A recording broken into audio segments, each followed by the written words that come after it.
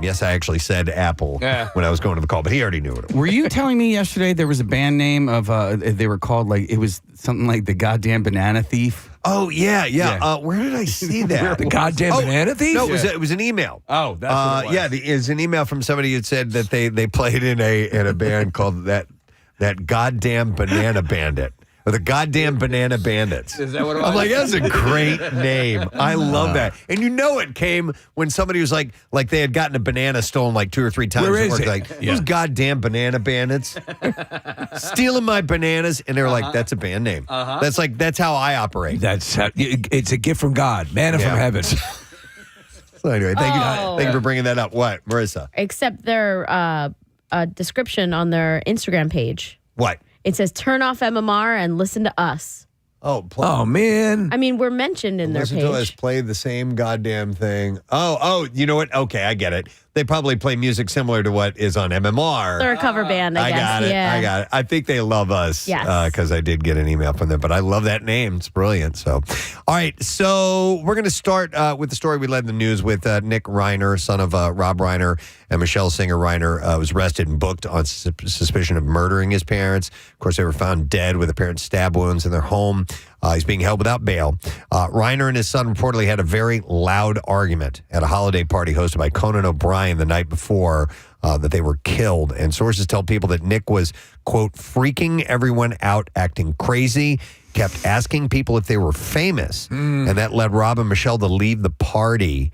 And then, of course, they were found dead the next day. Man. So Rob himself had apparently told friends that he had feared occasionally being in the company of his son because of his erratic behavior. Yeah. Yet his daughter called Nick his best friend. Okay. Her best friend. Her best friend, yeah. So she was the one that turned him in to the police. So the dynamics here are all horrific.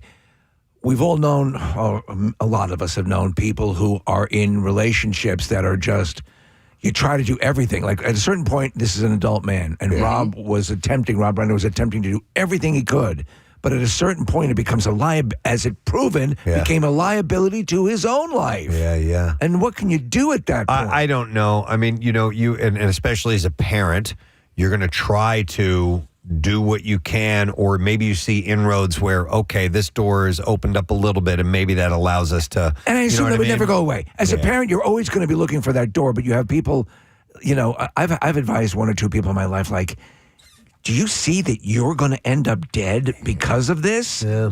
It's so horrifying. I saw an interview from 2015, and Rob Reiner was publicly talking about the regrets that he and his wife had about how they dealt with his son's addiction problems. Yeah. That they were sending him off to places. They were trusting the doctors and people who were pretty much lying to them. And instead of going with their gut and trying to work directly with their son, they were just putting it in the hands of the quote-unquote experts. Yeah, we were just talking. So it's been a long process for them. We were just talking, Marissa, about these facilities. That some of them do the tough love, or some of them do the aggressive rehab or whatever. And so you have parents who are coming and going, can you please help? Yeah. And they intercede, but they may not have the best motivations. And you have Or the bottom line is you just don't know what's going to work for that person. Yes. And as a parent, you do what you think is the right thing with pure intentions in your heart. And sometimes it's wrong. Mm-hmm. Sometimes it's not the right thing. And unfortunately, you don't know until you get in there and start trying it. And it's terrible. Really, I mean, obviously, he used a knife on his mother and father. Brutal. It's a brutal way to murder someone. Using a knife is a very personal, very brutal way to go about that. It's just terrible all the way around. We have a clip of Jimmy Fallon, who was paying tribute to Reiner. So here's a clip from him. I personally remember the last time he was on our show, and he came out from the curtain, and I was so happy to see him that I hugged him. And then we didn't let go of hugging all the way to the guest chair, and we didn't plan it. We were just doing a bit, and he knew I was doing a bit and just went along with it. He's one of the smartest and funniest people I've ever met. What a tremendous loss. And he leaves behind such a legacy. Thank you for all the great work on and off screen and continuing to be an inspiration to me and millions of people around the world. In the end, I'm going to remember all of the laughs that you've given us. Kevin Bacon posted something yesterday, too, on Instagram that he was talking about, A Few Good Men, and he was just like, it was the most incredible on-set experience I've ever had. He was just a wonderful human being. One of my favorite stories is Rob Reiner directing Jack Nicholson during the courtroom scene. Oh, yeah. You're dealing with arguably one of the greatest actors to ever live. Yeah. And the way he was finessing around Jack Nicholson, the other actors were kind of watching him like, okay, like a tightrope walker. How do you Not that handle Nicholson that? would explode, but how do you tell Nicholson that could be better? Yeah, exactly. So obviously we will see what moves forward from here on out. And I have another death to report. And this was sad. General Hospital legend Anthony Geary of Luke and Laura fame is dead at the age of 78. If you don't know, you don't know, but it was huge in daytime television. Hell, it permeated nighttime television. Big time. It was the romance. As I understand, were you a General Hospital person? Yeah, big time. So, love GH. Correct me if I'm wrong, but he had assaulted her. I started watching after all of that. So I don't remember the full And that was Luke and Laura controversial. story. Yeah, there was there was something that happened that was bad. Right. And somehow or another, but I mean, it's a soap opera, so they make it part of it. It's all crazy. According to his husband, Claudio Gamma, Geary died on Sunday in Amsterdam due to complications from surgery that he had 3 days earlier. Gamma said, "It was a shock for me and our families and our friends. For more than 30 years, Tony has been my friend, my companion, my husband." Geary was best known for his long run as Luke Spencer, beginning in 1978. The on-screen wedding of super couple Luke and Laura, played by Jeannie Francis, was watched by 30 million live viewers, making it the highest-rated soap opera episode in American TV history. 30 million people. He was also in UHF. Was he? Yeah, the Weird Al movie. Terrific. With Geary's arrival also came espionage, storylines, mob intrigue, and overseas subplots. He won a record 8 Daytime Emmy Awards during his career and retired from the role in 2015, but he made a cameo on the show in 2017. He began his career in an episode of Room 222. Oh, I love that show. And subsequently appeared on other shows like All in the Family, The Partridge Family, and The Mod Squad. And his big break came while he was a sophomore at the University of Utah, where he caught the attention of Jack Albertson of Chico and the Man fame. And Albertson cast him in a touring production of The Subject Was Roses. And after retiring, he moved to Amsterdam with Gamma, and they got married in 2019. Jeannie Francis said in a statement, "He spoiled me for leading men for the rest of my life. I am crushed. I will miss him terribly, but I was so lucky to be his partner somehow, somewhere. We're connected to each other, and I felt him leave last night. Good night, sweet prince. Good night." He was an unlikely looking leading guy. He had almost like a mop of pubic hair. He did, It's a yeah. weird thing, but he caught the fancy of a lot of women. What kind of money those like the bigger stars of So daytime television? At that time, at his level, I would have to imagine that was top dollar for the. I got to figure pulling down at least $30,000 a year, Something like that. Yeah. No, I don't know, Case. But he was doing just fine. John Stamos also posted something. John played Blackie on General Hospital. He said he was truly one of a kind. He said when he showed up for me, when I got a star on the Walk of Fame, it meant the world to me. That was Tony. He showed up quietly and generously. So that was sad news to read there. I do have some lighter stories. Millie Bobby Brown missed a scheduled Good Morning America appearance after suffering a fall. Though, well, she reassured fans that she's fine. The Stranger Things star was set to appear alongside Noah Schnapp, who said that he was so sad she's not here. It's kind of funny. Her paraglider collapsed, and she fell 10 stories onto a concrete embankment. So But she's okay. She's fine. Yeah. Gonna be all right? Brown did appear She in was the wearing form a thick coat. of a video message, however, and she said, "I'm really sorry that I couldn't be there with you guys. I took a fall. I wanted to still participate in any way I could because you know me. I have to make it about me," she said. So I love her. Love her to death, man. Can't wait. So the trailer for the Not going to watch it. Oh, really? No, I want to. Don't do it because I'm weak. I want to see it all. Yeah, I heard my kids talking about it last night, and they're making their predictions and stuff like that. I'm just going to leave it at that. And I'm like, why do you want to know these things? I'm like, don't you want to be surprised? Yep. All right. So they may be going their separate ways, but not that separate. Sources say the amicable split between Amy Schumer and her estranged husband, Chris Fisher, is so friendly they're still living together in interest of co-parenting their son. Page 6 sources told them she expects that they'll co-parent full-time together and that he'll see Gene almost as much as he does now, if not more, and they are still largely under the same roof for the kids' sake. Would it be wild if they started dating, fell in love, and got married?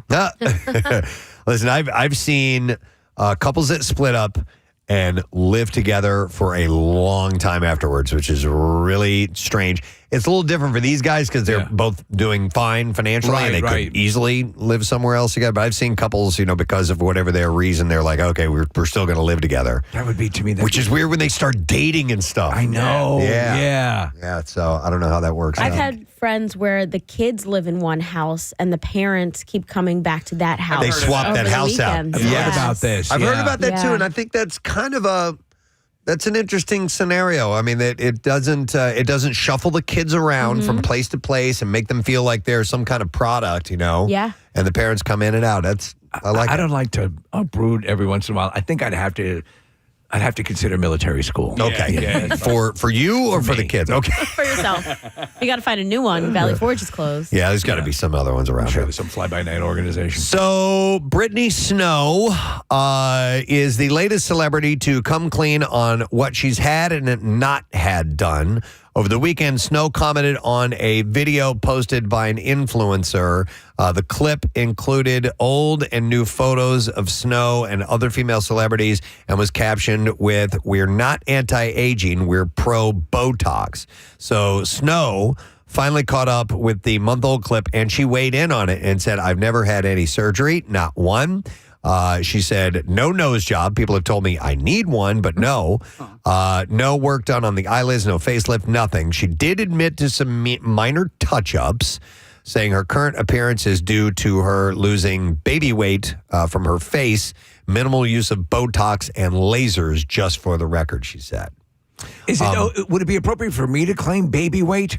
Or would I believe that? I think so. I still have to lose on my baby weight. Anybody watch The Beast in Me? Not yet. I would like to see that. Claire Danes? Yeah, and I think I enjoyed the show. I don't necessarily think they stuck the landing, as they say, Steve. But That's what I was hearing, is that the ending was unsatisfying. Yeah, but God, she's in it.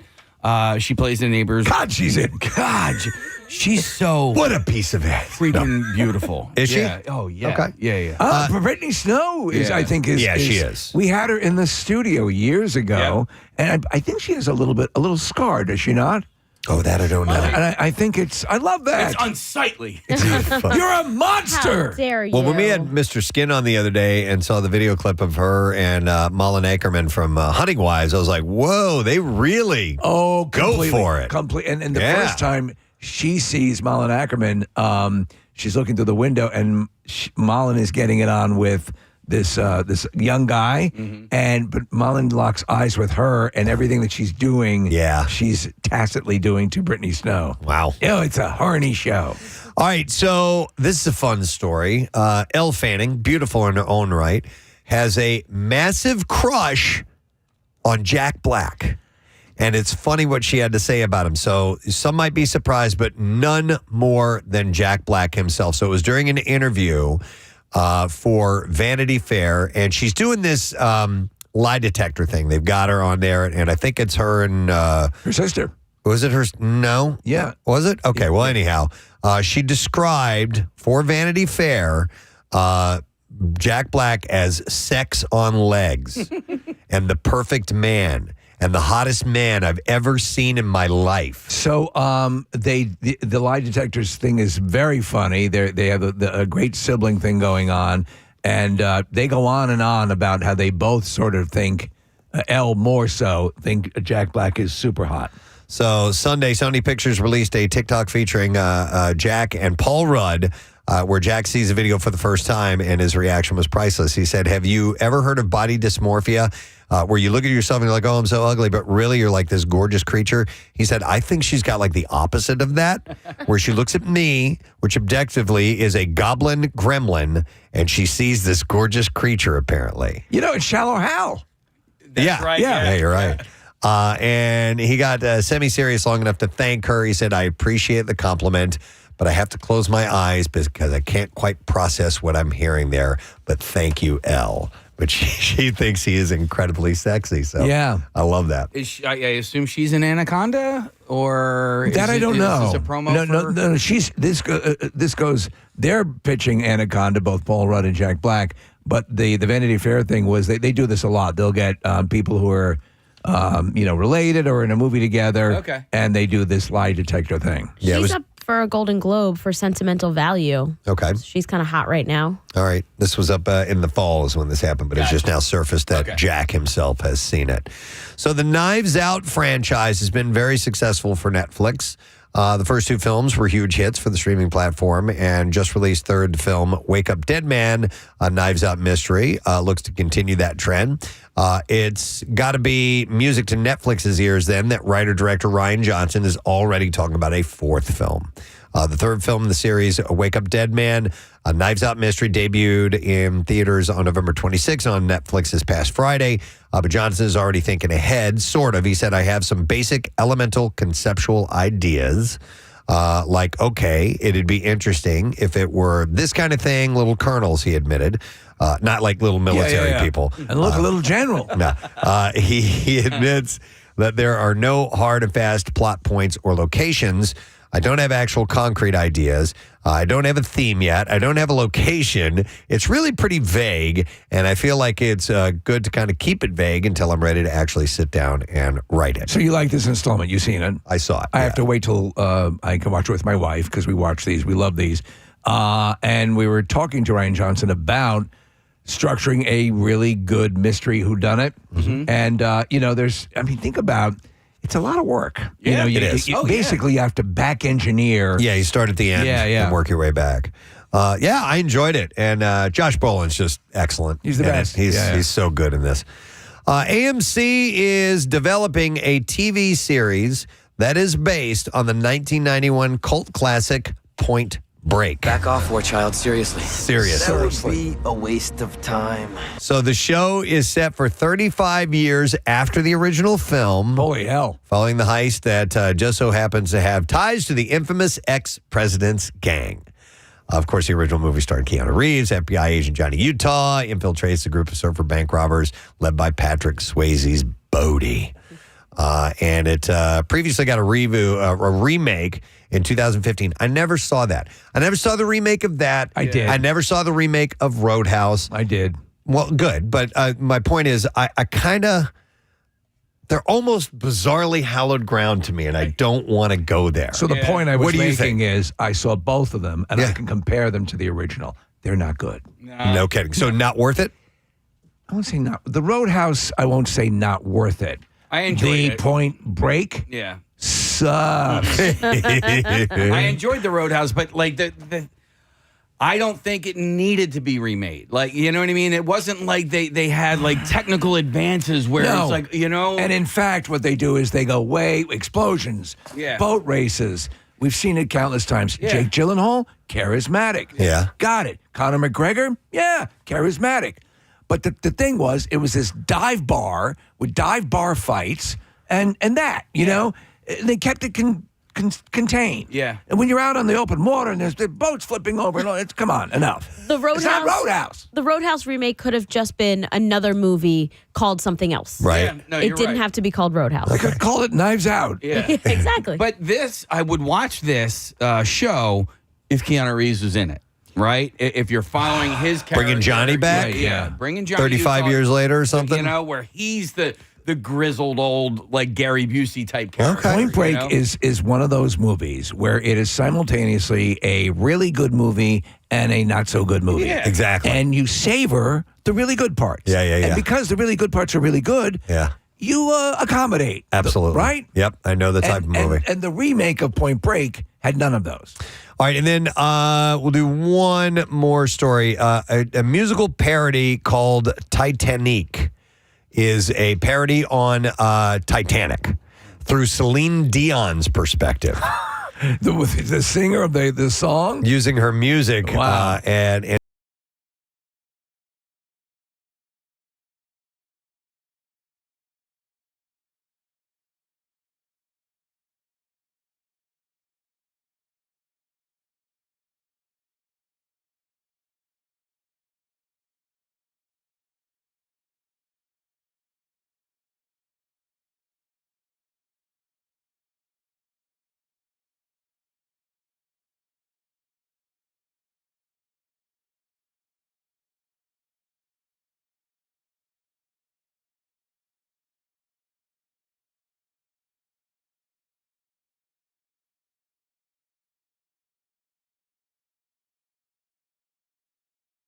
shooting guns at people Sure. as the ship is sinking. You That didn't said- need that. well, that was a silly part. It is a masterpiece of technology, great performances, terrific. But over the holidays, they were showing it nonstop, and I'm like, oh my God, I've reached I can jump in at any point, like The Godfather. It is now, not that it is The Godfather, but it is that level where I'm going to start watching and just sit here and watch. So I think the love story is fine. Yes. That it's okay to tell that story. I agree with that. But the ship's going down, man. You're not going to get Let to it go. drown. I'm going to shoot you before you get to drown. Let it go at that point. Yeah, let it go. Dude, if he shoots us, we'll die. We'll never get the chance to drown. Yep. Or freeze to death. I've never seen it. No kidding. Yes. Wow. So it came out when I was in high school, and every one of my friends in high school was going to the movie theater like 5-10 times to see it. And at that point, I was like, screw it. I'm never watching this movie. So You'd be a you had hit contrarian. the point of no return. Yeah. At one point. Yes. Like it's too late for me to see this now. If I get on board now, I'm just doing it because everybody else is doing it. And We've all now been there. I'm going to be on this hill. I Yeah. mean, I was a little punk rock kid, so I didn't want to watch it. Oh, in that high was part school, that part of it, too. Titanic is Yeah. totally punk rock. And then all these years later, I was like, well, I can't. I got to stay strong at this point. Dude, when they're down dancing in the cheap Absolutely. that's total punk rock. Yeah, the Jensen and Rancid. Yeah. It is a great movie. Well to visit. Sure. I mean, when you realize what they replicated and all that stuff, and how they executed it, it's great. If you want to see a great Titanic movie that is sans love story like that, A Night to Remember. It is an incredible movie. So this show asks Titanic, by the way, asks the question, what really happened to Jack and Rose on that fateful night? It features the hits like My Heart Will Go On and All By Myself as well. So it's littered, I think, with what is Celine Dion music. Yeah. Kate Winslet is great in it. She's great. Yeah. All right, we're ready for clips. There's two of them.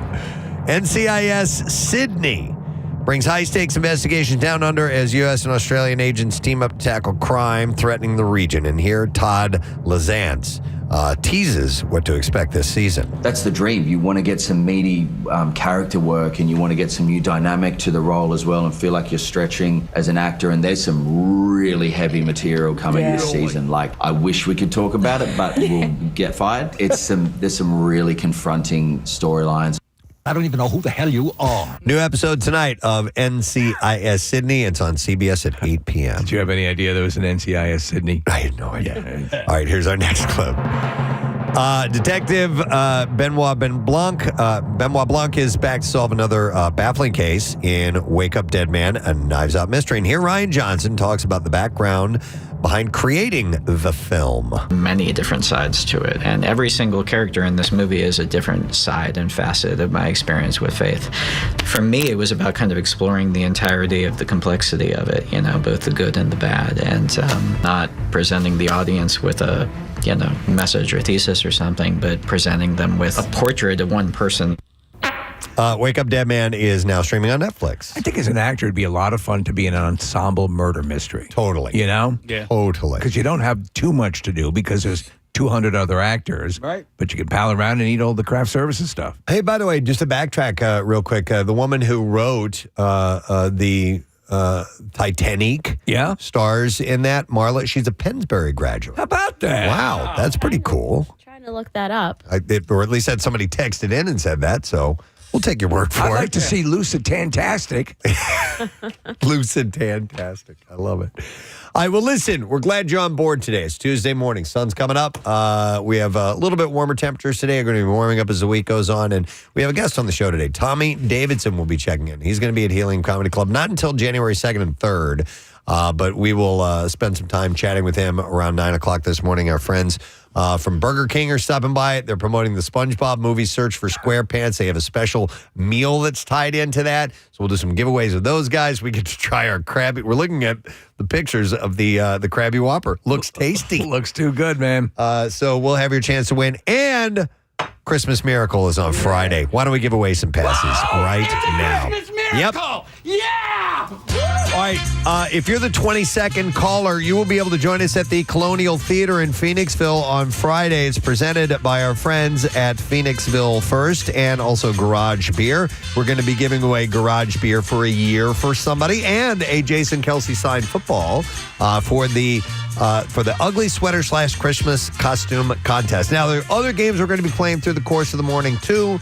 And we'd love to get you on board. So caller 22-610-660-9333. We'll do some more giveaways as we progress through this morning. And there's also going to be a pre-party. It's our last one, and it is going to be on Thursday. The MM Army is going to be at, where is it? Here we go. The Beer Hall in Thornton.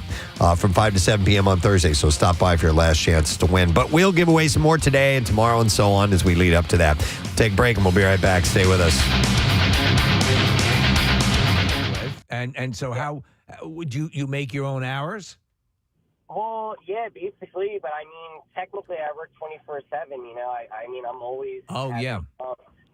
So... Okay, yeah, that makes sense. Yeah. All right. Like, right now, you know, I have a puppy with me. I asked the owner if it was okay if I brought him to the beach and in Ocean City, and you know, the beach is paying for itself basically right now. Oh, that's cool.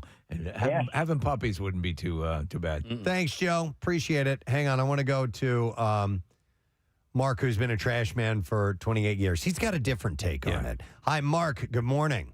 Hey, guys, let me tell you something. I'm going to debunk that guy's theory right off the bat. I guarantee he doesn't work for a major trash corporation because front-end guys, which I've been doing for 20 years now, go in at about 2:30 to 3. I'm fortunate enough that I can come in at 5, and that's considered banker's hours in the trash industry. He's going in at 7 o'clock in the morning and only working till 11. He probably works for a county that's picking up parks and recreations. I did residential for 7 years. It is one of the toughest jobs there is. I'm in front end now. I'm in an air-conditioned, high-tech truck. I work for one of the most major trash corporations in the world. Our trucks are high-tech. They're nice. They're comfortable. They're ergonomic for the driver. I have AC. I get out about 20 times to open gate, pull a couple cans out. Mine is probably the easiest in the industry, but maybe takes the most driving skill. I back up over 130 times a day. Let me tell you something. I stink when I go home, and my wife won't let me near her until I take a shower. She won't let me near her anyway. I've been married 30 years. That's a different story. Bottom line is, one of the worst jobs as far as fatalities and one of the most difficult jobs physically and, believe it or not, mentally, because you are not done until you pick up that last can. The good news is you can eat all you want out of the hopper. If that's Oh, my God. I love this guy. Wow, man. Mark. Well, you paid your he dues. hung up on us. He hung up. I wanted to get more from Mark. Oh, he's the best. Wow. Okay. There is something, though, bizarrely, at least from our angle, Casey, like fraternal and romantic about that. You're out, you're different locations. Yeah. You know what I'm saying? What is it? Is it working in trash? Yeah. As a sanitary? I don't know. As a sanitary napkin. God, but the smell. I know. The stuff those guys smell, and I know they're immune to it by now, but it's just disgusting.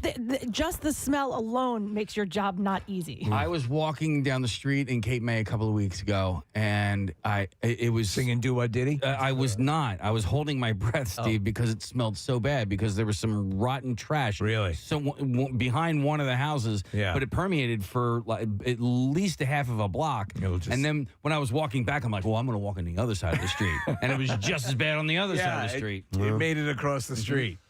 Let's see who's been on hold for a long time because we got to wrap this up in just a second. Let me go to Kristen. Hi, Kristen. Good morning. Hi. Good morning, guys. Hey, what's up, Kristen?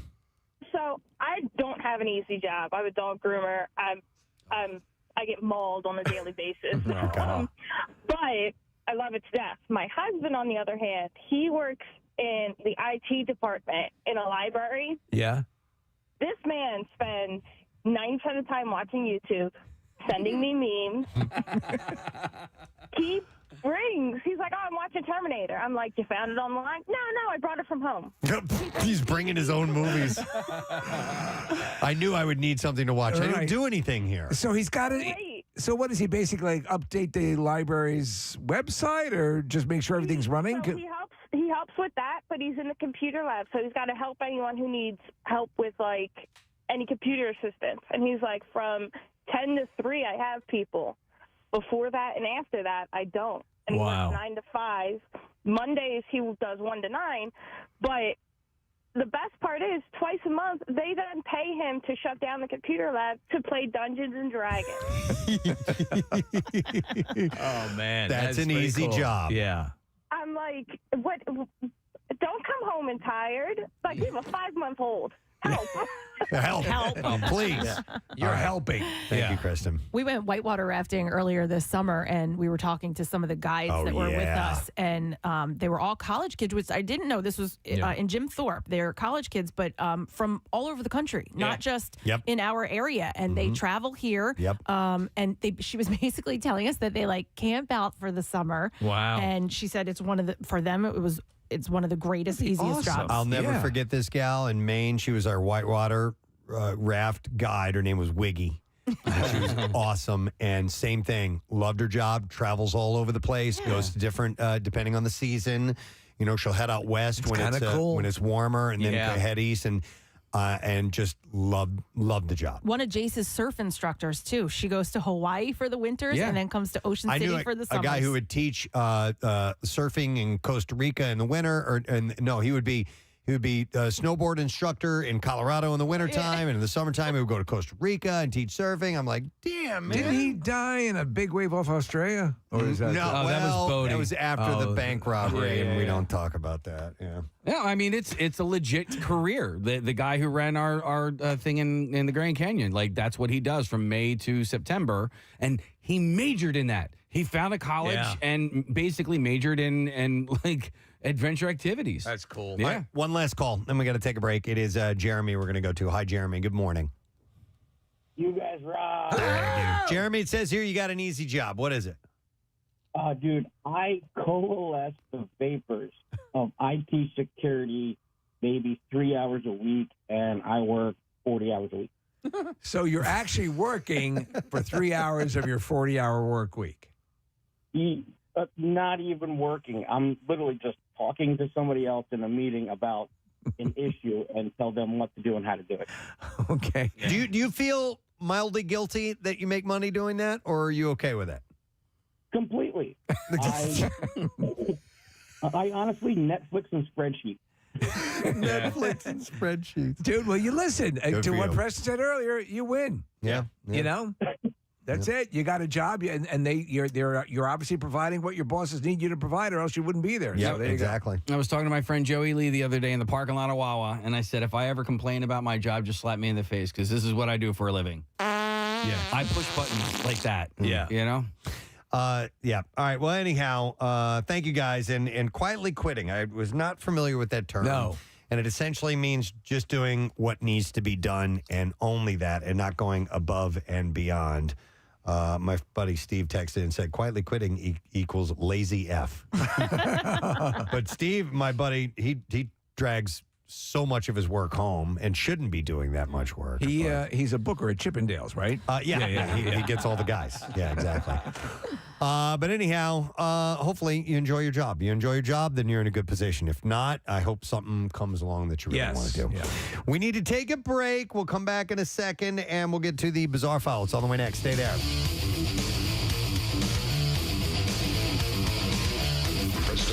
I'm starting to feel the buzz of excitement in the studio this morning. And the excitement that I have is that something will probably go wrong. So Yes, absolutely. And it's probably something, that. it's probably an exposed wire is what's feeling that buzz. That's what it is.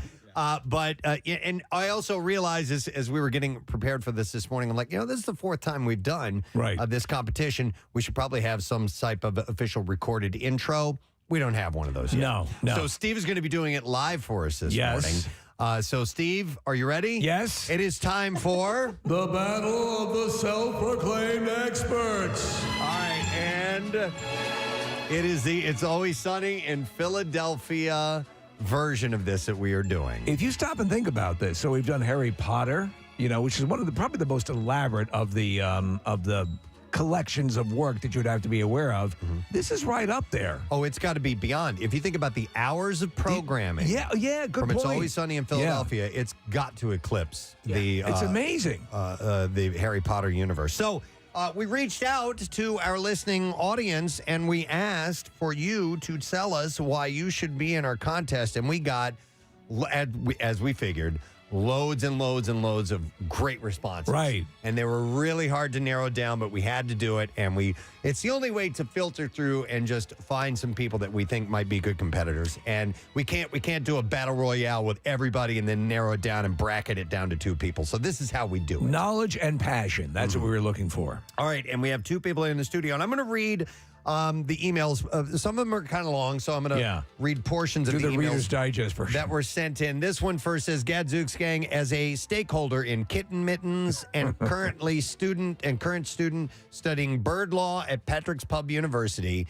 it's an honor to place my name in contention for this self-proclaimed expertise. 15 seasons and counting of Sunny content directly linked to my brain over the last 17 years have allowed my inner day man to shine through and have it be a huge piece of who I am, my personality, and quotes, situations I directly tie into my everyday life. I am incredibly thankful for what the gang has been able to create and produce for us over the years, and I hope my obnoxious ability to have that content as part of who I am win me the title. On top of that, the Preston and Steve Show has been my personal inspiration for wanting to work in radio/broadcasting, attempts at the difficult job front over the years of on top of recent historical events have led me away a bit, but the dream constantly remains whenever the frequency turns to 93.3. Hope to rid myself of all safety nets. Blending 2 of my passions is a dream, and thankful for the opportunity from you all. But anyway, see you later, jabronis. Cool word. Signed, the Golden God, who is currently untethered and whose rage has no bounds at all, James Bailey. Is here this morning. Good morning, James. I just wanted to make sure I could perform a successful ocular pat down prior to us starting here. Yes. Okay. All safe. You guys are all checked. All right, thank you. Thank good. He's wearing his goggles. All right. We are good to go. All We're all right. good. It's a pleasure to be here, guys. I mean, like a literal dream to be sitting here talking to you guys. So thank you. That's awesome. It is our pleasure, and thank you for all of your enthusiasm. We appreciate that. All right, and our next contestant sent in the following email. It said, you know what? Let me kick down a little thing to you that our founding fathers kicked down to me. And it goes, don't tread on me. And right now, if you guys don't pick me for this contest, you'll be treading all over me. If I'm selected, and when I do eventually win, I'm going to peak so hard that everybody in Philadelphia is going to feel it. If I'm unfortunately passed over as the self-proclaimed expert, I'll get all in your faces and point out your faults. But after I win, I'm relaxing. I'm getting blackout drunk, and you're leaving me alone. But Kathy, just a heads up, I'll give you $50 if you drink soup out of my shoe and take your top off. That's a good deal.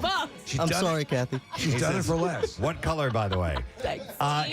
It's a lengthy email. I'm not going to get to all of it, but he was born and raised in South Jersey, graduated from Rowan University. WMMR. All right, thank you, Marissa. So I've been getting, as is everyone around this time of year, loads of packages on the front porch. I got one, fortunately, yesterday as a gift that I almost forgot I had ordered. I ordered it like back in October. Oh, wow. And it was one of those where it must have come from overseas. And because it was something I saw, Steve, it was like an Instagram thing. I'm like, that's great. Did a screenshot of it, went by later, bought it, didn't pay attention where it was coming from. And then I remember getting an email. It's like, okay, it'll be here, in mid-December. And I'm like, whoa. And I had forgotten about it. And thankfully, it was on the porch yesterday, which was great. When you forget, so we're really good. We go into the mode now where Claire won't open anything, because anything that arrives. Yeah. Well, obviously, if it has her name on it, sometimes the name isn't readily discernible. Right. So we get cautious with that. But everything shifts. I guess they shift at the beginning of November, maybe, with the alerts. Sometimes you get the alerts on Amazon. They'll say your, gross of maxi packs has arrived or whatever. And now it's very clandestine. Your package has arrived. Oh, yeah. I'd set my smart speaker at home to, it had asked, it was like, we can be more vague if you want. Yeah. And I was like, yeah, let's go with that. Because sometimes they'll tell you exactly what the product is. Yeah. Meet me outside. But they'll just say, a package has arrived. Yeah. So I saw this. It's from the AARP Pennsylvania. Yeah. Has come out with their tips to prevent holiday package thefts. What the hell do I do? On your front porch. So they give you some ideas on what to do. I've fortunately, never had anything stolen, but that would really, really suck if that were the case, if you had porch pirates in the area. Don't you think, it's the most loathsome thing. Mm-hmm. I think, in my mind, I always have the image of somebody who's maybe scraped together, or I don't know. I build these scenarios, and they got the perfect gift, and they're excited to give it to somebody, and they swoop in and just grab it. But it's like candy sitting out on the front porch for some people, man. In some cases, I'll never forget, Preston, walking through, when I lived in Manayunk, you walk downtown, and there are doors right on the freaking street. Yeah. And they would just prop them up against the door. Yeah. Tons of pedestrians. Yeah, unfortunately, that's a lot of my friends. They get them stolen all of the time. And my friend will order, something from Mitchell & Ness. And it'll be like, why does it come in like a big box that says Mitchell & Ness all over it? It's kind of like You're just screaming. begging. But all the time, there's Facebook groups and things like that. And people will, because what happens a lot is they'll grab the package and they'll start opening it as they're walking. Right. The people that steal it. So a lot of times you'll see in a Facebook group, it's like, hey, there's, medicine for a dog on the corner of 19th and Wharton. Right. Because obviously the person went in, saw it was something they didn't want, dropped it, and kept moving along. Yeah, because it's going to take up space where they could have something that they would like to steal. Could be. And now I have to steal a dog. Yeah, Marissa, if there's not a package that says Mitchell & Ness, if it's just an Amazon package or UPS parcel or whatever, the way I look at it, Steve, is you're potentially stealing from a child. Yes. Right? You just loathsome behavior. It's just whatever it is. Anyway, it's all wrong. Mm-hmm. But I mean, so obviously they have, the units where you can have them dropped off. Right. So that's one of the tips they have in here. So here are your tips to avoid getting the porch pirate thing. And if you want to jump in, feel free to call us 610-660-9333. So here you go. Opt into delivery alerts. You can track your packages and know exactly when items arrive. So that's an easy one. And that honestly helps a lot. Arrange for pickup. If you won't be home, ask a trusted neighbor or friend to collect your package for you, or leave instructions for the delivery person to place it out of sight. And that also depends on if your property, like Marissa was saying, if you live right out on the street and all you have is a stoop out front, it sucks. That's your only option, Yeah, I'll look out for your cat tranquilizers. Request a signature. You require a signature upon delivery to ensure your package is handed directly to someone. Sure, I'll sign for that. That one I thought was pretty helpful. I didn't think about that for Amazon packages. So I didn't even know it was an option. I assume it is.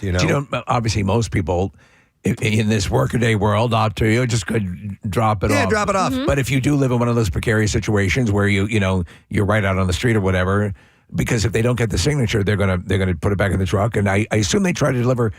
Parker would know better. Maybe one or two more times, and then it goes. What happens after a package is not delivered with Amazon? That's a good question. Don't know. What my cousin does on the back of his credit card or debit card, where you have your signature on there. Yeah. He says, "Please ask for ID." And he wrote that in the place.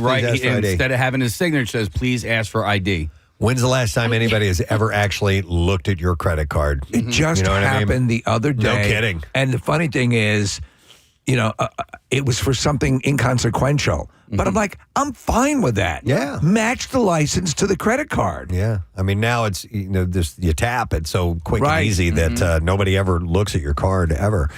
All right. You can also use secure pickup options. Consider ship to store or secure locations offered by major retailers and delivery services. So the Wawa down the street from my house has the lockers. Same, and 7-Eleven has them as well. Yep. So they're besides those stores.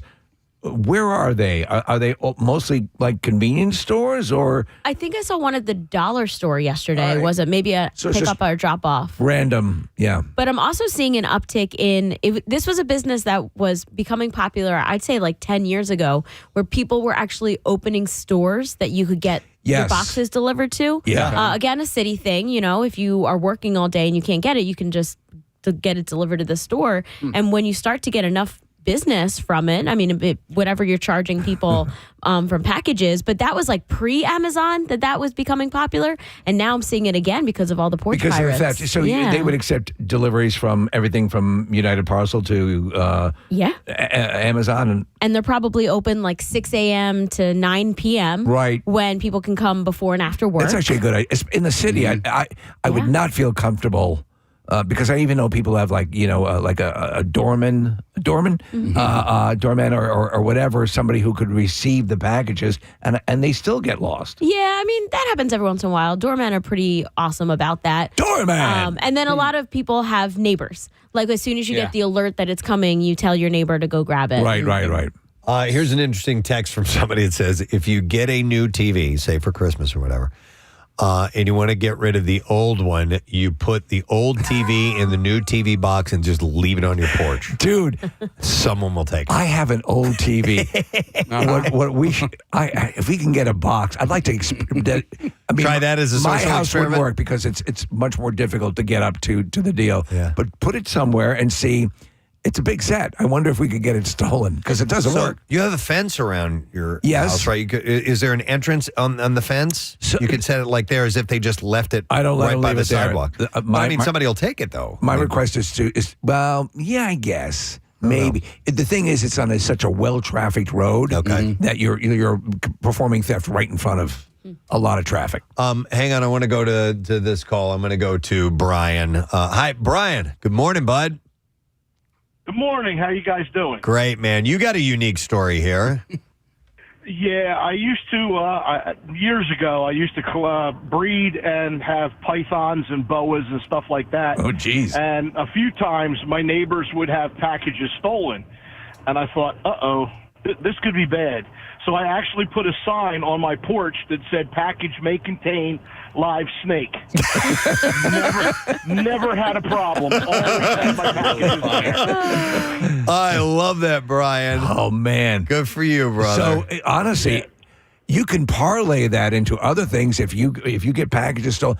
Box may contain Kodiak bear. Yeah. Right? Yeah. Something very lethal Although and powerful. I'd probably take a Kodiak bear. Let me go to Ben. Good morning to you, Ben. You're on. Good morning. Hey, what's up, my man?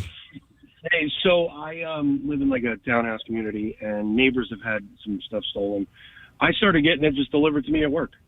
Yeah, Chuck does that. Address Does he? Like my office. So.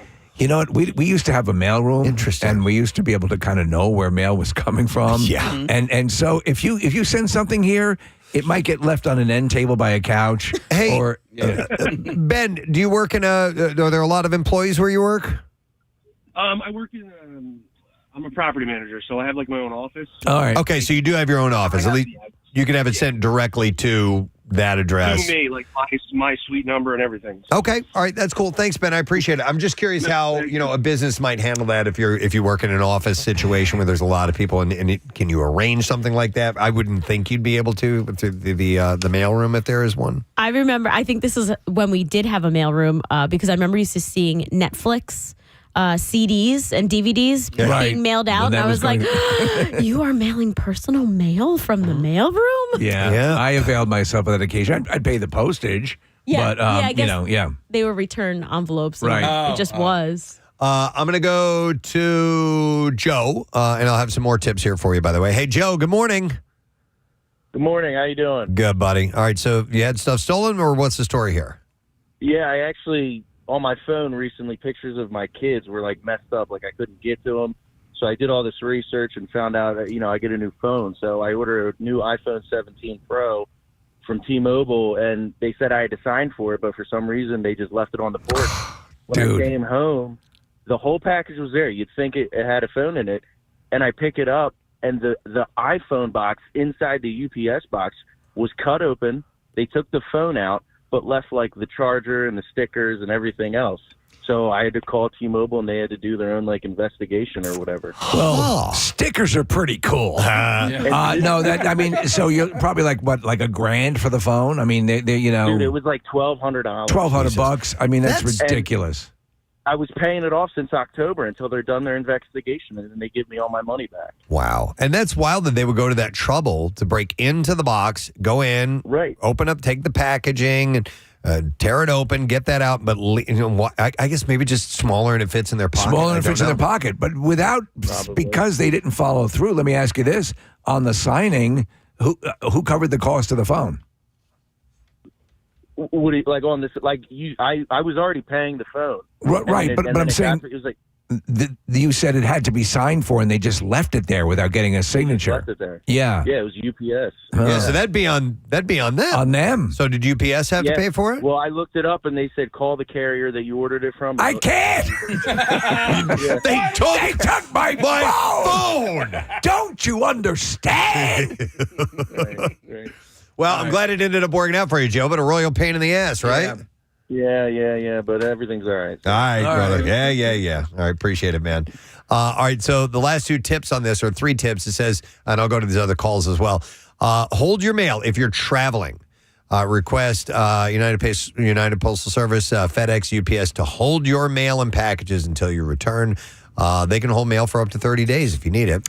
And FedEx and UPS offer similar vacation hold options. I think the conundrum is for most people, they go away, to work or whatever, even just a couple hours. What happens is, and I saw it happen, these people will follow the Amazon delivery vehicles. They'll follow the UPS vehicles around this time. And I saw my neighbor, he got a delivery. It was of a Dyson vacuum cleaner, big box, the whole thing. And there was a car coming around the corner, and the guy pulled up, and I made my presence known. Like I walked over, like I'm looking at him, and he looked at me, and I knew exactly what he was going to do, and then just immediately took off. Yeah. Here's a few texts coming in that Marissa isolated. One says Amazon asks for a PIN now for high-priced items if it's an Amazon delivery. There's another one that says Amazon offers in-garage delivery. Yeah, we talked about this. It says you need a special device to make it work, but it's so worth it. Yeah, and there's actually even, I think, one that allows, like, within the front door access. Which was like a doggy door or something like that? Yeah, you just call like a Amazon. I don't know how they do it. I don't know the exact mechanism, but the garage door basically, once you start opening up doors in the house, it gets a little weird for me. The one time I got a package delivered from Amazon, it was just sitting in the middle of my driveway. And I was like, why in the hell did they just leave the package here, right? But then when I went to my Amazon app, they left a picture of them leaving the package in the driveway, and you could clearly see why. You just see my dog Fozzie standing in the driveway like, I ain't going near that. Sometimes you'll get some of the more, and I understand this, you ever get the notification from the Amazon driver that wants to see if you have any dogs Yep. Or I have not. Our dogs did scare away this one gal who was delivering to us one time. I apologize profusely. Yeah. I've got small dogs, but they're noisy. Yeah, they don't and she's know. like, look, I've been bitten before, so Yeah. I don't take any chances with Why that. don't you come in and let's have a drink? Here's another one. It says, tip for using Amazon Dropbox.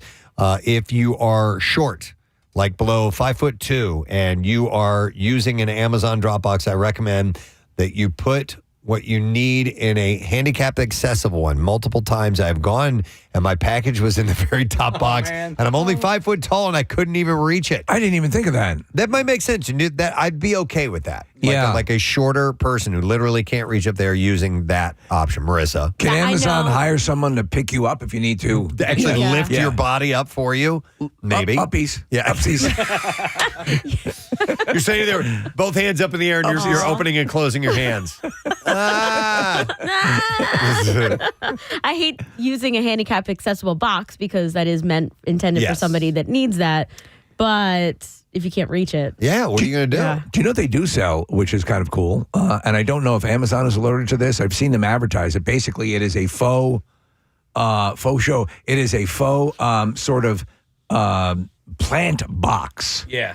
Where and it actually is for packages? right, so it's super light. You would pull it out, and you could put the packages behind it and close it to the wall. Interesting. But I don't know if what delivery companies accommodate that. Right. Hang on a second. I'm going to go to this call. We got Bernadette who is on with us. Hi, Bernadette. Morning. Good morning. How are you guys? Wonderful. What do you want to tell us? So recently my dad he's a mechanic, so all of his tools are very expensive. He had ordered a bunch of things on a Black Friday sale, and it was left at our house, so my brother actually picked it up because it was raining that day, and that stuff is very sensitive. It could get messed up that way. Mm-hmm. So he brought it to the shop. They opened the box, and it's someone else's entire Amazon box, like a package. Wow. Okay. For some guy who lives in like Vermont or Virginia. Okay. And it's like the same weight as what the tools might be. So they had no idea until they opened it. And then they're like, well, what the heck is in this box? So then they open that, and it's just like 50 plus trash bags that this guy was ordering. So all of my dad's parts got stolen, and we think it was from the shipping company, because how else would you get a hold of someone else's box Right. to put inside there? No, that Wow. seems sort of weird. You see him opening up in Vermont. This is the damnedest flashlight I've ever seen. Yeah. There's no light at the end of it. Was he able to get his tools back at no extra cost, or what ended up happening? So, yeah, what happened was they went on a phone call with Home Depot, explained the whole situation. The lady was like, why would someone do that? And my mom was like, I just told you why. It's over $1,000 Yeah. worth of tools. Yeah. And then they were able to live chat, adjust the pricing on everything that he had ordered. So they were reordering it and just like kind of hoping for the best. Yeah, you can go down a massive rabbit hole of hell if you get stuck in a shipping issue. Yeah. Casey, you had Thanks, it Bernadette. Yeah. years ago. I think it was with your jerseys coming from Coming from Florida? From Colombia. From Colombia. Oh, yeah, there you go. And they were stuck in Miami for customs. And I was like, great. Somebody's trying to, in my mind, somebody was trying to smuggle in cocaine in my cycling jersey box, you know? Guys, we don't have jerseys, but everyone gets a key of Coke. Yeah, and then there was another one where it might have been, and it actually might have been that same company, where they didn't have all their ducks in a row. And they wanted Where are me my to- ducks? They wanted me to pay like this fee. I was like, no, you guys were the one that Right. mislabeled things and Right. didn't do the. That's not on me. And they wanted to charge me like $200-$300. Well, it's a good point actually to make, is that you need to kind of look at the parameters of what they're responsible for and what they're not. In fact, Yeah. even if the person who's getting Amazon deliveries, you can put all sorts of restrictions and requirements as to how the delivery goes. I have specified exactly where I would like it to go. And also what I do is I make sure that every time the delivery comes and it's done, I thank my driver. Because they get a bonus. It was like $5, I think, or something for a good delivery. So make sure you do that. Yep, absolutely. All right, one more call here, and it is Tiffany that we will go to. Hi, Tiffany, you're on. Good morning. Morning, bitches. Morning, bitch. What's up? So I work in shipping. I see a lot of these when I'm handling packages. People will put in specifically where they want the package to go. Okay. But the problem is they will put it in with the address as well.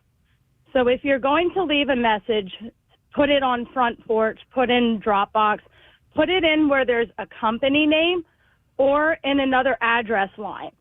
And keep it brief.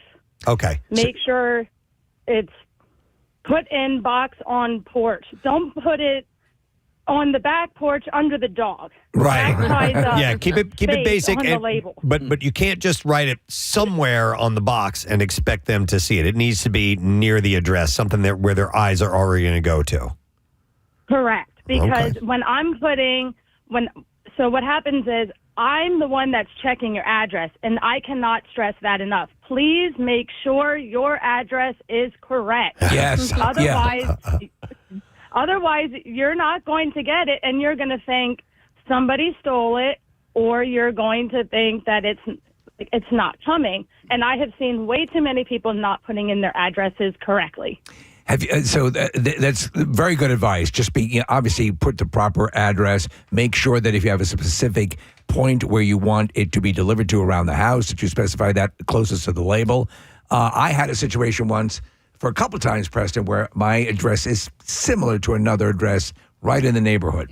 And so there was a couple times where the delivery driver was not looking specifically at the address. And so my neighbor, who's a couple blocks over, would wander over. Here, I got your thing, But you got to be careful with that stuff. Yeah, most definitely. All right, well, great tips, Tiffany. Appreciate that. Thank you so much, and good luck this season, all right? Thank you. All right, we'll see you. The last couple of tips that they recommend, work with your neighbors. Agree to watch out for each other's deliveries and offer to take in the mail when needed. And also it says stay informed. Use community resources like Nextdoor.com, Crime Stoppers, and social media updates for local law enforcement to stay aware of porch piracy in your It's really good. And if you want to reinforce that, if you can encourage swinging with your neighbors. Please. Because you're more invested. It only brings you closer it brings together. you closer together. Yeah, I agree. I have been stalking my Christmas sweater for the broadcast on Friday. I think it's finally going to arrive today. Ooh, good. Yeah. Excellent. I was worried. I mean, I watched it from it was leaving China, and I ordered it weeks ago. And I was like, it's not going to come. It's going to come on Friday afternoon. But no. It's a Chinese Christmas. Yeah. Speaking of Friday, I have 3 passes to give away. 3 pair for Christmas Miracle. Yeah! And we'll take the first 3 callers, 610-660-9333. You will be invited to the legendary Colonial Theater in Phoenixville on Friday morning. Get there nice and early. Get into the crowd. It is so festive. It is so fun. Whether you win big prizes or not, I guarantee you're going to have a good time. It is a big party, and it's a way to say thank you for supporting the show. We really, really appreciate it. That's what it's all about. So let's get you on board. Those 3 callers, 610-660-9333, and we will have you there in attendance with us. We're going to take a quick break. We'll come back in a moment. Our friends from Burger King have arrived with our special SpongeBob SquarePants packages, and we'll give you an opportunity to win some goodies from them, too. Bizarre File up next, so hang out for a moment. Preston and Steve. Sergeant in the National Army Guard, please welcome Alex Crespo. Thanks for having me. Morning, Alex. Happy to have you here. Thanks for being on board. This is awesome. Appreciate it. And again, sorry, Kathy. Well, listen, this is the way things are going to work with Battle of the So-Called Experts. With Battle of the Self-Proclaimed Experts. All right, this is the way it's going to work. We're going to have 3 rounds of questions. Each round is going to be a different level of difficulty. Obviously, we'll start with the easier questions, move on to medium, and then we will get to the hard questions. The first round, questions are worth 1 point each. 1 point. The second round, questions are worth 2 points each. 2 points. And in the third round, where the scores can really change, it's 5 points. 5 points. Now, if we find ourselves in the event event of a tie. A tie. Oh my God, make it stop. We do have a tiebreaker question that will determine our winner. And I know I'm forgetting something. Oh, yes. As Sarah Marshall. What? Forgetting Sarah Marshall. So, as I ask the question, either one of you can buzz in at any time. Now, if you buzz in before I finish with the question, I'm going to stop where I am. You have to answer the question at that point.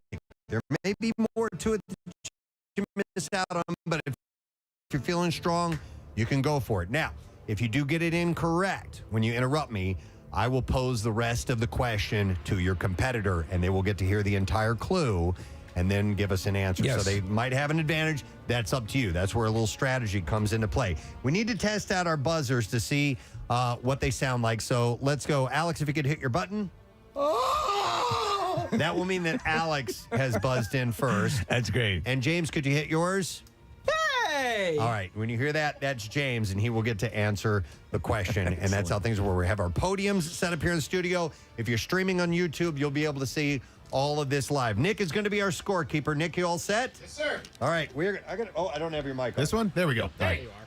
Mike wasn't on. All right. So we are going to get this underway. Let's begin with round number 1. Gentlemen, grab your signaling buttons. And by the way, I need to compliment them on their T-shirts. They are wearing It's Always Sunny centric shirts. We have the Bird Law shirt and the Implication shirt as well. You had to call them to say, at least to alert them to the fact that while we are fans and watch the show, these are the encyclopedic knowledge of the whole show. So we may not be aware of everything. And in fact, I need Connor in here because Connor is going to be our judge should we need to go to a ruling. Connor's another super fan. Connor's a super fan, and he helped out with all of the questions. So, Connor, I may go to you for a thumbs up or thumbs down. Like the gladiators. All right, here we go. Starting with 1 point questions. These are the easier questions of the lot. Let's begin. Here we go. In what year did It's Always Sunny debut? James. August 4th, 2005. He knew the date. Oh, my God, that is correct. Absolutely. 1 point for James. Like I said, these are the easier questions. Question number 2, and there are 5 questions per round. I forgot to mention that. Which Pennsylvania bridge is seen? Alex. I'm going to go Strawberry Mansion Bridge, but I think I jumped the gun. That is incorrect. Which Pennsylvania bridge is seen in the opening credits? George Washington Bridge, correct? Or no? That is incorrect. That is incorrect. Both of them wrong. It's the Ben Franklin Bridge. George Washington Bridge is in New York, James. Round up. No, that's very different. Very different. All right. Is it the Verrazano Narrows Bridge? Here we go. Golden Gate. Yeah. And by the way, you heard Casey playing sound effects. Yeah. For a correct answer, for an incorrect answer, you will hear this. Dead air. Or you will hear this. This is not good radio. All right. And for a correct answer, you'll hear. Or. Rock flag and eagle. See, it all looks professional. It does. Yeah. All right. Third question of the first round, and there are 5 per round. Here we go. What is Dee's nickname that was... Hey! All right, James? Shut up, Bird. Incorrect. Ooh, This is not good radio. What is Dee's nickname that was given to her in high school? The Aluminum Monster. Yep. That is correct. Alex gets a point. That's from the episode titled The Aluminum Monster versus Fatty Magoo. Question number 4. What is Rickety Cricket's James? Matthew Mara. Matthew Mara is correct. Rickety Cricket's real name. All right, question number 5, and this is a lengthy one. A lengthy setup. I just want to tell you ahead of time. Here we go. Noted. Mac and Charlie go to a diving pool they used to go to as kids, but the pool has been abandoned and is full of garbage. Mac says that the pool looks like the way that it is because of a pattern of discrimination against lower class people. But Charlie says it's because a kid drowned. Alex? Jamie Nelson. That is correct!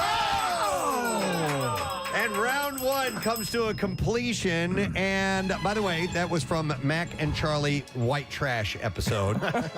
Nick, what is the score so far? All tied up at 2 apiece. All right. Nice, guys. 2 Very for nice. Alex, 2 for James. It's a tie score. And they got the same question incorrect, I want to point Yeah. out. So nobody stole anything from anyone on that one. So 2-2 in round one.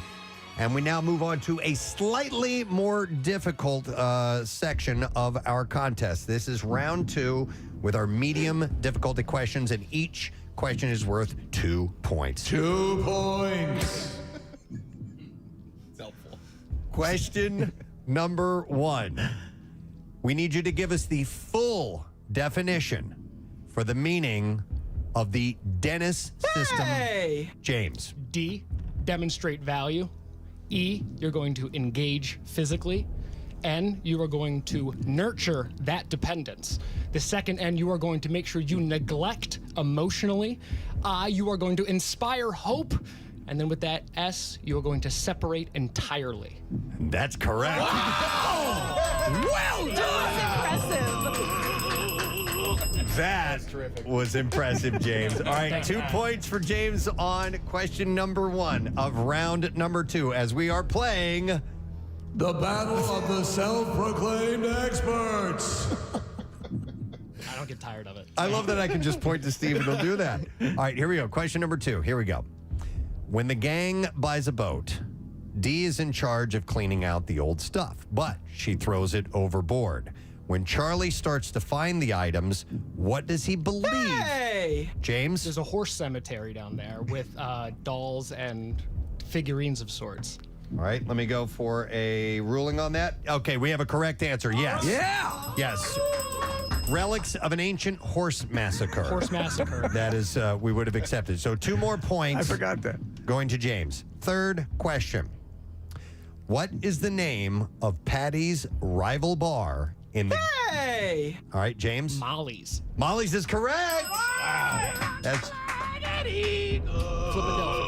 That is from the episode The Gang Reignites the Rivalry. Fourth question of round 2.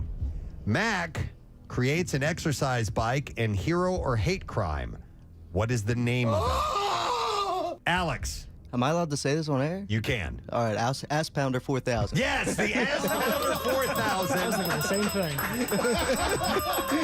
By the way, the bloopers from that episode, some of the funniest things you'll ever see. I make sure, I watch my mouth a little bit. That's Nope, it's all good. All right, we can always jump out on you to do something inappropriate. All right, and then the 5th and final question from round number 2. Round number 2. Who is the local news reporter that Dennis fantasizes? Alex? Jackie DiNardo. Yep. That's correct. Yeah, Jackie DiNardo. And that is the end of round 2. Nick, what is our total so far? In round number 2, James got 6 points, Alex got 4, and now James leads 8-6. Wow. All right, 8-6. So it is anybody's game. It's anybody's game. Because round 3 takes us up quite a notch. These are the most difficult questions that we could come up with, and therefore they are going to be worth 5 points each. 5 points each. So this can absolutely take off. So Take off. I want to ask you guys, as far as the prize is concerned, because it is a VIP experience for the It's Always Sunny podcast at the Met. Are you more excited about the parking situation? Because parking at the Met can be really tough. Or is it meeting the gang? I've never been to the Met, so I'm not too sure how the whole parking thing is, but... Talking past experience, parking is actually higher on that list than I'm proud to admit. Have you guys in this scenario? Have you guys ever had the opportunity to meet anybody from the show? From the show directly? No, I have not. All right. So this is They're fantastic. Yeah. Yeah, you guys are going to love it. Whoever gets this is going to have a wonderful experience that night. All right, we're ready for the third and final round. 5 points per question, our hardest ones yet. Battle of the Self-Proclaimed Experts. Let's begin. Begin. Question number 1. Here we go. What name does Dennis refer to Frank's character, the troll, in The Nightman Cometh? Hey! James. His name is Antonio in the show itself. That is correct. Yes, that's a correct answer. Antonio. Dennis refers to him as Antonio before he shoots him. Bang, bang. And that is from the Nightman Cometh episode. All right, question number 2. What size shoe? Alex. 13. Yeah! Wow. To finish the question, what size shoe does Sweet D wear? And that is from the episode Who Pooped the Bed? A size 13. 5 points. All right, we have 3 more questions to go in round number 3. Here we go. Pappy McPoyle, the patriarch of the McPoyle family, has a pet Pocono swallow. Alex wants to answer. Alex? Royal McPoyle. That is correct! Wow, played. That is from McPoyle and Ponderosa, the trial of the century. So 5 points for Alex. Wow. 4th question in the 3rd round. What are the names of the 2 episodes that Preston and Steve are... Hey! James? The Gang Gets Whacked, part 1 and 2. That is incorrect. This is not good radio. So I'll finish the question for Alex. What are the names of the 2 episodes that Preston and Steve are both in? All right. Charlie Goes America, all over everybody's asses, and Max Big Break. That is incorrect. Dead air. It was indeed Max Big Break, but the other was America's Next Top Patties Billboard Model Contest. You starred in. Yeah, Casey and I were in the Charlie episode. That's correct. You might remember us from the high five we gave in the background. Yeah, in the van, right? Yeah. I was in, Steve and I were in the one with the construction workers. That was the Billboard contest. And we were with and some Max Big Break was the Eagles players were with us. The Flyers game. That's correct. Yes. All right. So the last question we posed to you has to do with the episode that Kathy was in. All right. The episode Kathy was in. In the episode that Kathy was in, Dennis looks like a registered sex offender was the name. What was the name of the sex offender? What a good question. In the episode that Kathy was in, Dennis looks like a registered sex offender. What was the name of the sex offender? Alex. Wendell Smart Eyes. Smart Eyes was his nickname. All right, I'm going to the judges, and they were giving a correct answer for Alex on that one. We would have also accepted Wendell Albright, but Wendell Smart Eyes is correct. And we go to Nick McElwain for the total. And how did we do after round 3? With 15 points in round 3 and a grand total of 21 points overall, our winner is Alex! Oh, my goodness. Alex rallied. I thought James had it. Listen, they're insane, both of them, with their incredible command of this knowledge. But at the end, Alex, you did it, man. Good job. Thanks, guys. Wow. Yeah, that was awesome. Good job. James, your knowledge is... I'm gonna kick a little ass. Hang on. That's in the USA. Gonna climb a mountain. Gonna soar a flag. Gonna fly on an eagle. I'm gonna kick some butt. I'm gonna drive a big truck. I'm gonna rule this world. I'm gonna kick some ass. I'm gonna rise. I'm gonna kick a little ass. Rock, flag, and eagle. Beautiful. James, your knowledge is impressive. Oh my God, he's got a bag of spaghetti. I forgot to ask you guys what your spaghetti policy was. Alex, did you bring some cat food to eat? I brought no cat food. I should have brought a bag of spaghetti. That looks pretty good right now. You want some? No, we're good. Oh man, It's good stuff. They know their stuff. I wish we could send you both, guys. You know what? We might not be able to get James into the event, but we can set him up with parking somewhere around the city. Yeah, maybe we could do that. If I'm within the vicinity of the event, that's actually still pretty cool. Well, we are going to set up for Alex as the winner of the self-proclaimed expert of It's Always Sunny in Philadelphia, a VIP experience, tickets, parking, food and beverage, yes, and a meet and greet with the gang for the It's Always Sunny podcast live Monday, September 19th at the Met. Yeah. I don't think we could have had 2 better contestants. Great job, guys. All right, you know what? We had tiebreaker questions, and I hate to see these go to waste. Let's do it. Want me to ask these just for fun? This is for fun. We'll have you buzz in. All right, so Okay, yeah. Tiebreaker question. But not for points. All right. Just for the hell of it. Who did the Flyers? We're doing this. Who did the Flyers play during the shooting of Mac's big break? Wow. During the actual shooting of it. Not the actual murder. I'm gonna just say the devil. 3 WMMR. All right, thank you, Mirza. Casey, did they did our friends at Joe Fucci bring crowns with them? Oh, do we know? I do not know. Are there any crowns? I want a crown. No crown. Dude. Oh. You know what? And there is a kingly crown within the SpongeBob universe. Yeah. There is? Mm-hmm. Yeah. King Neptune has Absolutely. a crown. And you're supposed to get one. Okay. Yep. Never mind. It's canceled. Because I have to do what's that? It's canceled. It's canceled. All right. Well, anyhow, if you go to Burger King, you get a crown as well. So I still just get let me them. know. Yeah, I do too. Yeah, I love them. I love them. I love Burger King. Yep, I do too. All right. Well, anyhow, we'll do some more giveaways with them in a little while. In the meantime, let's get to the Bizarre File. WMMR presents Preston and Steve's Bizarre File. Brought to you by Bud Light. Join Casey Thursday night, 7 to 9. It'll be in the final Bud Light Thursday night kickoff of the season at Skyline Tavern in Chalfont. You can enter for your chance to win a pair of Eagles tickets, and that's courtesy of Bud Light.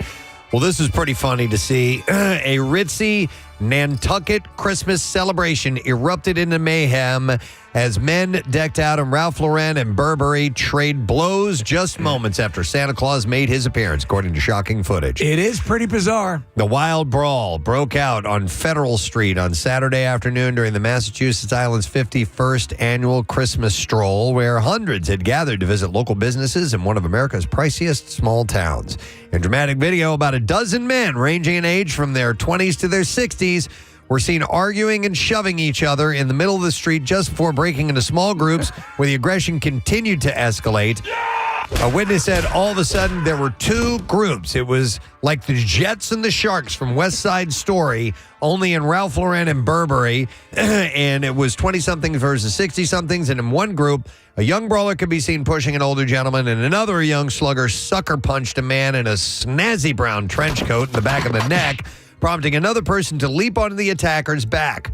One of the scrappers was then thrown to the ground as an older man charged after someone much younger and tried to land a punch, all while a black SUV sits in the middle of the road, and several of the men began chasing each other, trading blows and shoving one another as frantic bystanders tried to break up the group. I'm going to box your ears. A person said, one onlooker said it was crazy. It was mayhem. You got to stay into my sweater. The violent fracas exploded after hundreds had gathered on nearby Main Street to watch a Santa parade at the weekend-long seasonal street fair. I've had a few of these stories. I haven't shared all of them in the Bizarre File because I do try to take a break from people brawling at like tree lighting ceremonies and stuff like that. It's really not in keeping with the spirit of the season. No. I can't stand watching that stuff. I can't stand watching some pussy sucker punch somebody who doesn't even know what's coming. You know what I mean? I can't stand that stuff. It really, really gets to me. I'm cool with the comeuppance. Listen, comeuppance is great. Yeah. But when somebody's just standing there and they have no idea that or when somebody's on the ground and somebody kicks their face and Not stuff right. like that. Not cool, bro. I can't stand That doesn't say Christmas to you? No, It doesn't speak to holidays? No, it does not.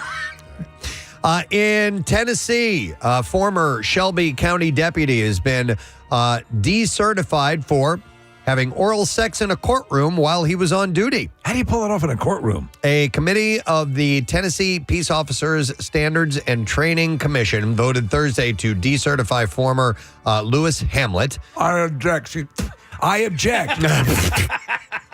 Wait till you hear the defense, though. So the Hamlet admitted to taking part in consensual sexual activities in the courtroom with a female clerk on several occasions.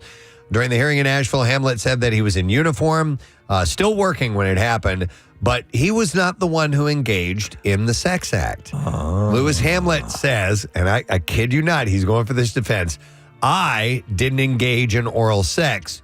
She engaged in oral sex. I received. That's what the guy said. This poor man. He's a victim. You better stop that in an hour. The SCSO detective said that the courtroom was empty when Hamlet and the clerk engaged in sex, but Shelby County Courthouse was still open. Hamlet is no longer with the sheriff's office. I'll be extra mad at you if you cut my testicles. He said he had a civil case pending and asked for a delay in any actions being taken against him. The case was investigated criminally, but no charges were filed because the encounter was considered consensual. You got to give him credit on the guts to try that. It's a creative tactic. 24-year-old Tucson man has been sentenced to nearly 2 years in prison in a drug case that involved fruit-flavored cocaine, authorities said. That sounds like it'd be great for breakfast. Jaden Alfredo Cavarabas was sentenced to 1 3/4 years in prison and ordered to pay fines after pleading guilty to a felony count of solicitation to possess a narcotic drug for sale. Man, these are the best fruit roll-ups I've ever had. Cavarabas had solicited another person to possess about 1.5 pounds of cocaine. He also sold and offered to sell drugs on social media platforms like WhatsApp. Oh, that's great. The sentencing prompted the Attorney General to issue a public warning about the growing trend of flavored illegal drugs. They said, today, we're issuing a consumer alert for this new illegal drug that's being sold to kids and young women. It's called flavored cocaine and is being sold in the flavors like pina colada, strawberry, coconut, and banana. Cocaine. Oh, what? Hang on. Say that again. I believe that was an S-bomb at the beginning of that. So thanks for whoever put that in the system. Casey like just that. played a clip, and it literally, the first thing it said was a big S-bomb. Listen to that. We'll check back on that later on. Check back on that, guys. I had to dump out on that. Sorry. Wow. All right, moving on. So horrifying footage has captured the moment that a 32-year-old man fell to his death during a game of pickleball in Malaysia. This is wild. The man can be seen leaping over a safety railing to try and retrieve a ball before he plunged from the 3-story court. The man reportedly jumped on a mesh netting that covered the gap, but he went right through it. It tore under his weight. Oh, man. Yeah, he was trying to get a ball. For pickleball. Exactly. Shocked onlookers can be seen visibly horrified at the scene before rushing to the ground floor where he was tragically found dead. When will that deadly game be prohibited? The incident reportedly took place at Playa Racket Club in Kuala Lumpur, which describes itself as providing laid-back and fun pickleball sessions on rooftop courts set against a stunning skyline of the city. The social club provides a bar, cafe, relaxation space, 3 outdoor courts, and 1 indoor court. And a temporary morgue. The police chief, Mohammed Lazim Asmail, said that the case has been classified as sudden death. So, wow. All right, and there you go. That is what I have in the bizarre file for you at this point in time, my friend. All right, as we take a break, I'm going to do it again. Christmas Miracle. Going to give away another pair of passes. Christmas miracle. Yes, ma'am, it is. We'll take caller number 14, 610-660-9333. Get on it now. Call us. We're going to start blowing these tickets out. The event is on Friday in Phoenixville. We'll arrive before the sun, and we will have a great time that particular morning, and you will now be invited. If you're caller number 14, maybe winning some great prizes from some of our wonderful sponsors here, the Preston and Steve Show and WMMR, but also Phoenixville First and Garage Beer. So we'll have you at the party if you can get through right now. We're going to take a quick break, come back in just a moment. Make sure you stay put. We'll have more passes to give away before the show's up. Apparently, the pigtails experiment first appeared on TikTok after a server named Grace posted that she made more tips when she wore pigtails to work in a video, and she doesn't describe it as an experiment in the video, but points out how wearing her hair that way led to more tips. She said, when you wear pigtails to work, you make double the amount of tips as usual. Double? Yeah. Wow. Mm-hmm. I'd wear pigtails. It'd be hard, obviously. I'd have to pull my flesh out. We could glue some on to you, maybe, something I'd look like like that. a rabbi. But it led me to, thinking about what people in the service industry might do to actively try and get more tips, and that would be changing something, whether it be their appearance or whatever it may be. Did you ever have a job where you had tips? Just pizza delivery. I never did. Never in my entire life. That was the only thing that I ever did. Did you have long hair then? Yeah. Did you put your hair in pigtails? No, I didn't put it in pigtails. You didn't think of it. Ponytail, maybe. Yeah. Okay. Yeah. I don't think it'd be the same, right, with a guy? like a man bun? No, Definitely if not. A guy please. with pigtails. Yeah. I was the coat check. That was the only job I had that was tips. Did you ever put your hair in pigtails to get it? No, Could you put your hair in pigtails now? Yeah, I could put. Oh, my hair in okay, pigtails, yeah. No, I just got like they were there for a nice dinner, nice wine, and the majority of them would be a little tipsy when they were coming to get their coats, and so just toss the bills. I have seen Marissa wear pigtails on a couple of occasions. It's really cute, I think. But I've never seen you do I it would before, never. Kathy. Why not? It's just not me. It's not me. I would could you really see me as cutesy? Come on. No. But I would like can you hold your hair out though? Just I need to see that sometime. What that would look like. So, dude, that would be super cute. You know what? I also don't really have the hair for pigtails. You need either. long enough? Just like a little more volume. Right. For pigtails. No. Yeah. Like Yes. Jason Momoa. My pigtails came after I got these Joseph Anthony extensions. That's what you you have were. more hair, you can do it. Okay. Cute flat brim hat, perfect summer hair do. Chewing bubble gum. But listen, whatever, anything, I would imagine that if you work for, and tips are a part of the equation, that, do whatever you got to All do. bets are off, To try and get, and listen, if there's anybody listening, 215-263-WMMR that you would like to share your tip for getting tips. But I would imagine, like cleavage would be a part of that too, don't you think? Sometimes when I'm dancing for a guy in the champagne room, I'll put my knee on his nutsack. Ooh. And I get tips. On it? Yeah. Like skin to skin? Yeah, yeah. Yeah, but pigtails is a way to be like cutesy and maybe get an extra tip and not have to like throw your boobs out there for it. You know what I mean? Like that's a little more obvious. Yeah. Yep, I know what you're saying. Absolutely. I would imagine, yes, anything. If you're going to work the system and you're there and everything's predicated on that. Yeah, you would do that. I can't think of an equivalent that a guy would do though. I mean, No, this is mainly for women. Yeah. Getting men to tip more. What about men getting men to tip? Men getting men to tip more? I don't know. Look, my hair's in pigtails. I guess you could. I don't know. Honestly, not. It would be more banter, like talking sports, Sure. and getting into their world, or you know what I mean. Right. I mean, listen. If you're a savvy person that works for tips, you try to get some ideas of what that person is you're serving, what their personality is like, and catering to that, and saying some things that might connect you to them, and therefore they may want to, help out and tip. Right. But I've never been listen, a pizza delivery person, there's only so much you can do. You show up and you give them your pizza, and they make a split-second decision on whether they're going to tip you at that point. So I never really had to work it. Whereas at a table, if you're working tables or you're a bartender or something like that, you're spending a little bit more time with people. There's no way to pad when you're dropping off a pizza. No. And excuse also, me, sir, your eyes are piercing. When you're waiting, like there is it's so funny to hear this from me, the guy who doesn't know when to shut up. But there is a fine line between being engaging and overly chatty. It's like because they're not there to hang out with you. Yeah, sometimes I've seen that happen. I've seen people start to blow their tips just by overworking the table. Yep. Let me go to Deb. Hey, Deb. Good morning. Hi, good morning. Hey, what's up, Deb? So many years ago, I used to bartend at Chi-Chi's in Cherry Hill. It was right around the time that the movie Cocktail came out. Right. Okay. And I used to do crazy like blender tender things, like by putting straws in the blender and pouring it in the glass. And I also got into doing like little mini magic tricks That's at cool. the bar.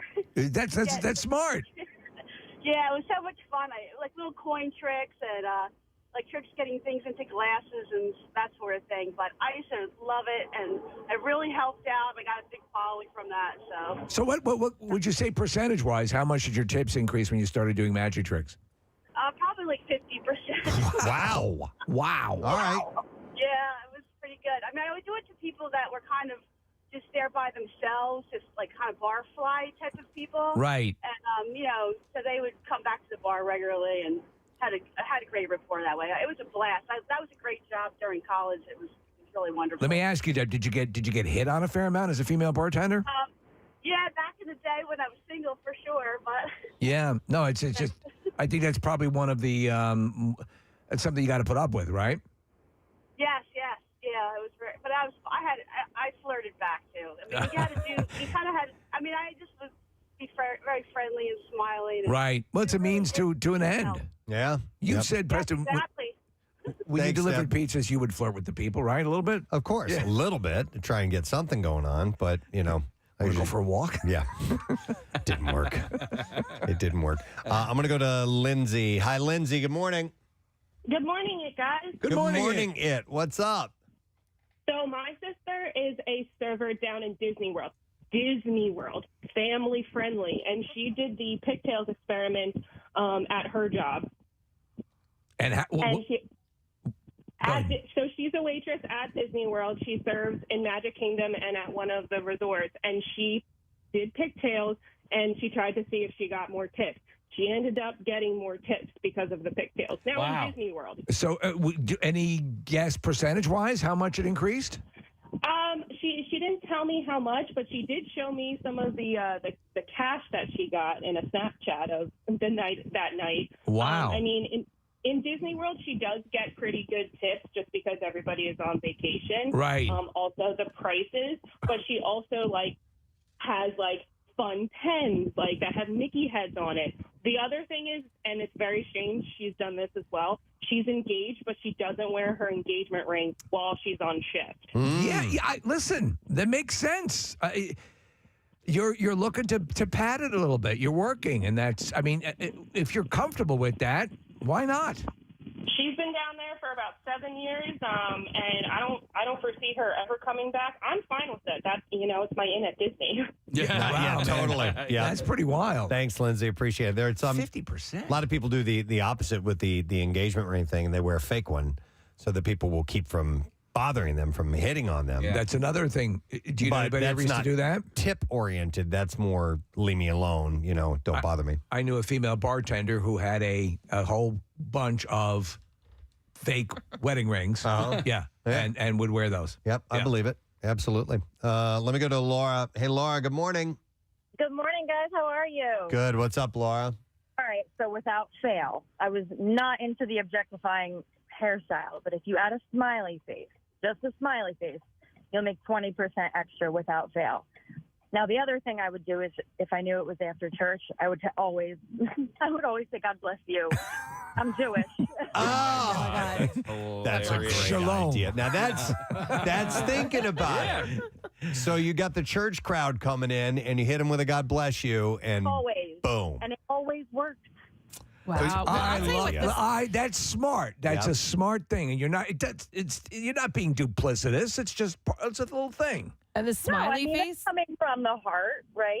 Yeah. The smiley face though, for that works for me. I like that. Yeah. I love it. Oh, they're friendly. I do too. Yeah, as long as I said thank you, and put a smiley face. Like if you just wrote thank you, they don't see it.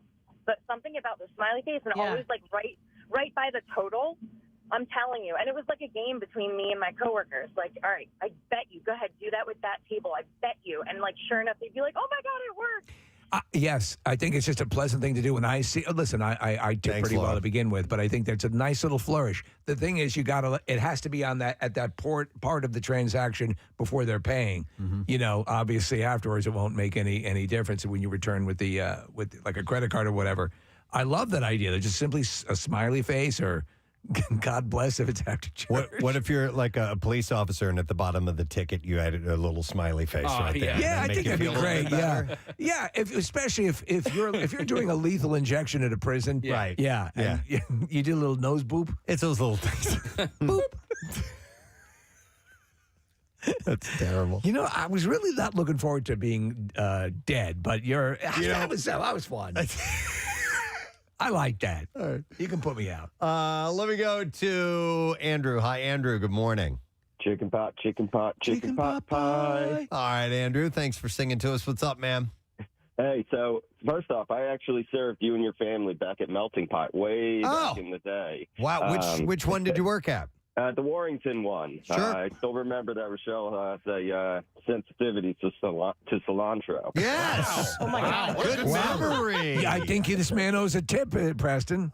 Hopefully we tipped him well that night. Oh, it was great. Anyway, so I bartend, and my biggest tip is I put on the fakest personality that I can ever put on. Whenever I go to greet somebody, I just turn it on, and I get complimented for it all the time because I'll go over and say, "Hi there, everyone. How are we doing today?" and just be so excited that they're there. And then as soon as I walk away, just go back to like, oh my God, what a miserable day. All right, thanks, Chris. We'll do some more giveaways in a little while with our friends at Burger King and SpongeBob SquarePants, the movie. Search for SquarePants are here with some. They brought tons of stuff, man. They brought the frozen pineapple float, which looks pretty tasty too. Yeah, they kind of nailed everything. I mean, I know you're a big fan of the SpongeBob games as well. Totally. I love being immersed in the SpongeBob world. So listen up for your chance to win. We'll do more Christmas Miracle passes too.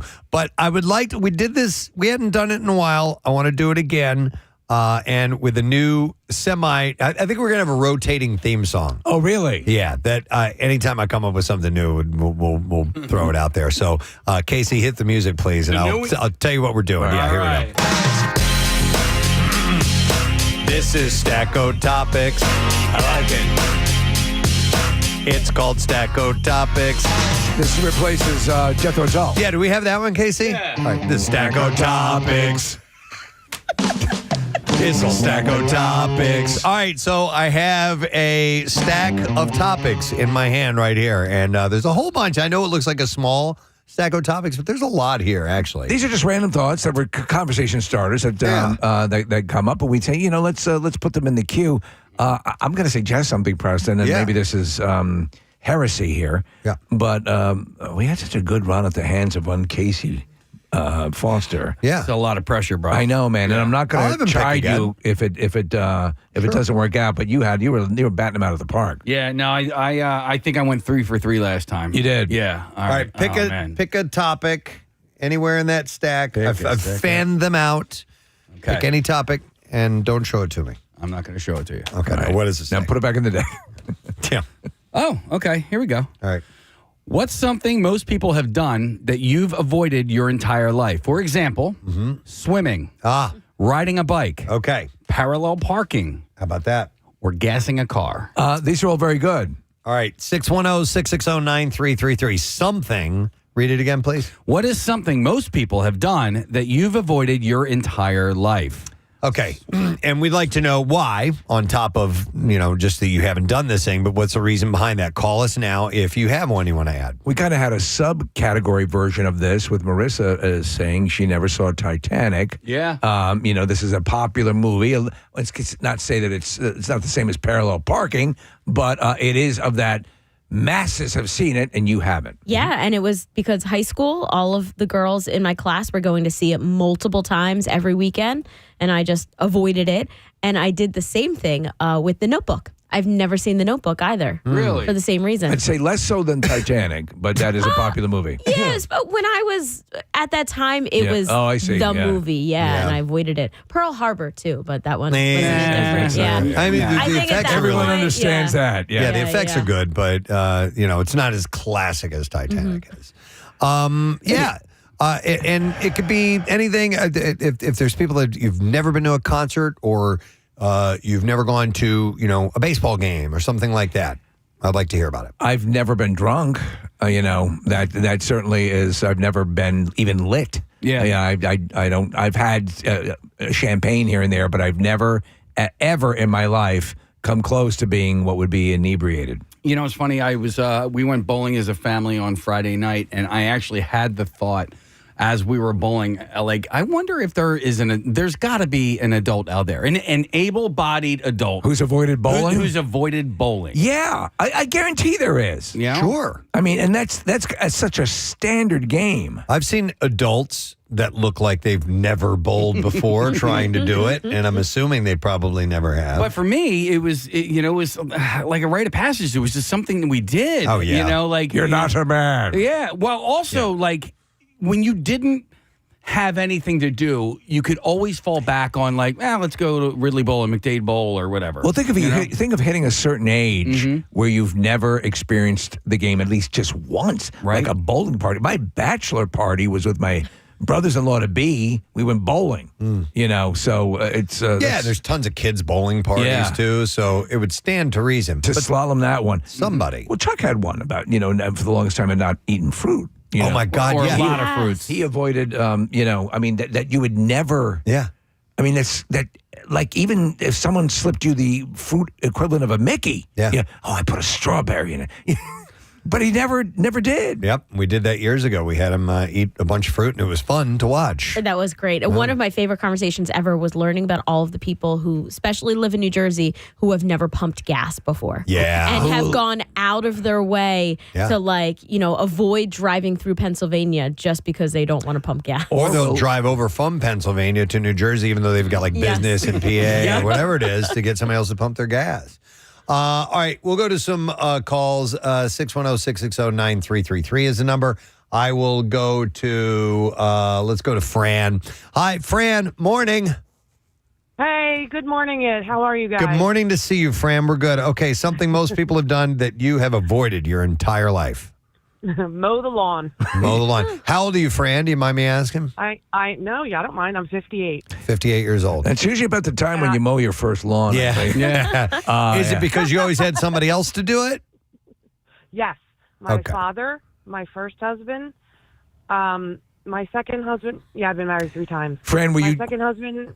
Were you getting married simply to have someone mow the lawn? Was that what it was? Yes, you found me out. I mean, I've been there. That's it.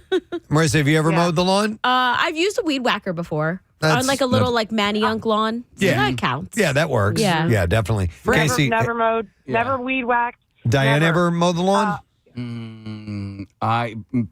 Probably. I'm the guy who mows the lawn. Right. She's the one who takes care of the flower beds and stuff like that.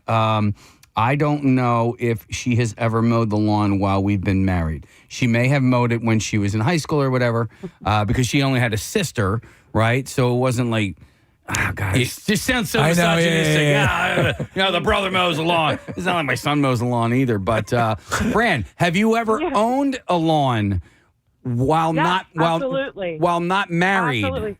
Okay, so who mowed the lawn for you when you weren't While not married. Yes, when I was with my family, and there were 2 sisters, and my dad mowed the lawn. He was just a tough Italian man, football coach, and was like, "It's my job. I mow the lawn. It's man's my work. don't mow the lawn." This is something I'm coming into later in life, and you have stronger parents who are firm and they do their things, and then you realize but I never learned how to do that. Right. You know, and it could just be simple about with taxes or mowing the lawn or anything. Doing the taxes while you're mowing the lawn. That is a skill, Steve. I would say this is that there's a certain window after which you can just. You don't have to deal with it anymore. The dream is over. Right. Yeah. I never had kids and never mowed a lawn.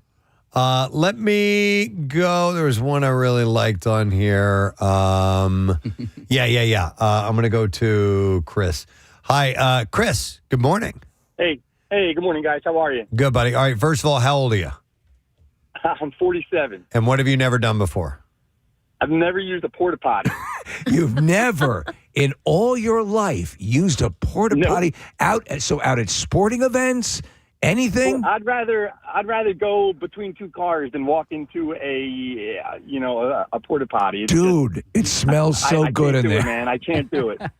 No, I hear you. And so it's just the idea of it. You've never actually done it, so you don't have an experience to go, I'm never doing that again. You're just I've been in lines and seeing the doors open, and I'm like, they're war zones. I'm like, I just can't go in. I can't bring myself to go in and do it. And as long as I have no problem using porta potties. I use them all the time. They're at the beach. I use those regularly. But I'm never quite prepared for when I peer down into that hole. It is a bit shocking. It's kind of when you look into Pennywise's open maw. Yeah. It's like seeing the deadlights. You're seeing that. I will say though that now most porta pots have a urinal in them, so you don't even have to. You can avoid looking into the abyss. Case when we have luxury for the camp out. Does those even qualify as porta pots? No, they're not. Wait a minute, Chris. When he said there's urinals, did I hear you go what? Yeah, I was like, that's surprising. I don't think I knew that. That's, that might change my view. I don't know. I'll go in with one eye open, you know? All right. I was at Good luck to you, Chris. Park in the Park, Preston, and they have a new rig. They've got the porta pots. They've got the separate urinal within the porta pot, and then they have portable washing stations with hand sanitizers outside the porta pots. That's cool. That. Yeah. I told you guys this on the air a few years ago. We were at a Phillies game, and I had to go big potties in the porta pot, and the freaking blue water splashed up on my ass. I thought I was going to die. It was. That's why they need to put a revolver in a glass case in there so you could blow your brains But out. we talked about it on the air, and that's when we learned the term lily padding. Yes. So a lot of guys on work sites, if they have to drop a deuce, they will throw a ton of toilet paper into the thing first. And it works. So nothing splashes And it's very nursery rhymish. Casey, I was at a Kenny Chesney concert maybe 10 or 15 years ago, and there was a guy who was so drunk that he ran full force into the porta potty, knocked it down with somebody inside. Oh my God. I years later met the guy, and like he got arrested because it was assault. It was assault. Yeah. Because all of that poured all over the person that was Biological in assault. oh Dude, my Marissa. God, that is just a level of drunkenness. Secondary question: Kenny Chesney concerts are legendary for being like overrun with partying. Yeah, it's like Jimmy Buffett, but stepped up another level and younger and Like on the way to Woodstock '99ish, or. I mean, it's not that bad if you watch that documentary, but it's Jimmy Buffett in the new generation. All right. Let me go to Mary to chime in on something most people have done that you've avoided your entire life. Hi there, Mary. Hey, how are you? Wonderful. All right, so what is it you've never done in your life? I've never gone bowling. You've never gone bowling. There you I've gone go. bowling, and I've never gone bowling. And how have you managed to avoid that your entire life? I don't know. I just did. I mean, I'm 62. I've taken my kids to like the bowling birthday parties, and you've never bowled. I've never actually bowled. When you were dating, you were never like, let's go bowling. Let's go bowling. Never did that, or would you just tell him you had no arms? Nope. Okay. Wow. Any fascination with ever trying it at all, Mary? I think that ship sailed. But Mary, you get to wear other people's shoes. Yeah. Yeah, that's kind of gross. Yeah. You never know. You may fall in love with it. Absolutely. It's cheap. It's easy. And you'll be part of a bowling league, and you'll have a shirt that says Mary on it. Yeah. Right, a special shirt with my name on it. Yeah. There you go. All right. All right. So you don't feel you've lost out on anything? I'm sorry? You don't feel you've lost out on anything by not having bowled? No, not at all. All right. Okay. All right. Well, No, I've never cut the grass. I mean, I'm listening to your people. You've never cut the grass either. Wow. No. Okay. And she doesn't. See, that's it. You just slalom through life. Do you at least feel better saying this stuff out loud now that you've called our show? I'm not ashamed. Okay. Not not ashamed. All right. There's fair no enough. support group. Yeah. So my friend's Thanks, mom Mary. has never driven, and so she has to be driven everywhere. And so she is, probably in her late 60s, maybe even early 70s.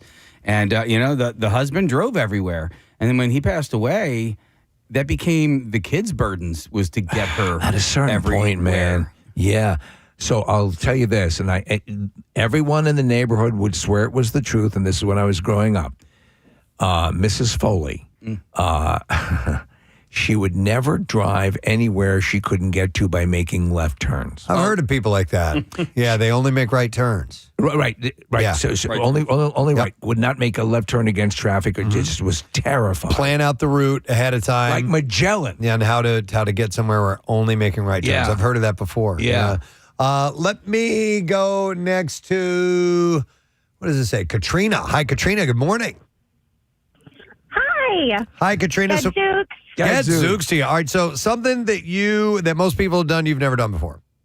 I've never seen any Star Wars movie, and I'm 43. And 43. I've never seen any Star Wars movie. Just Nothing. sitting down casually on the television, didn't have any interest, avoided it Nope. like the plague. No, and how do I start now? Like, I wouldn't even know what movie's first. There's been so many. Well, I'll tell you this: it's a galaxy far, far away, Right. And then you just then you got to just set aside 30 hours, and you should be good. You know what, Steve? How would you, like, for anybody who's never seen a Star Wars movie, would you recommend that they go the order that we all watched it? Or I would you would. then go in chronological order? Do you know what's going to happen though? And it actually, Marissa, my dog sitter, who's also a dog groomer, and she's fantastic. Her boyfriend had her sit down and watch the first Star Wars. A New Hope. Right, A New Hope in its original version. You know, unless you get the context of what happened when that came out and what you were looking at, you'd never seen effects like that before. Right. We even just casually are absorbing the jargon and all the stuff from the movies. It plays as very childish. Hey, Katrina, do you watch any sci-fi type films at all? Not really. We actually just watched the Marvel movies from beginning to end, like during COVID, and that was hours and hours. We had never seen any of them before. I feel like we were missing out on like a piece of pop culture. Who's we, by the way? Me and my husband, we had never seen any of them. Oh my God! So he had never seen any of the Marvel movies? No, or Star Wars. That's maybe how. What are you guys on Rumspringa? Him too. Wow. Okay. All right. Well, listen. You've got a new mission on board. If you enjoyed Apparently. did you enjoy the Marvel movies? Yeah, but again, we were watching them back to back, so I feel like we lost a little bit of the hype. But we just did it because COVID. But Yeah. I have no interest in seeing Star Wars at all. I'm so curious because like, is your husband like really cool or something? Like, He really is.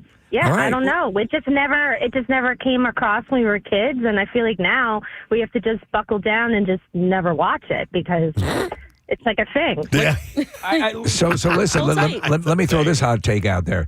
If in this room here, if we had all never seen either the Star Wars movies or the Marvel movies, yep.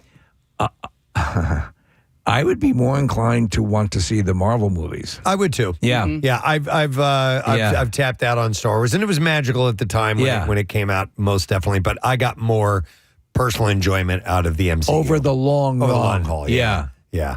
All right. Well, Katrina, thank you very much, and we appreciate you admitting that. Try bowling. Here's a few texts that have coming in. This one says, I have never backed into a parking spot. Always pull in. Oh my God, dude! Last night I'm at the gym, and this person, I waited for it seemed like were they a backer 14 hours trying to back into this spot. Their back passenger side tire was going up a snow embankment. I'm like, there are Stop it. there are cameras on the back of your stupid car. You have a perfectly good camera. You've got great mirrors on the side. You're stupid. And I sat there and I waited and I waited and I waited. And then I saw to my right that there was a spot. So I just went and I backed into that spot, and I was in the gym by the time this person finally was backed into the spot. I'm like, you shouldn't have a license if you can't do that. That was Joe Jonas the other day. Yeah. And that video that was going around. Oh my God. Ryan Shuttleworth? So I went to the Cherry Hill Mall yesterday to do some holiday shopping, and going to the mall at Christmas time to find any parking is brutal. Yeah. I got stuck behind at least 4 people that took their sweet old time backing into the parking spot, and I just wanted to rip my hair out. It's like, I know I'm going to have to park far away. Just please stop making this an even more brutal process. Like, everybody's like, let's just back into the spot. And not very good at it either, Casey. Like, just infuriating. Let's make this pact with society. If you have trouble driving forward, then don't back up. Don't back up into a spot. Yeah. Now I have a car that will back in for you if you want to. Wow. And back in parallel. I never use it. Right. It takes 2 seconds. Yeah. I mean, and it's not. Listen, I'm gifted when it comes to no, but I'm just it's pulling. If people are waiting, stop it. I am a staunch backer-inner, but if there are cars behind me, you're a fronter-inner. I'm a fronter-inner, right? It's just as simple as that. Like, please be aware of your surroundings. It's as simple as that. Yep, I agree. A few more texts coming in. This one says, I've never been on a seesaw before. Wow. I love seesaws. Another one says, I've never used an airplane bathroom, maybe for the same reason that the guy didn't use the porta pot. It's much better. It's better than a porta pot for sure, but it is tiny if you're maybe slightly claustrophobic. Yeah. Forget it. And it just blows it out the bottom of the plane all over the suburb. No, I don't think it actually does that. All right, and then there's another one that says, I have never handwritten a check. 36 years old. Never handwritten a check. And I told you guys a while back, I've forgot how to do it. Preston, same. Because my wife does, and like Michelle does it. Okay. I'm like, here's another one I'll admit to you is I needed to send a letter. Yeah. And I swear to you, Rochelle handles all this stuff. I haven't done it in ages. And I come to her, I go, I know how stupid this sounds. I go, but the place you're sending it to goes in the middle of the envelope, right? And return address. She was like, oh my God. I know. Jesus Christ. I know. Why didn't you ask Forrest Gump? Here's another one. It says, my grandma died never having learned to swim or make toast. She just didn't want to. Make toast? She drowned while wearing a life vest made of toast. Oh my God. All right. But listen, no judgment. Feel free. No. Call in. Unless it's really dumb. Well, then we're going to laugh our asses off. Yeah. All right, let me go. This is apropos to what's going on in our studio today. I'll go to John. Hey, John, good morning, buddy. Hey, bitches, what's happening? Hey, what? All right, brother, what have you never done that most people have done before, and you've never done it in your life? My next birthday, I will be 71, and I have never had a fast food hamburger. 71, and you've never had a fast food hamburger. Let me tell you something, man. It's like medicine. It's really good for you. Right. It's good for your soul. If you want to hit, man. Try the Take two Burger King. Try the Burger King this Krabby Whopper, which we have here in the studio this morning. And call me in the morning. All right. So, John, have you actively avoided that? Yes. And for what reason? I have a problem because I don't know what's in the meat. Okay. So you're suspect of what you're being served. That's correct. I'll But- eat the hell out of a hot dog, but You'll eat a hot dog. You'll realize how crazy that know sounds. what's in a hot dog. Yeah. That you're terrified of the burgers, but you'll eat a hot dog. Dude, honestly, that's like, crackheads look down at heroin addicts and heroin addicts look down at crackheads. I actually swear to God. So, but John, you'll buy ground beef from the store, you'll patty that up, and you'll make burgers at home. Yes, I will. But it's when it comes to, even if it, okay, what about a non-fast food? What about like a casual dining place? That's still highly suspect in my eyes. Yeah, That's interesting, John. I wonder what put that in your head. there's something, maybe it is mine, but the fact that would you go to like a roadside stand and order a hot dog and eat it? Yeah. I mean, that is completely antithetical to the I don't know what's in this meat argument. When I was a kid, when the first McDonald's opened where I grew up, my mom would take us out to when she went and got groceries, and we'd hit McDonald's and we'd pull up, and she's all right, 7 hamburgers and 1 hot dog. I didn't even I didn't even know they sold hot dogs. They did hot dogs at one point at McDonald's. Wow. Yeah. Interesting, John. Do you think you will ever do it? You know that one time's not gonna hurt you. No, I will never do it. Wow. All right, Okay. Wait, you might have already asked this. What Against about like everything I believe in? what about like fast casual? Something like a five. You said no. I already asked. Yeah, you. all right. I'm telling you, man. Five Guys and Smash Burger are so good, dude. You don't know what you're He's missing not doing out it. on. He's No? not doing it. All right, John. Standing by your guns, right? All right, man. Yeah, and I've never been to a professional ball game of any kind. Okay. Never been to a professional sporting event. All right. I'm going to ask this. Do you have a lot of money sewn up in a mattress? Yep. No. Okay. In today's world, I don't believe so. And John, have you actively avoided that, or has it just been, it's just never happened? No, there was never anything in the area where I grew up. All it right. was hundreds of miles to get to the nearest professional team of any size. So I can see that. Where you were raised, you were not exposed to it. It's not something you decided you needed in your life. I just think by sheer happenstance, if you walk around in any major city or just even in the suburbs, by accident, a piece of burger is going to fly into your mouth. At a barbecue or a picnic or something? Yeah, but that's not fast food. No, that's different. But he won't do it because he's. You need something that where you know what's Yep. in it, like a hot dog. Like a hot dog. You know every single All ingredient. right, in a hot John, dog. thank you, man. Appreciate it. Wow. Yeah. Wow, that's a Like good one. spam. Let's see. All right, we will go to Nicole. Hi there, Nicole. Good morning. Chicken pot, pie. All right, Nicole, what is something that you have never done that most people have? I don't know how, nor have I ever played checkers, and I'm 53 years old. Okay. 53 and never played checkers. Have you ever played chess? It's probably a silly question. No. Okay. But, I mean, no one's... I don't... Oh, we're losing you. I want to play. I want. Okay. I want to play. I want to play checkers, but no one will teach me, and I don't know why. And I watch kids and old people and everybody do it. I've seen it in the park, and no one has ever taught me. I have older sisters, and I guess they just never wanted to teach me. I can't even imagine. Who wouldn't teach you checkers? Is there a chance they don't like you, Nicole? Everyone likes it. So, Nicole, I have an idea for you. Everyone likes Checkers is really, really easy to play, you don't even have to be taught. It's almost like an intuitive game. Do you have an iPhone? I do. Okay, so on your iPhone, there is you can use this. It's an app that's on your phone already, and it's in your text app. It's called Game Pigeon. Oh, and yeah. you can play games with other people through texting, and checkers is in that. Ooh. You could start up a checkers game with somebody, anybody, the person that you think would be most likely to play against you in checkers. And they may not even know it's you, and therefore be inclined to play.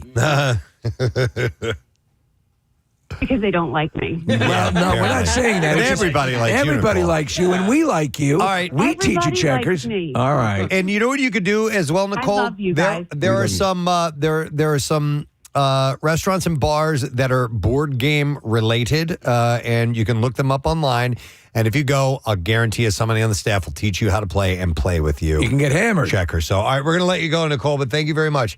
That's interesting. Never playing checkers. But she's wanted to. That's a difference. So Yeah, a lot of people, these things are calling in, they haven't wanted to do. Right. And so they don't do them, but she's wanted to and never had the opportunity. I think a lot of people are afraid of there's a risk to playing checkers. No, there's a risk. It can be very lethal. You might lose. Yeah. I mean, all right, let me see who else to go here. All right, I'll go to Amanda and see what it is that she has never done before that most people have. Hi, Amanda. Good morning. Good morning. All right, how old are you, by the way, Amanda? I'm 37. And 37. What have you never done? I never rode a skateboard. I'm gonna. Not everybody has skateboarded, though. Yeah, that's true. It hurts when you fall. It does. So I am just not built for like rollerblading, and I tried it once, and I collapsed like Herman Munster. You know, it was horrific. So I could see a fear of this. Have you ever gone roller skating? I have roller skated. I've always been accident prone.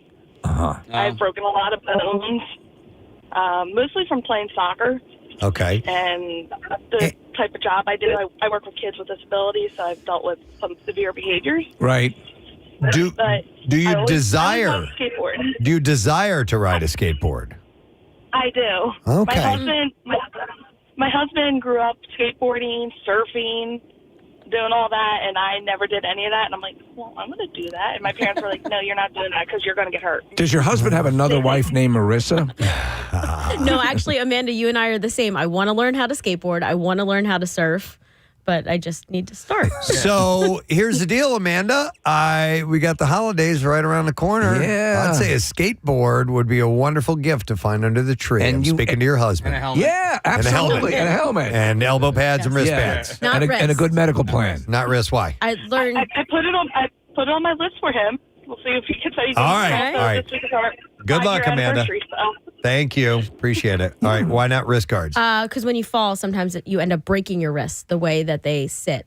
I heard the same thing. Yeah. So that's old? You don't do that anymore? Apparently, that's what I was told by the experts. What about Hulk hands? Oh, that would be soft when you fall. Because I've heard the most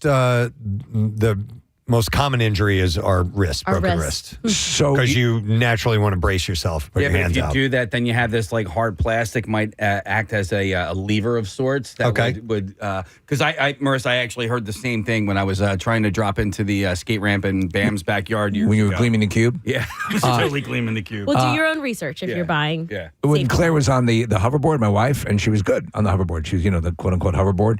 And it started to lose power and it lost the stabilizer. She fell, and Preston, to your point, it was the wrist that got a bit of a fracture on it. Yeah, very painful. So it's natural for you to put your hands out like that. So, but anyhow, I didn't know that the latest warnings were against that.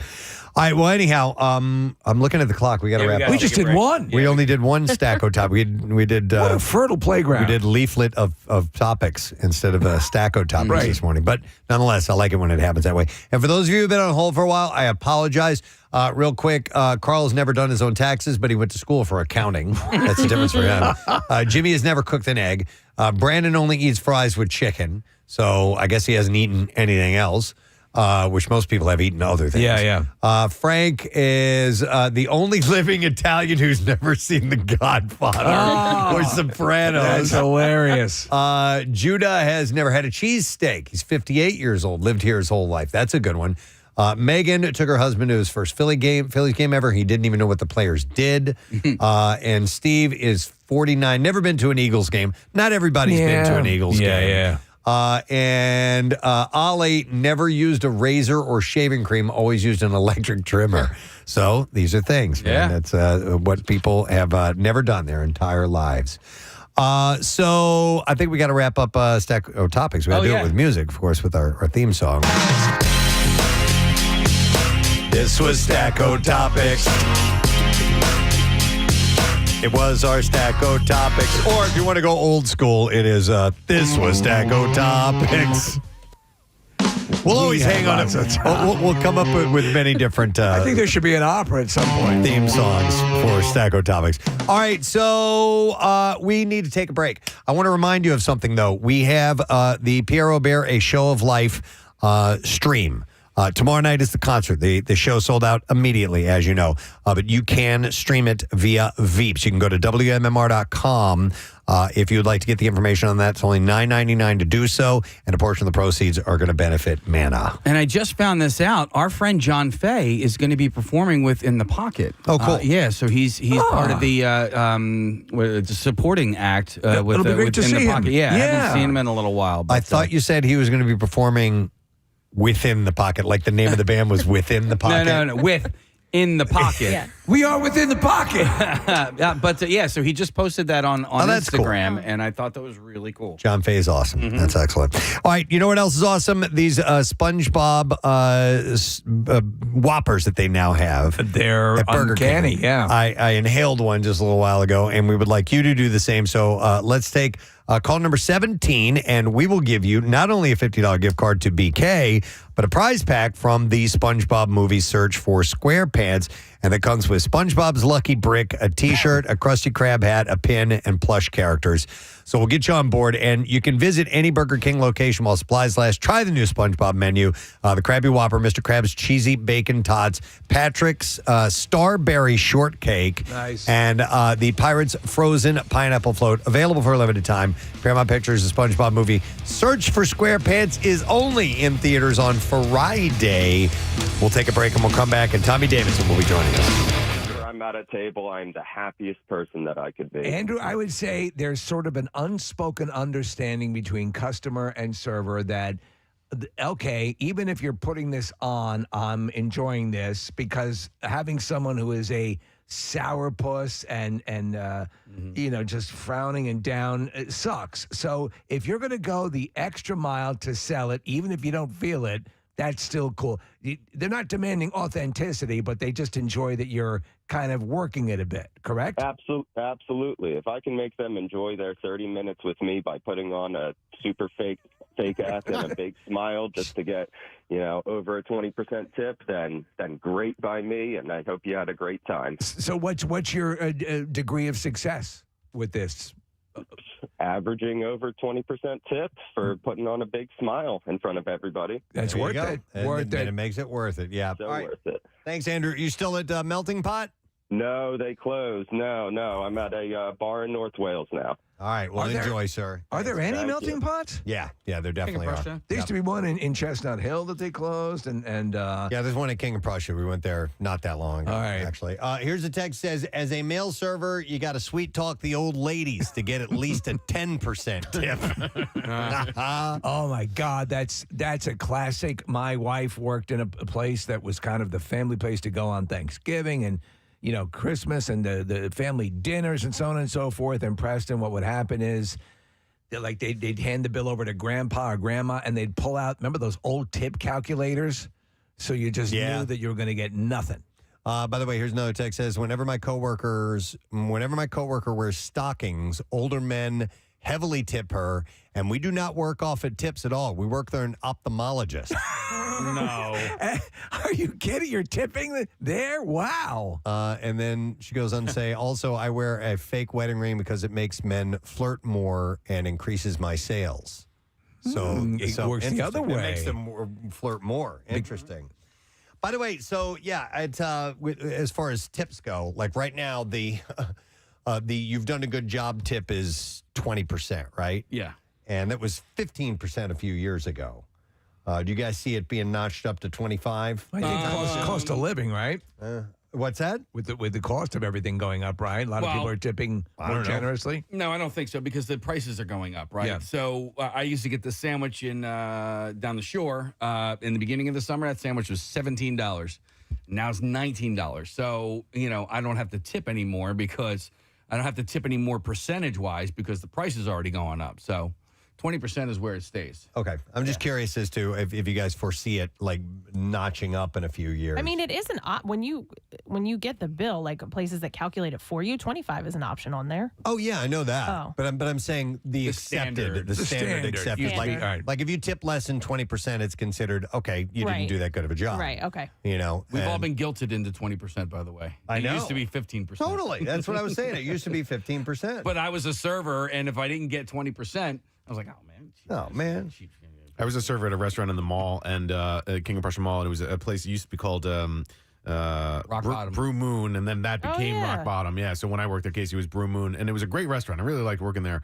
And then Rock Bottom was a good restaurant as well. But people generally tipped less because they'd been shopping in the mall. And so it was not a great place to be a server because people would come in and they would have spent a lot of money while shopping, and then they felt like they were going to cheap out a little bit at the meal. That sucks. Yeah, it did suck. Yeah. So location, obviously. Yeah, for sure. Yeah. The only other time I was a server was this place called Murphy's Old Irish Pub, which is still in Alexandria. It's on King Street, and that was a great job. And Steve, we would have regulars there almost daily, and people would come in for lunch, and then Friday and Saturday nights people would come in, and you get to know the customers, and once you get to know them and there's a rapport, you usually get tipped pretty well as a result. You also appreciate a customer understands that means everything. The tip means a lot. Yeah, and so. you knew which guys wanted coffee as soon as they got there, and when you get to know your regulars, it's a cool experience. No, love it. Let me go to Mike next. Hey, Mike. Good morning.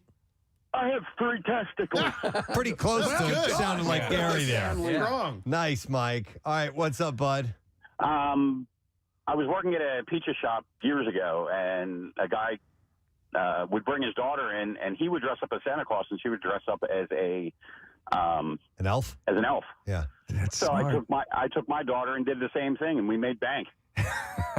That's a good idea. Delivering pizza around the holidays dressed as Santa Claus. Man, that's a smart move. That's a great idea. Santa, getting a present from Santa. Yeah. Ooh, solid. All right.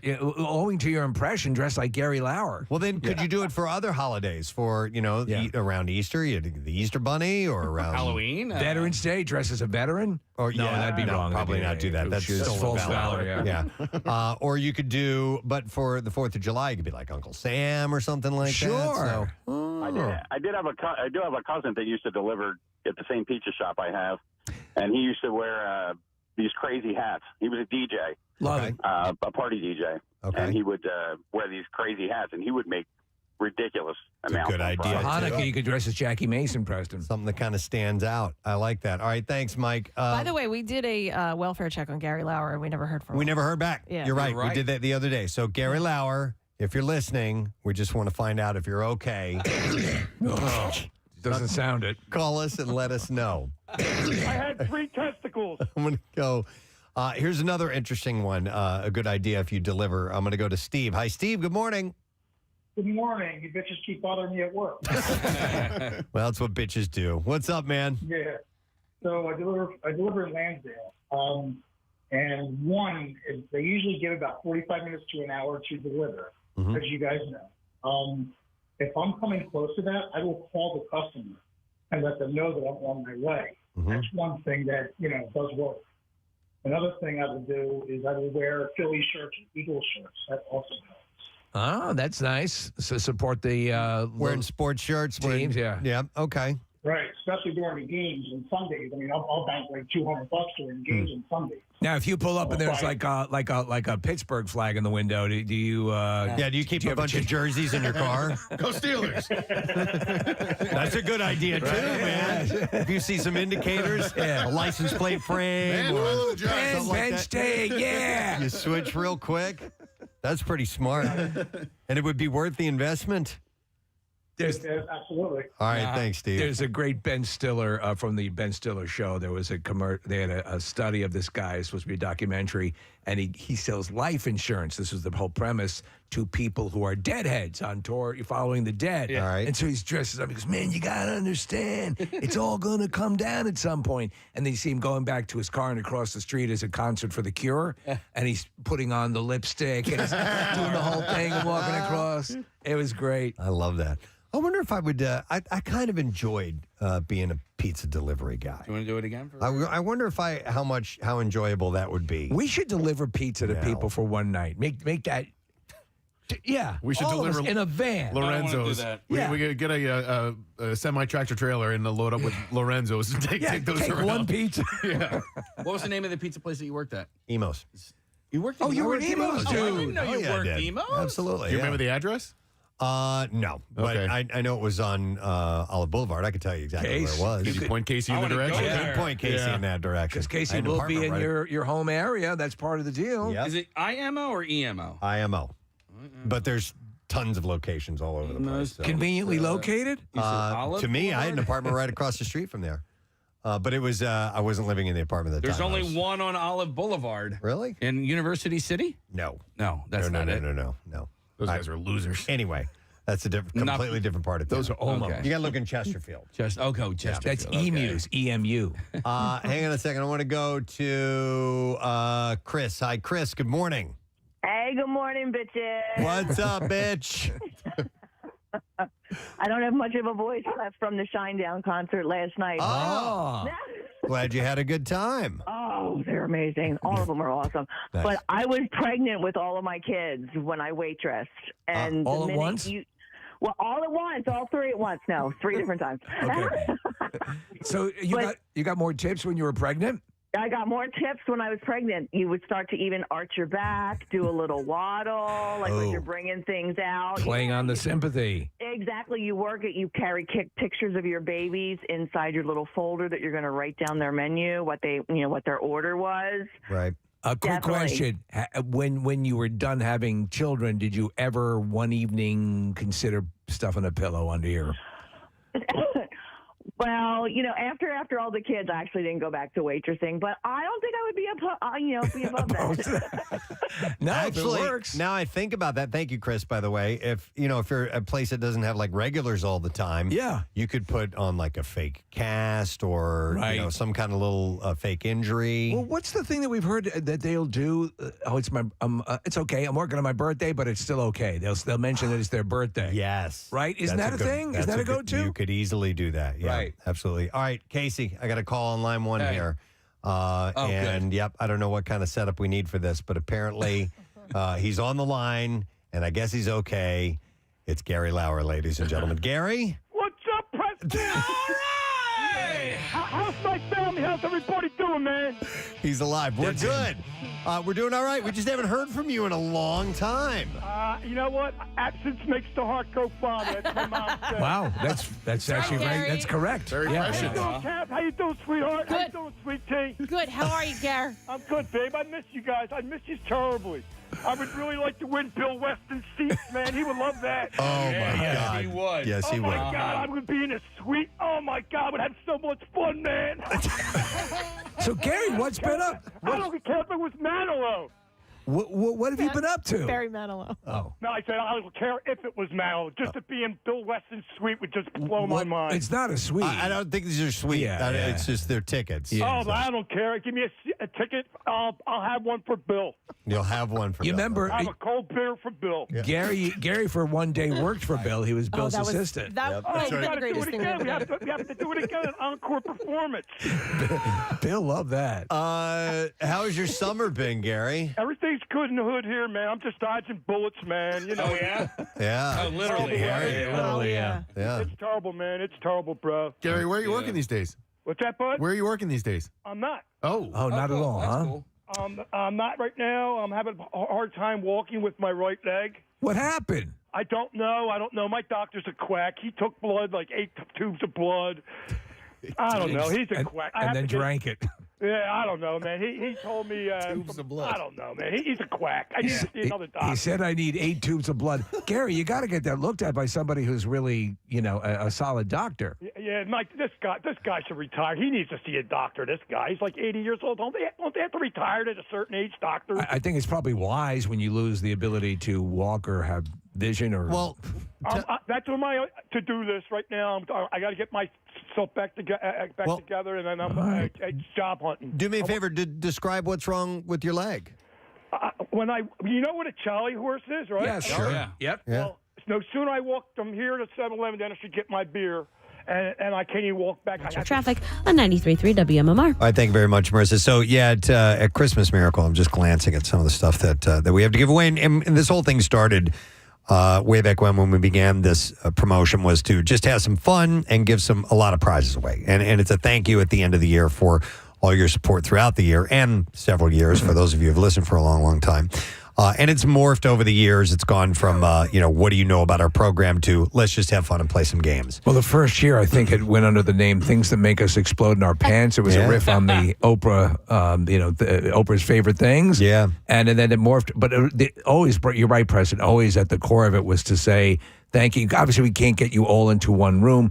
So some people got there, but know that the message is we really appreciate you staying with us and supporting the show throughout the years. And some of the prizes we're going to give away, I mean, we're going to have like gazillions of gift cards from a bunch of different places. That's one of the main things that we'll be giving away through the course. But sprinkled in there are some other chunkier things like Icona Resorts vacation package. We have the stock car racing experience in Pocono. We'll have someone there, maybe like a PlayStation 5. We have Helium Comedy Club packages. We have a Wolfgang Van Halen autographed guitar, I believe. Yes, sir.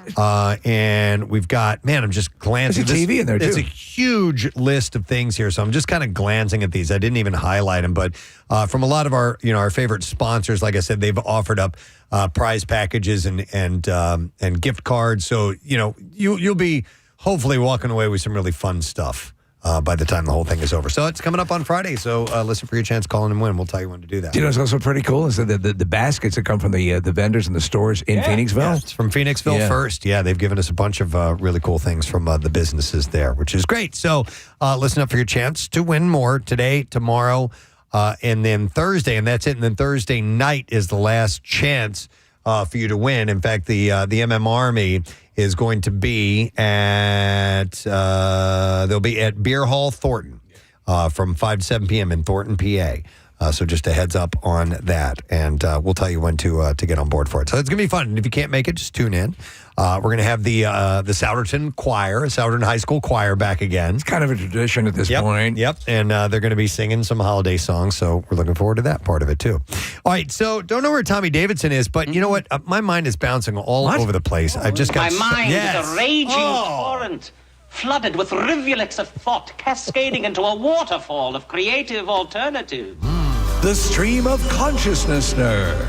Yeah, it's all over the place. I wanted to start with this story, which I thought was really cool. Steve found this article and forwarded it over to me. But Rob Reiner, before he became a beloved actor or directed those great movies, The Princess Bride and Where Harry Met Sally and so on and so on and so on, he actually kind of got started training at the Bucks County Playhouse in New Hope. Isn't that wild? Yep. Yeah. I thought that was pretty cool. He got his start right there. It was a 2016 interview with a Hollywood Reporter that he said his senior year at Beverly Hills High School sparked a career path in acting because drama class, he said, felt familiar and comfortable. And after graduating at 17, he apprenticed at the Bucks County Playhouse in 1964. As noted by Philadelphia Magazine, the Playhouse is one of a short list of regional theaters where Broadway plays would be workshopped. And in turn, a lot of famous, or in Reiner's case, soon-to-be famous people came to New Hope, including people like Liza Minnelli and Robert Redford. I mean, that do work at the Bucks County Playhouse. That's a storied establishment. Yeah. It's great. It's pretty wild to see that. Yeah, so my youngest, Caleb, has been doing some work at the Bucks County Playhouse, which means that we've gone there for a few shows, and I love that building. It's really cool. The only thing I don't like I've told you, is the parking in New Hope. Yeah. But other than that, it's just fantastic. And it's a great playhouse with this restaurant attached right to it with a view right over the river. Reiner's time working on shows as a Playhouse apprentice meant that he rubbed elbows with Alan Alda, Merv Griffin, Shelley Berman, and more. And it was the same year that Liza Minnelli appeared at the Playhouse and Arthur Godfrey was in Our Town. It's an astonishing point in time. And I remember early, so listen, Rob Reiner's career, obviously, Carl Reiner is your dad, who's considered, a nuclear reactor of creativity in pop culture and comedy. And, Rob Reiner had to kind of forge his own way. And he was candid about the fact that Steve Martin's star started to ascend. And his dad directed a number of Steve Martin's earlier films, and they were working together a lot. And Rob was like, "But what about me?" He was jealous. Yeah. But, I mean, in a way, Carl Reiner was saying, yeah, but you keep at it. Like, in other words, if you get handed it, yeah, and certainly Rob Reiner had the chops to do it, obviously. But and then later on, he appreciated the method to the madness. He needed to make his bones. He needed to get out there and work on it, and it turned into some tremendous success for him. The Bucks County Playhouse producing director Alex Fraser said Reiner mentioned often his gratitude for the training he received at our stage and his fondness for his time in New Hope. He joins Grace Kelly, Jessica Walter, Robert Redford, Richard Kind, and many others in using their experience as an apprentice in launching remarkable careers. It's great to have a fixed point in your life where it kind of set your career in motion. And for me, it would be the Purple Orchid. Yeah, of course. Everybody's got their place. That was it. Yeah. The most recent celeb sightings I remember seeing were Ted Danson and Mary Steenburgen. Were at Bucks County Playhouse. Really? They just went to watch a show. Oh, they couldn't find parking. They couldn't find parking, but they're actually but it's fantastic. Somebody texts in and says, I saw Rocky Horror at Bucks County Playhouse and loved that place. And yes, we saw that show too. It was so much fun. It was a blast. So highly recommend that you go there sometime. All right. Thank you. Let's see what else we got here. The stream of Consciousnessner. All right. Yeah. So Merriam-Webster's 2025 Word of the Year has arrived. So this is when we get those lists, year-end list, and the word of the year for 2025. I'm sweating. According to Merriam-Webster, well, Steve, it goes right in with that because the word is slop. Oh, you sloppy son of a bitch. Slop. But it means AI, slop. Yeah. That's been the latest. And according to Greg Barlow, Merriam-Webster's president, said it's such an illustrative word. It's part of a transformative technology, AI, and it's something that people have found fascinating, annoying, and a little bit ridiculous. So I find it all of those things because I enjoy using it for certain bits of creativity where it can be a useful tool. I find it useful in the text searches when I'm searching for how do I fix this, and it's more easily able to understand what I'm asking. but the deluge of crappy, obvious manipulations and animations. Like I saw one this morning where this super understanding elephant wandered out into a raging, flooding river, Preston, to help, of all things, a tiger. Wow. And the tiger clawed its way up onto his back, and the elephant walked it out of the flood. I was like, and the fact, I saw one yesterday, amazing.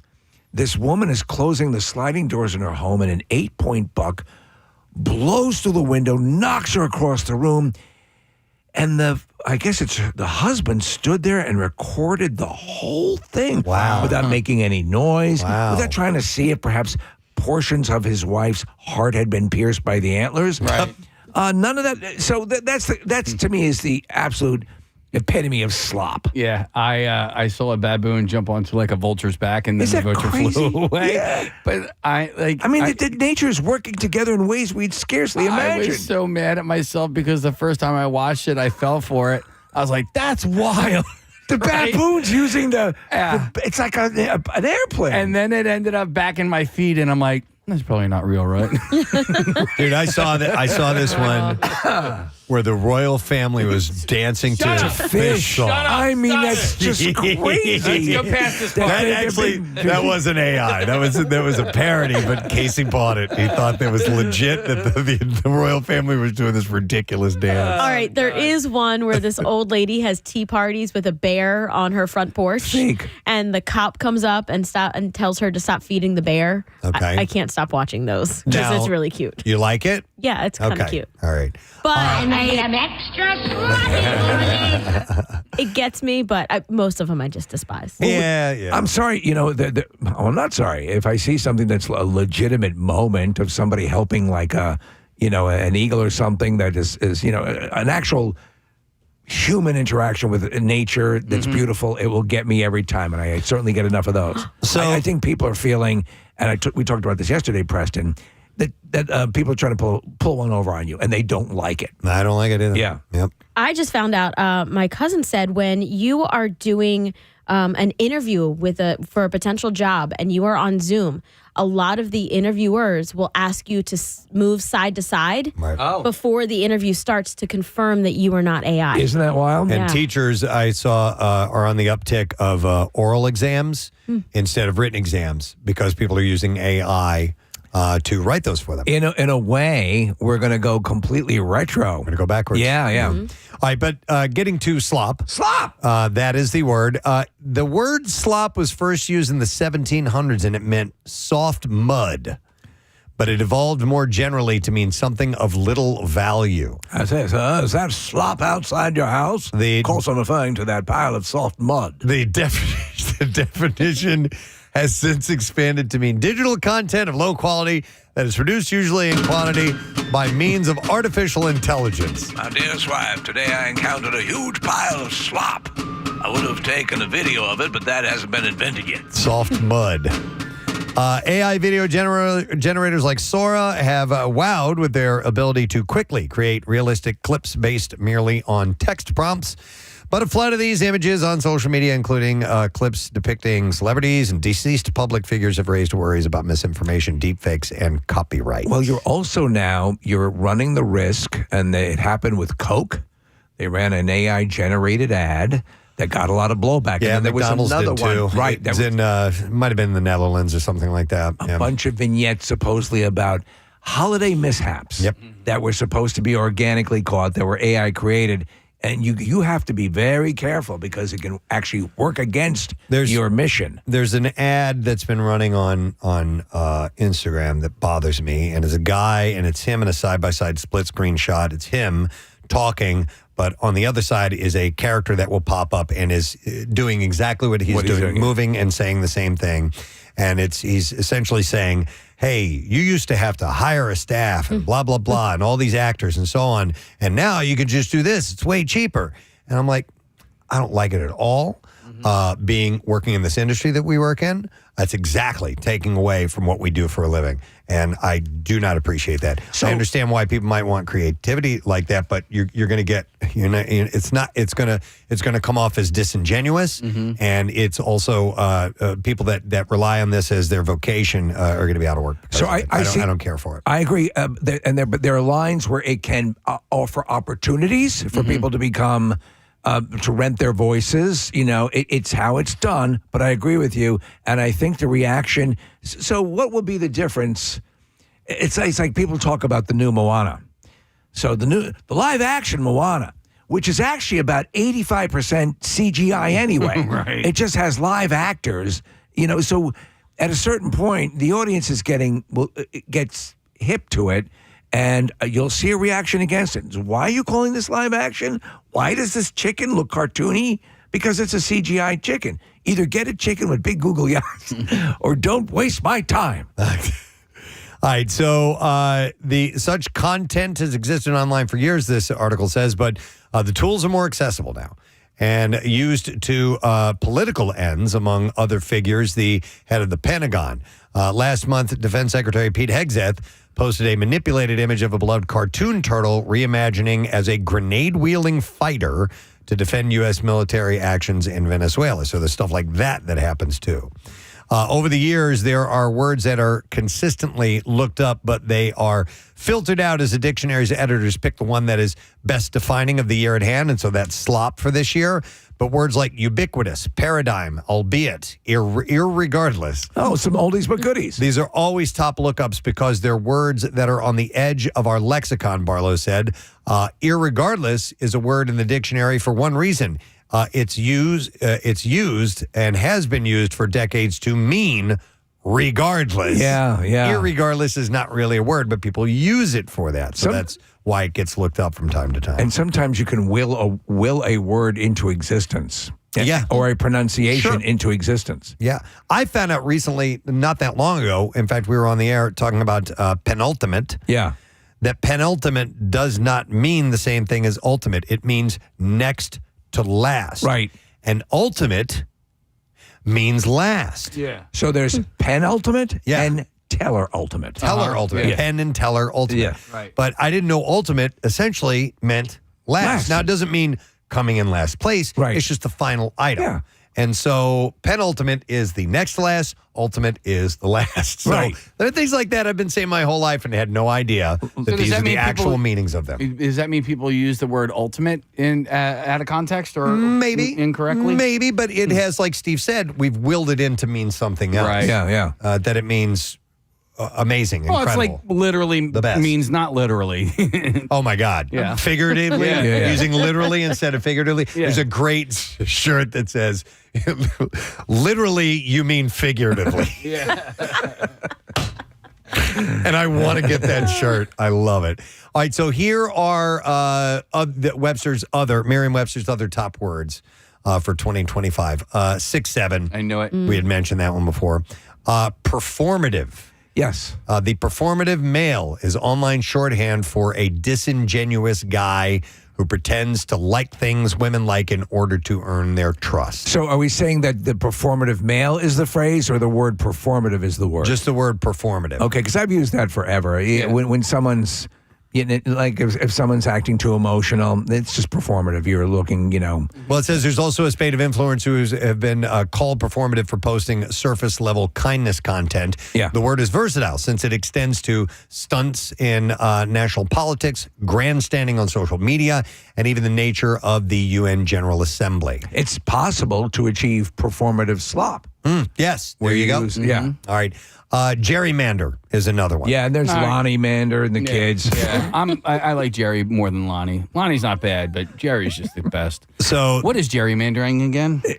So it's restructuring of election districts. Right. Okay. And where it came from, I remember seeing this years ago, is that there was a politician, his name was Jerry. Yeah.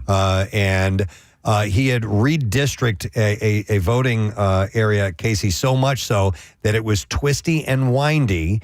and it looked like a salamander. Oh. So they took the words whoever that politician was, and salamander, and put it together and called it gerrymandering. Okay. It literally came from the shape of it. If you want to see a depiction of that, check out the voting districts in Illinois.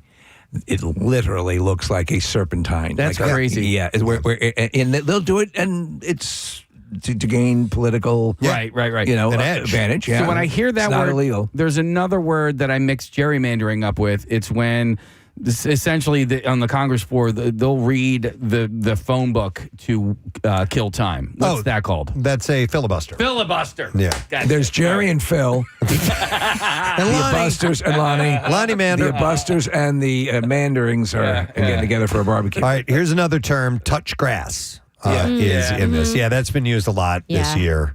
The definition of the internet phrase is to participate in normal activities in the real world, especially as opposed to online experiences and interactions. So I take it a step further. I'll seduce grass. Seduce grass rather than just touch. Yeah. I think, aren't we past that at this point? Conclave is another one. Yeah. And a con-con. And a con-con. Jesus. There's a conclave and a conclave, which is usually there's a few squirrel carcasses. The conclave. Yeah. Con-con. And a spittoon. Conclave is where the Cardinals and the Catholic Church Play get together and they play pickleball. Con-con. It's a fun time. A little noisy. Yeah. But no, it's when they're trying to decide who the next pope is going to be. But there was the movie Conclave. Derives its name from the Italian conclave. James Conclave. Which are 2 centuries years ago. And the definition is a schedule of duties imposed by a government on imported or in some countries exported goods. In many cases, a country will assume that it is their duty to please that booty. Right. And then the last one, you want to take a stab at that case? Oh, no, I do not. There was a girl I went to school with who, I guess her parents had a place here and she could say it. And she had a shirt with the name on it. I will attempt to say this. And I'll mess this up. Lake Chargo Gaga Gama Chua Gaga Gaga Chua Bunga Gunga Mog. Okay, I've heard of this. If someone listening knows the correct pronunciation of that, you can certainly give us a call, 610-660-9333. There's a rhythmic pattern to it once you know it. Can I try it? Yeah. All right, Lake. Oh,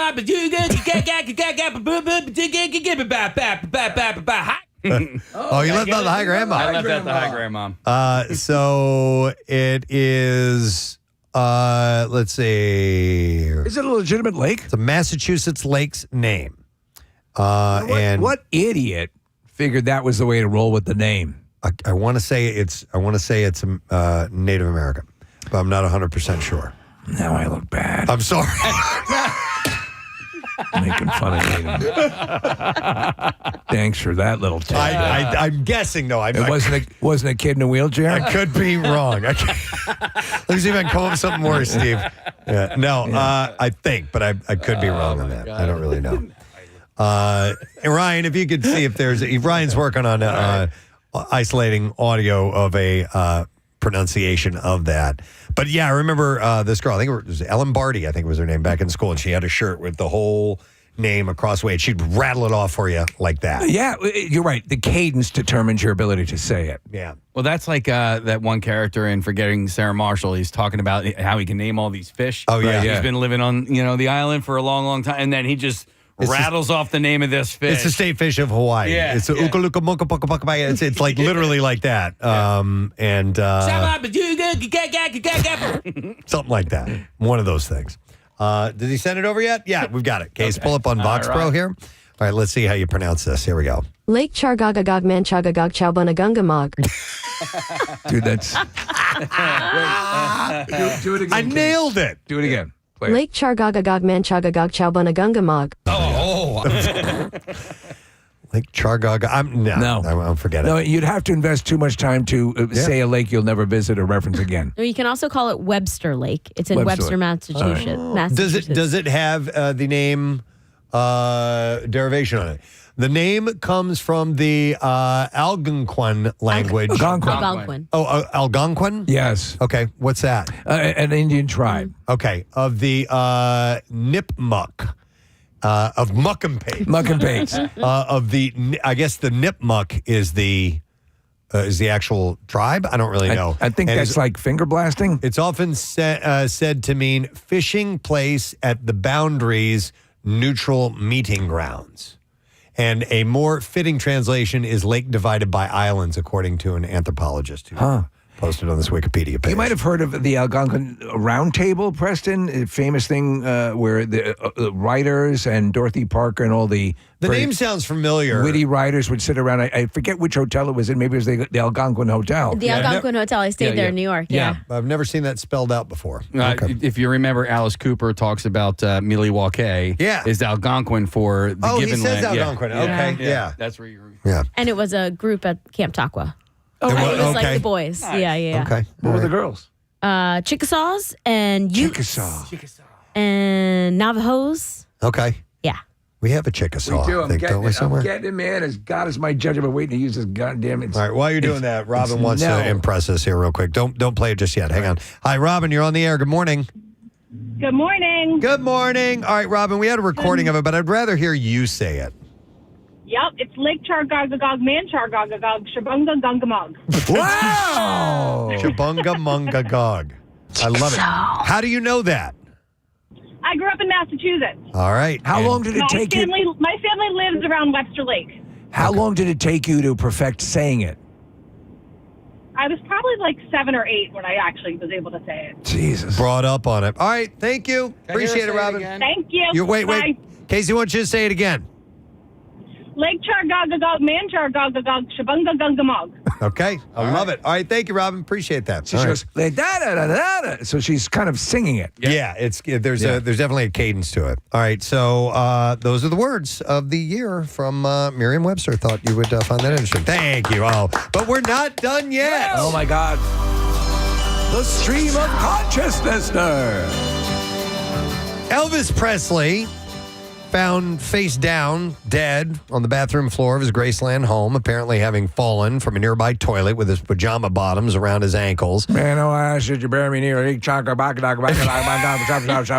And in the years leading up to his sudden death, Elvis's health had drastically declined due to years of drug abuse and diet heavy in junk food. The once fit athletic rock legend ballooned to over 350 pounds as he spent months secluded in his bedroom eating cheeseburger platters. Yeah, but I wouldn't eat hot dogs, man. I didn't know what was in those things. So much so that he required a full-time nurse and reportedly refused to bathe throughout 1975, leading to the development of sores all over his body. Now, we've known that he had chronic constipation because of his unhealthy diet. Horrific. An autopsy revealed 4-month-old compacted feces in his bowels. Look at that, man. That's turkey dinner last year. He was also heavily medicated and had been prescribed nearly 9,000 pills, vials, and injections in the 7 months leading up to his death. That was his doctor. I believe his doctor ended up doing time for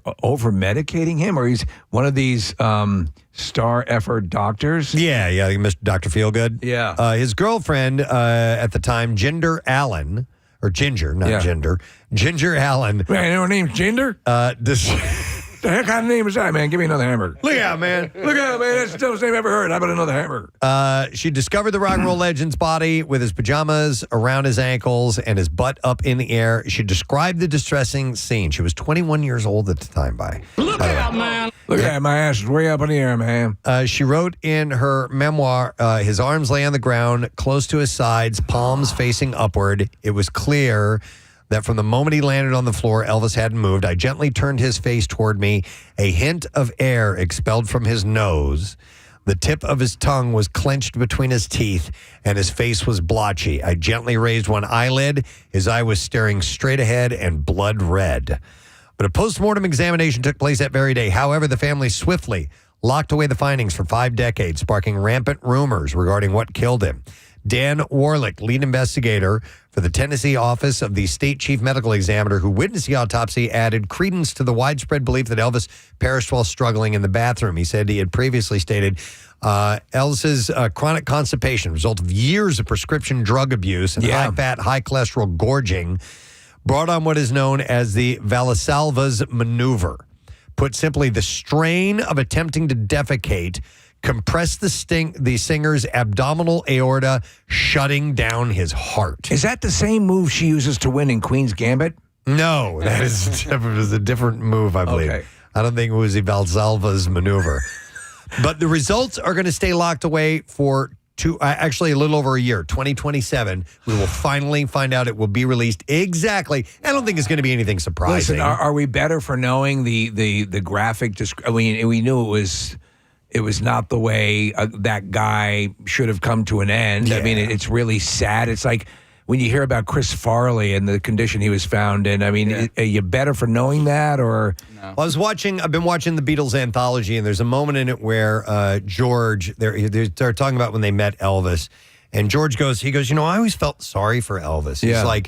He's like, Elvis was on his own. He was the only one who really knew what that was like. He's like, it was four of us. Yeah. We had this all happening to us, and we could confer with each other and commiserate with each other over what was going on. But Elvis, he said he had his Memphis Mafia. He said when they met him, he's like, it was weird. He's like, these people were literally just ass-kissing, yes men, people doing whatever he wanted to do. They acted really strange just because they were kind of, the serfs of sorts of the king. That was their income. Yeah. Didn't want to upset the king. So, if you watch the Austin Butler Elvis, which is highly, dramatized, stylized. Yeah. But it does give you a peek into the loneliness. I mean, we're big fans of This Is Elvis, and you see him towards the end, that documentary, and a number of other things.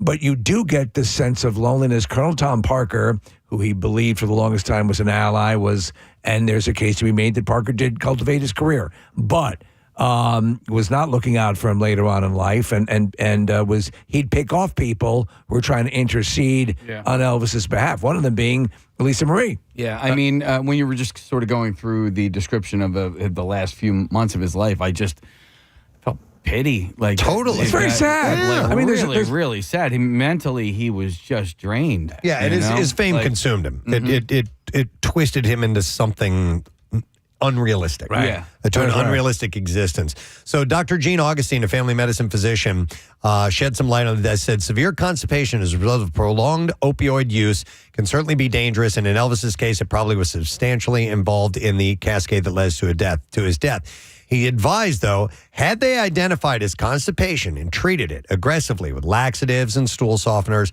hydration, which is an issue patients in patients vomiting severely, and sometimes opioid-specific medications that block gut slowing, there's a realistic chance that his body would not have been under such hardcore stress. So they could have helped him. He could have been on Celebrity Wheel of Fortune.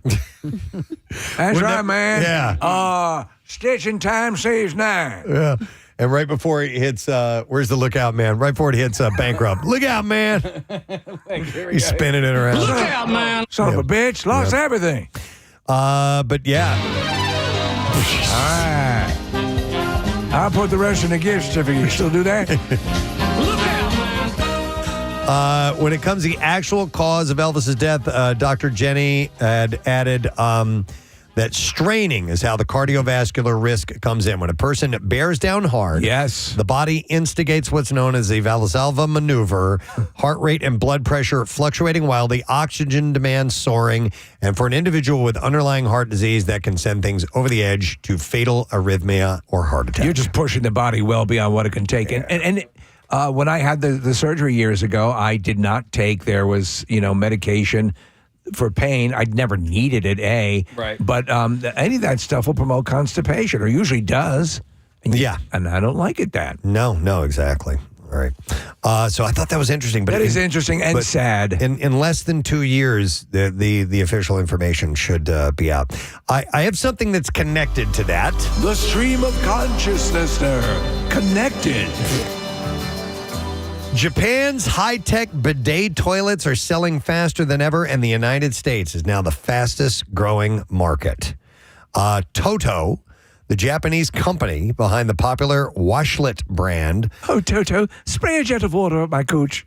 Recently hit 70 million units sold worldwide, and it took nearly 20 years to sell the first 10 million, but the most recent 10 million took over in just 3 years. You know, I'm a big bidet dude. Yeah. Got mine through Amazon, and I loved it, and continue to love it. I drink from it. Interest in the U.S. surged during the pandemic when toilet paper shortages had people looking for alternatives. I remember that at the beginning of the pandemic. We were all afraid that we were going to run out of toilet paper. Well, and for people were hoarding it like crazy, but I tell you what, I had gotten my bidet just a little bit before, but going through that, this is wonderful, man. I had the cleanest ass in town. I'll bet. Was there anything you hoarded during the early stages of? Banana bread. Okay. We got on board the banana bread thing, but no, nothing really. I just threw out my last can of pumpkin.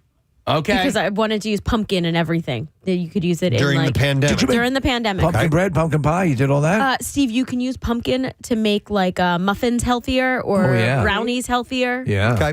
All right. What about you? We definitely stocked up on as much as we could, like important stuff, not banana bread or pumpkin.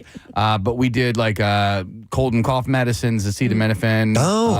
Things like that. Wow. I stocked up on Batman figures. Yeah, I was always on the lookout for Clorox wipes and stuff like that. I found a couple of there were places that people weren't thinking about looking for that. Like I would go to like Staples. Yeah. Because Staples had like office cleaning supplies. And also, here we are reminiscing about the pandemic. But do you remember when sanitary the wipes? No, the lotion. Oh, the hand sanitizer. Hand sanitizer. Yeah. When they started running out, the booze places started doing it. It's great. Like Boardroom. Started making hand sanitizer. Your hands remember? smell like tequila. Yeah, those versions made me gag. Yeah. You don't smelled- like tequila? Or you do. You love tequila. Yeah, but sometimes it like brings me back to high school. Okay, Yeah. I gotcha.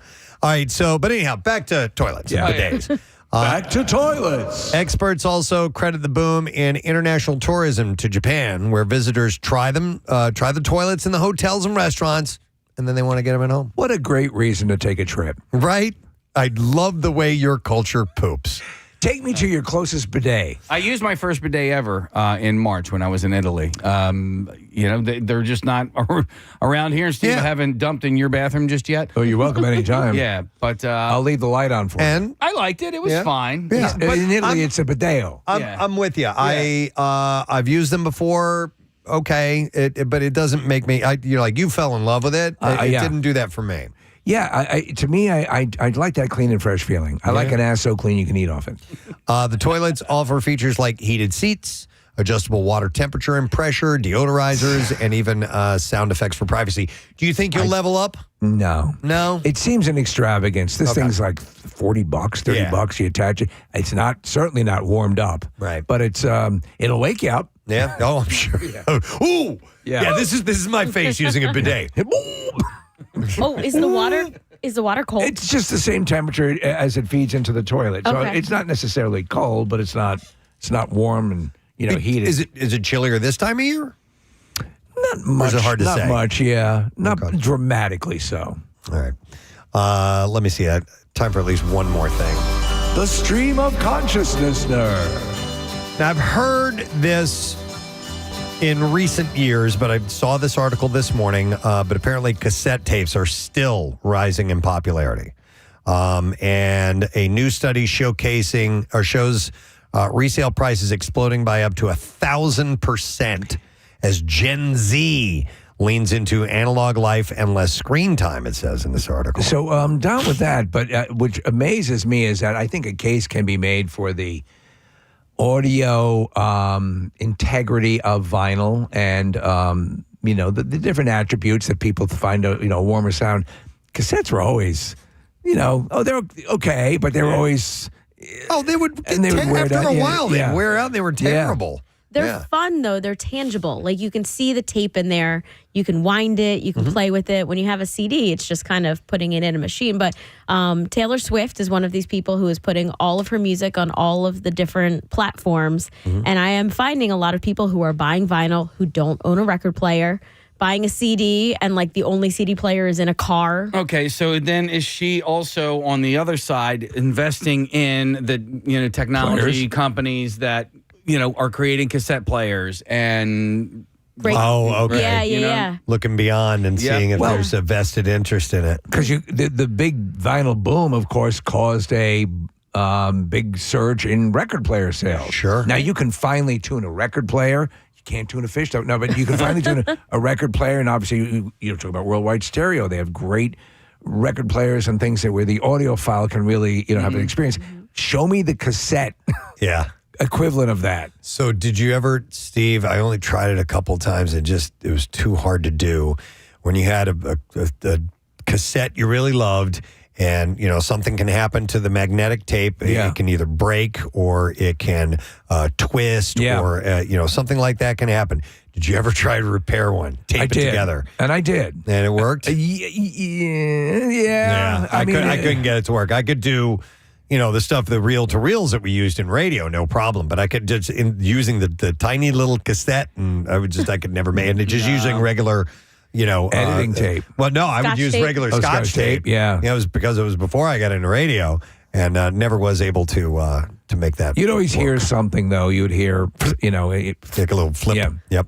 But an analysis of modern cassette sales found most tapes now sell for about double their original price. Oh, jeez. While the most in-demand albums go for 10 times more, especially releases from the 2000s. Big names, like Marissa said, Taylor Swift, along with Kendrick Lamar and Lana Del Rey are driving the surge. Do you remember when, like, for your birthday or for Christmas, one of the cool gifts to get would be like a pack of TDK or Memorex? Sure. Yeah, that you can record yourself. Yeah, blank tapes. Loved getting blank tapes. I have, at home, hundreds of cassettes. A lot of them from radio, from what we call air checks, where we would record our shows. Do you have a player? I do, a little piece of crap thing. And I just never use it. I have a crap ton of old Preston Steve Show cassette tapes, air check tapes. Unfortunately, when we came over here, we lost a lot of the ones from like 2003. I got to go check and see which years I have. Loads of go discs. through, yeah. I have a ton too, but mine are recording you guys playing songs. Oh, and I would just sit there with the play pause and like try to record a song off the radio. Yeah, I made quote unquote mixtapes from songs on the radio. Yeah. Which means like you'd miss like the first 5 seconds of the song, or you got a little DJ at the beginning of it. Matt Cord loves to hit the post. You get the whole Matt Cord intro on a song. Yeah. So I used to put together little mixtapes myself to have. You just have to deal with the fact that it was your own custom version of those. And those became, again, you would wait for the click or the person coming into the room, or if you're doing an actually tape recorder, or if you're doing, now obviously you could do the dub deck, which was made it so much easier. But every little, like on a record, a pop or click would be something that you would anticipate. It became part of the listening experience.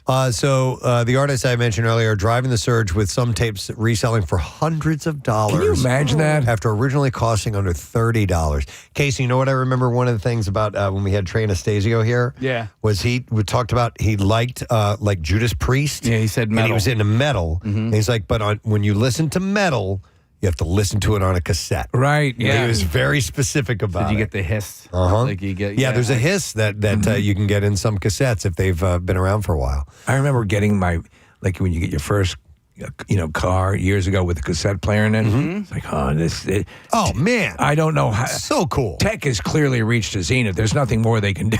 Yeah, but those car ones could actually fast forward to the next song. Yeah. Oh, yeah. And it knew, like on the car ones. Yeah, the car stereos. Yep. If you hit fast forward, it would go to the next song. Oh yeah, it would find a gap. Yep. And it would stop, and it would back up just a little bit, and then it would start the song for you. I had a mini disc attachment because I loved mini discs for a while. In radio, they were just phenomenal for recording things. Yep. And I had the player plug-in in the car. It was just terrific. Great format. And then there was digital audio tape for a while, those cassettes. But oh yeah, I remember that came and went. Yeah. They've stuff just comes in and out of focus and popularity.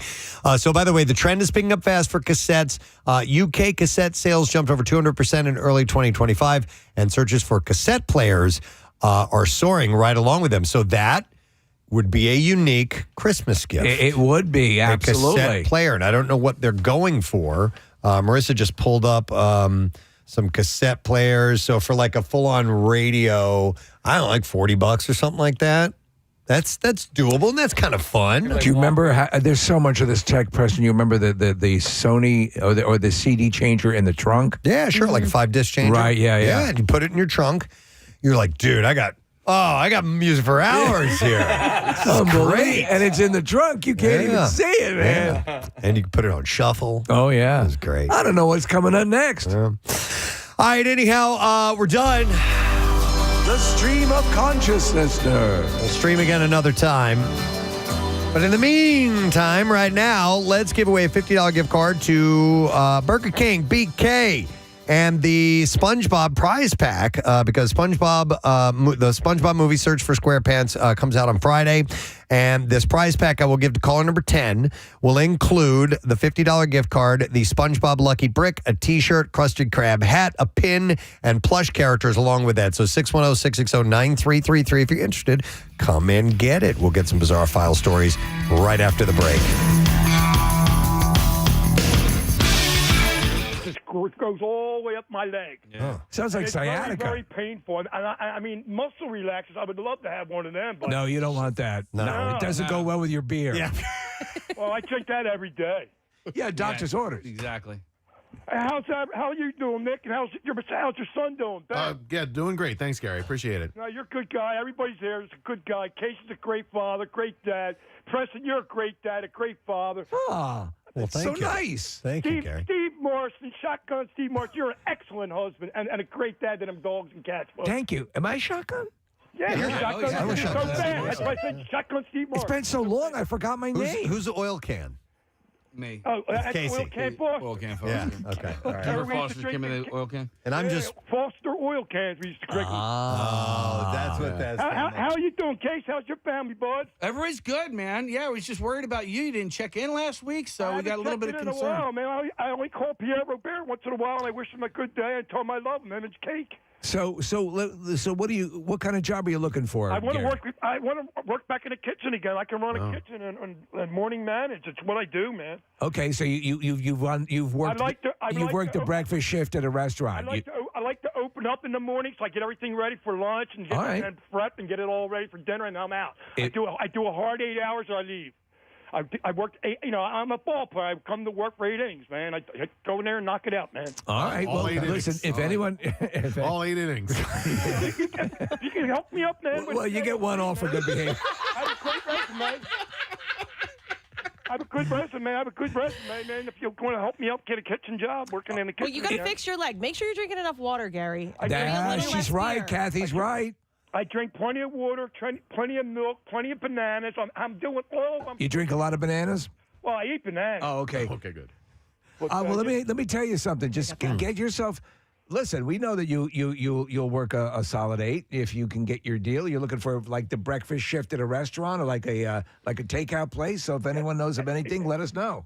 That sounds excellent, Steve. Thank you so much, young man. Hey, Gary, since you haven't been working, you've been watching any good shows that you can recommend or anything like that to us? Well, I just told you I got a flat screen TV now. I know. That's why everything was flat. I got this Roku or Roku. Yeah, Roku. Yeah. And I can watch movies and I got regular basic TV now. Like I'm watching I'm watching Mike Jerk and that other girl. Good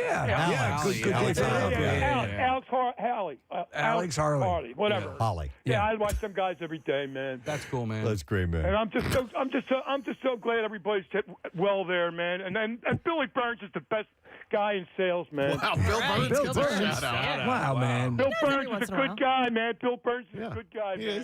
Yeah. What about Chuck? Chuck D'Amico, he's a class act, just like Eric Simon, man. He's a good guy, man. He knows everybody. Gary is running down our entire I love my family, man. Yeah. Who does payroll here? Yeah. I was watching this morning some of that some of that Shinedown show from Camden last night. Yep. Yeah. And look, they were one of the best bands in the country right now. They're hot. They're on fire. Yeah, they have a huge fan base here in Philadelphia. Cadillac Brent Porsche, that's his favorite band. Yeah. You know, man, when they were out there, they were doing it for Johnny. That's stupid Johnny, man. They ain't got nothing on me. Anyway, okay, Smith, you're going to deliver some pizzas. I'll be your sidekick. Yeah. Okay, cool. I'll be Yeah, your sidekick. we got to really follow through on this, Preston. Do you know? For a brief period, Gary, your name was considered for going across country with Casey. Man, if it can get me out of Philadelphia, I'll be blessed, bro. Yeah, but I've been down ashore in 20 years. Do you want to get out of Philadelphia permanently or just for a little trip? I just need to get out of my hood, man. My hood is shot. It's very dangerous, right? Oh man, look, the cops, the EMTs are the hardest workers in the city, your Philadelphia Fire Department, man. Detectives, man. I see my friends every day, man. Shouting them all. They're all my friends, man. They're good guys, man. They're good guys in Philadelphia Police Department and firemen and the EMTs, man. They're all my friends, man. Well, you're the mayor of Juniata yes, Park. Yes, I am. They knock on my door and they give me they give me brass knuckles. Hang on. Well, these I haven't. I'm sorry. Hang on. Hang on. I just want to clarify this. They give you brass knuckles? Yeah. Well, they use them on him. You can get them at a pawn store. They're really called paperweights. Yeah. They're illegal. Yeah, we can get them at a pawn store. Okay. Sir. All right. Get them at a pawn store. Hey, Gary, is it difficult for you to get to Feasterville? I can't get the feast. I can get from here to my. For a job. No, I can't get that far, man. All right, there's a place called the Copper Kettle Tavern, and they are hiring and in need. So if you change your mind, I got an email from a listener and said they are actually hiring right now. Gary, if you can pull it together, bite the bullet a little bit. If somebody's offering up some work, it might be. I understand all that, and I really gratefully, and I'm very humbled by that. But I can't walk from here to the L, man. Okay. Wow. I live right in Juniata Park. My L is Erie and Tarsdale. Let's get your leg right, all right, and do some. I got to get.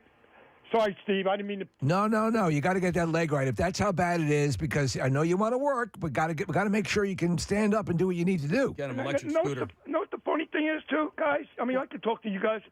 And my right side of my leg, my toes are not like my left side of my leg. My toenails are all clear. You can see the blood red.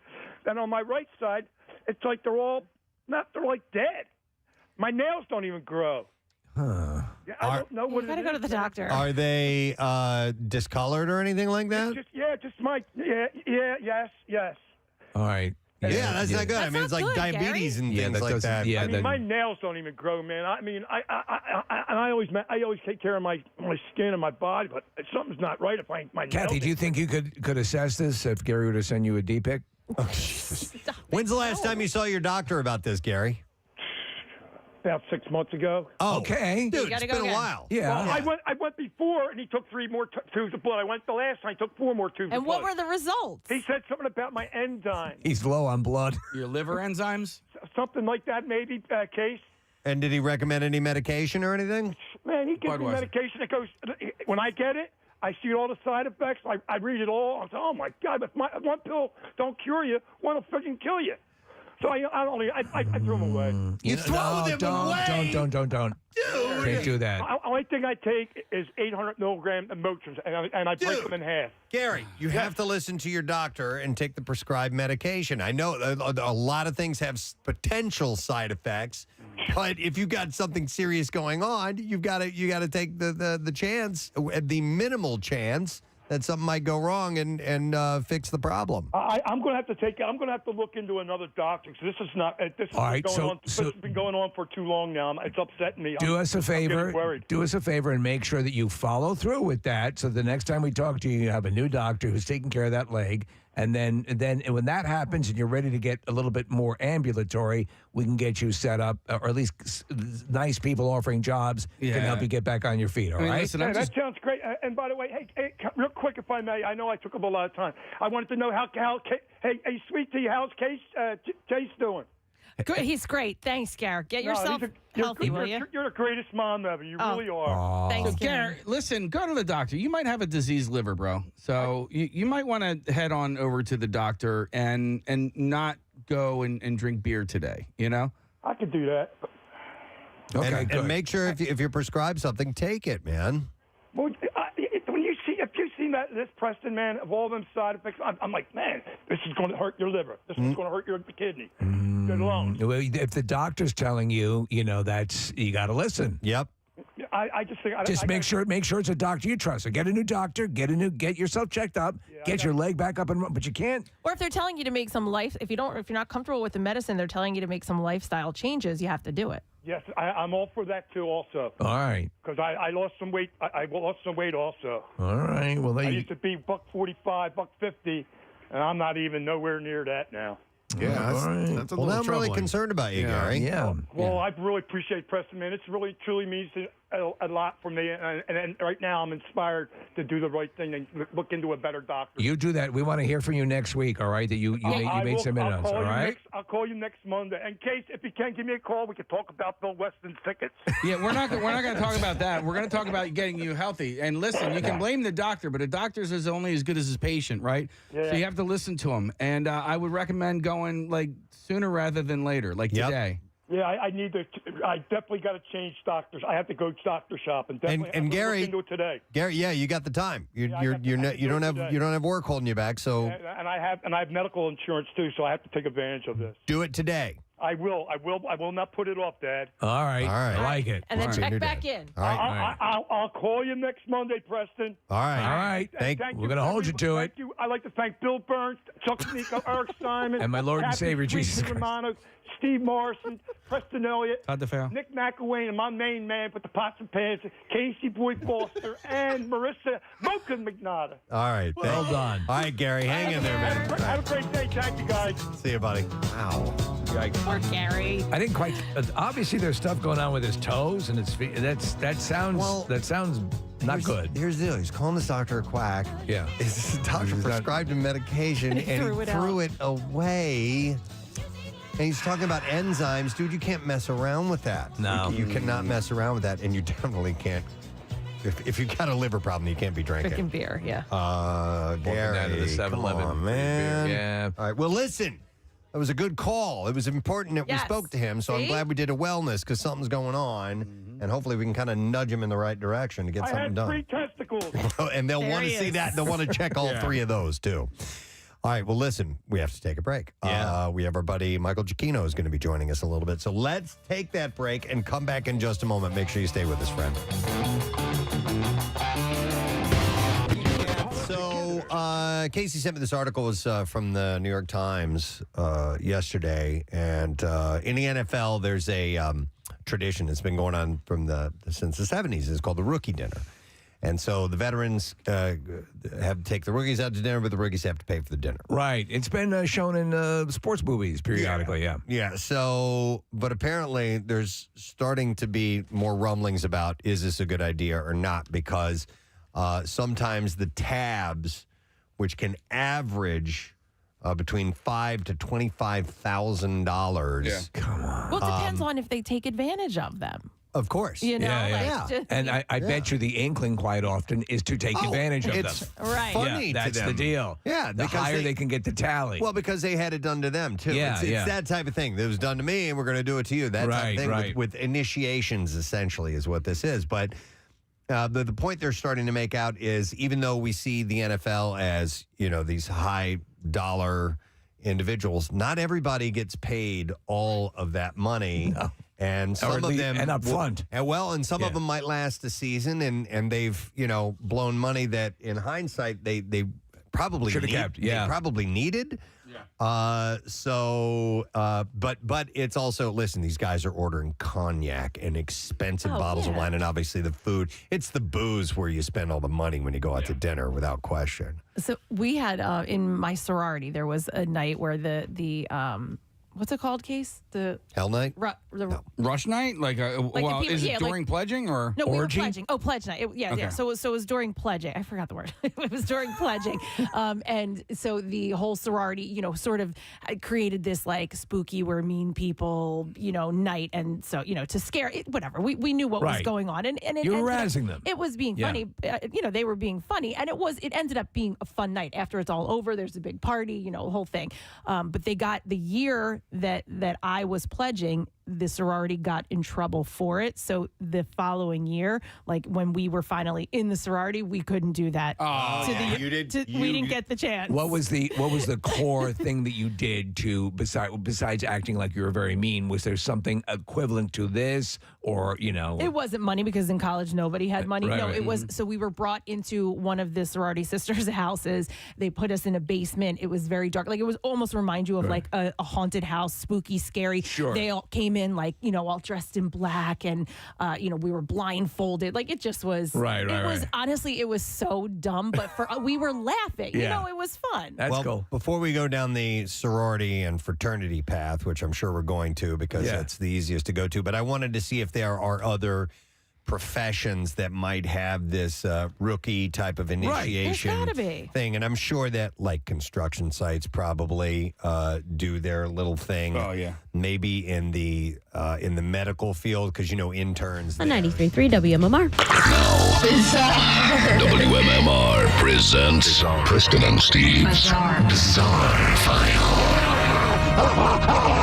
Sponsored by Worldwide Stereo. You want to see a grown man cry? Toss your old TV and surprise your football lover with a real home theater this holiday from Worldwide Stereo. Montgomeryville, Wayne, and worldwidestereo.com.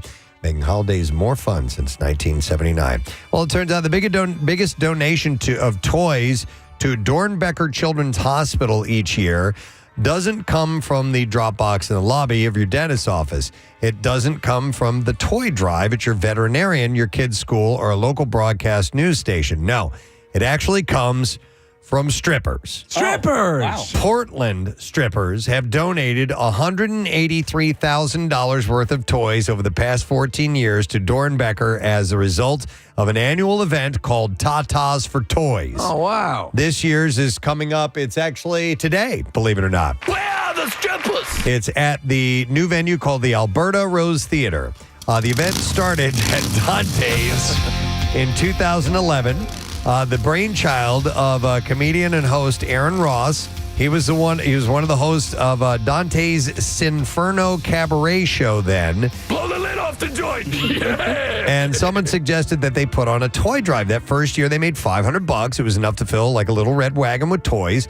And they kept doing it. And fast forward to this past year, they made about $38,000. Wow. And rather than donating the cash, Ross and some of the dancers went on a massive shopping spree. And they bought up a bunch of stuff. And there's going to be 30 dancers on stage tonight from clubs all across the city, giving the event a little bit of that feel of the Portland Strip Club Industries holiday office party. The entertainment apparently stays pretty PG-13, usually a little more silly than sexy. Dornbecker's Child Life Therapy program serves about 10,000 children a year. And the toys are an important tool. The department uses the toys not only for fun or comfort for their patients, but also things like demonstrating how an IV works on a doll or a stuffed animal. So I have no underwear on. That's a great idea. Yeah. It is. It's a good idea. I mean, listen, all those toys. Yeah. It's very cool. I feel like we tried to do that in the past because the phrase "toys for tips," but not tips. Right. Was something that was said in a meeting at some point. Okay. So we could do that here in Philadelphia. Sure. Yeah, actually, we could rally all the clubs and do something like that. It'd be a lot of fun. Maybe what we do is just bring strippers by the children's hospital. I like that idea, too. Yeah. Not bad. All right, an 84-year-old man is behind bars on attempted murder charges after police say a dispute over family visitation turned violent, ending with him shooting his own son in the face. It's horrifying. William Nowak was booked into the Brevard County Jail following the incident. The shooting stemmed from Nowak's belief that his family had not been coming around often enough. Well, that'll heal the family wound. Police responded to the residence after receiving a frantic call from the victim's wife, who reported that her father-in-law had just shot her husband in the head. The situation began when Nowak's son and daughter-in-law arrived for a visit. While the couple told investigators they visit Nowak weekly, the 84-year-old was reportedly agitated that he hadn't seen them over the previous weekend. As the argument over visitation schedules heated up, Nowak allegedly issued a grim ultimatum to his son. He said, "Get out of my house or I'm going to shoot you." Investigators say Nowak then retreated to his bedroom to grab the firearm, despite his daughter-in-law following him and begging him to put the weapon down. Run, he's got a gun. Nowak reportedly returned to the living room area, aimed at his son, and pulled the trigger. Man. When the first responders arrived, the victim was barely able to speak. He was rushed to a local hospital where he was sedated. Medical staff determined the bullet had fragmented upon impact, lodging pieces of metal in his face and jaw. Jeez. After firing the weapon, Nowak allegedly retreated to his bedroom and asked what just happened before breaking down and crying and screaming. A judge has ordered Nowak held without bond. So it just, listen, he's an old guy and he may have... maybe he's out of it, dementia, maybe? I don't know, or he was just going to try to scare him or make a point, and it went, obviously, way too far. So guy's going to jail for a long time. All right, let's see. A 44-year-old Austrian woman who posed as a shaman is now wanted by police for scamming victims out of more than $11 million.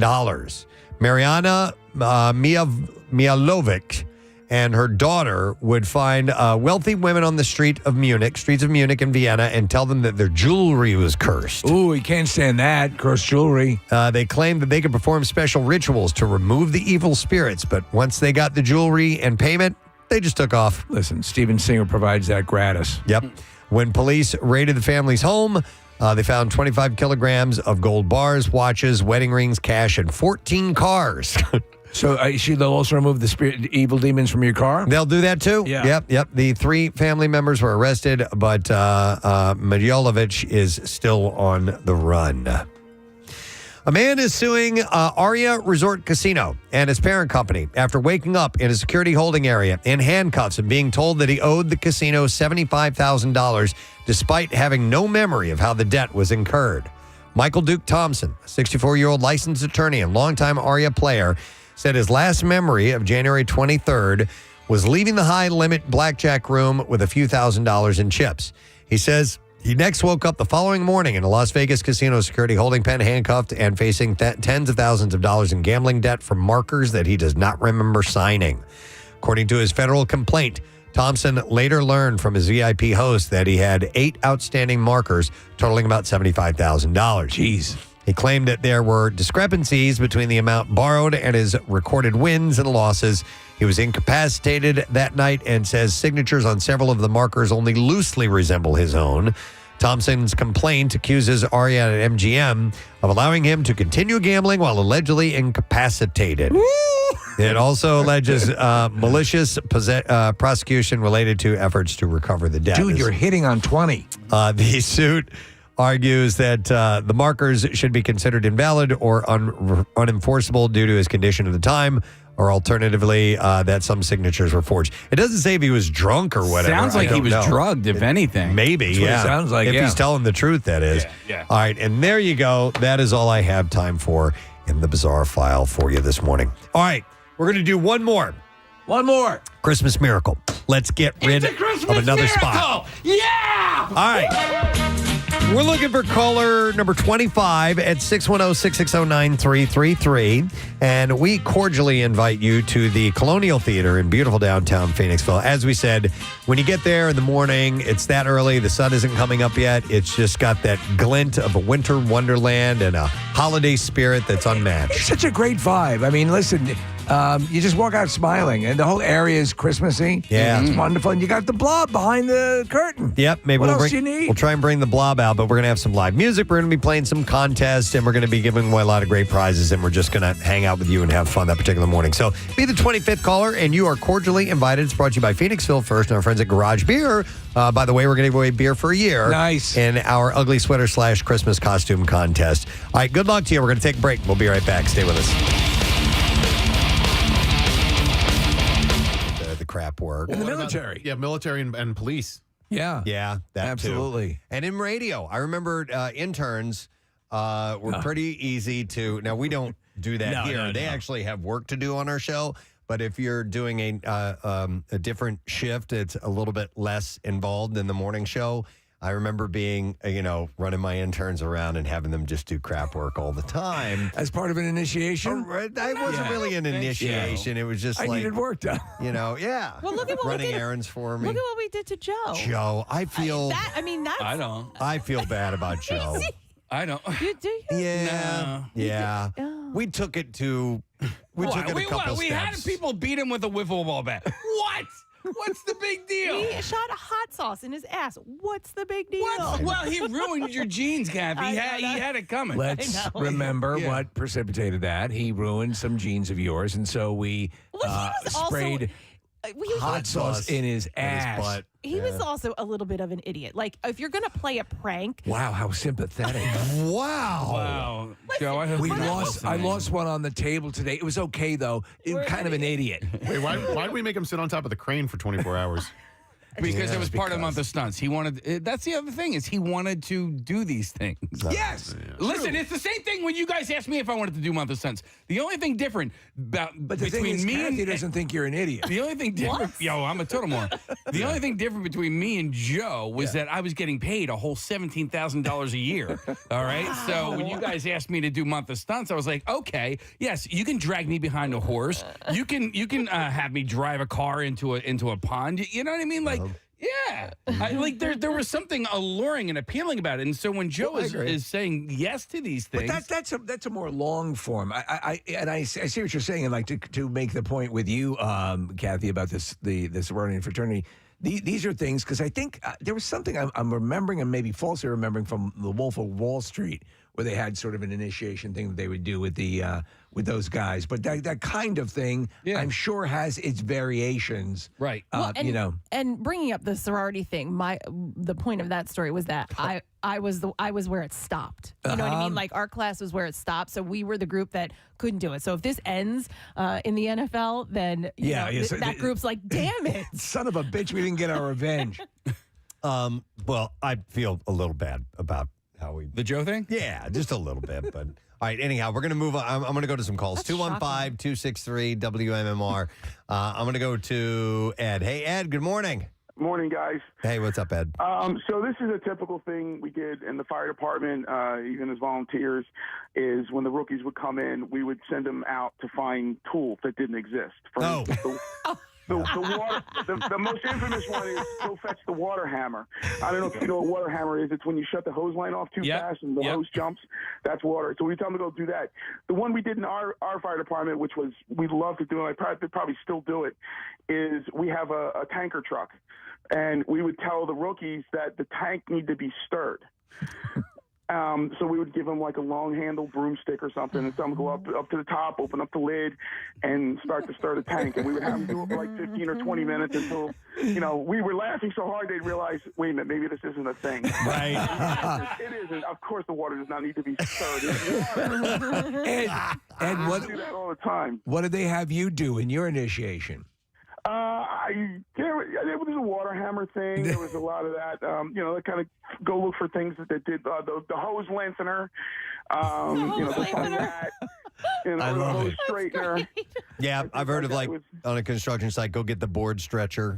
That one. Yeah, that's another one. Yeah, exactly. Yeah, I love it. Thanks, Ed. Nice. And I think there's a prank in baseball that they pull on bat boys when they tell them to go get a key to the batter's box. Oh, really? Yeah. That's a good one. And they go looking around everywhere for a key batter's box, which doesn't exist. It wasn't part of an initiation, but you talk about the interns early on, Preston and Y100. We would send them out, the time we sent them out for Java. Oh, that was fun. Yeah. Wasn't that Joe? No, somebody else. I remember they came back. Yeah, I couldn't find Java. All they had was coffee. Yeah. But that wasn't really a prank. That was just them not understanding what Java was. I'm going to go to Matt. Hey, Matt, good morning. Hey, good morning. How are you guys? Good. What's up, Matt? Well, I was in the Marine Corps for 4 years, and I actually called you guys a while back about the difference between explosions in movies and how they are in real life. Right. Okay, yeah. So while in the Marine Corps, I was in Iraq in 2004, and I had a prank played on me because I was a new guy, just a young 19-year-old kid, and one of the guys told me to go get a prick E5 and sent me to one specific older sergeant to go get this prick E5, which is in terms known as radio communication equipment, and it's also known as a prick 119. But you don't know that, so you go walking over to a sergeant and say, hey, I need a prick E5. Okay. And you have no idea what you're saying, and he turns and looks at you and says, what did you just say? And then you say, I need a pricky 5. And he just chews you want a pricky 5? I'll give you a pricky 5. And he goes off. Wow. So you're just sitting there going, you have no idea why you're getting yelled at. You have no idea what you said. You turn around and everybody is laughing. So, and you're just like the little puppy with his tail between his legs, like, oh no, I just did something wrong.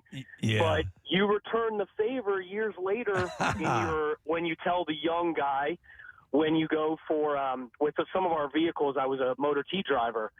You have vehicles with air brakes. There is no fluid for these brakes. Okay. So you send the new guy, go get me some brake fluid right now, Marine, go. It's up in the warehouse. You need to go look and go right now. You got 2 minutes, go.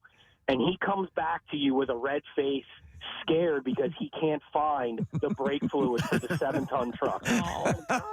And you just keep going back and forth with him. And then I wasn't as hard on my Marine, but I did yell at him for not finding the brake fluid.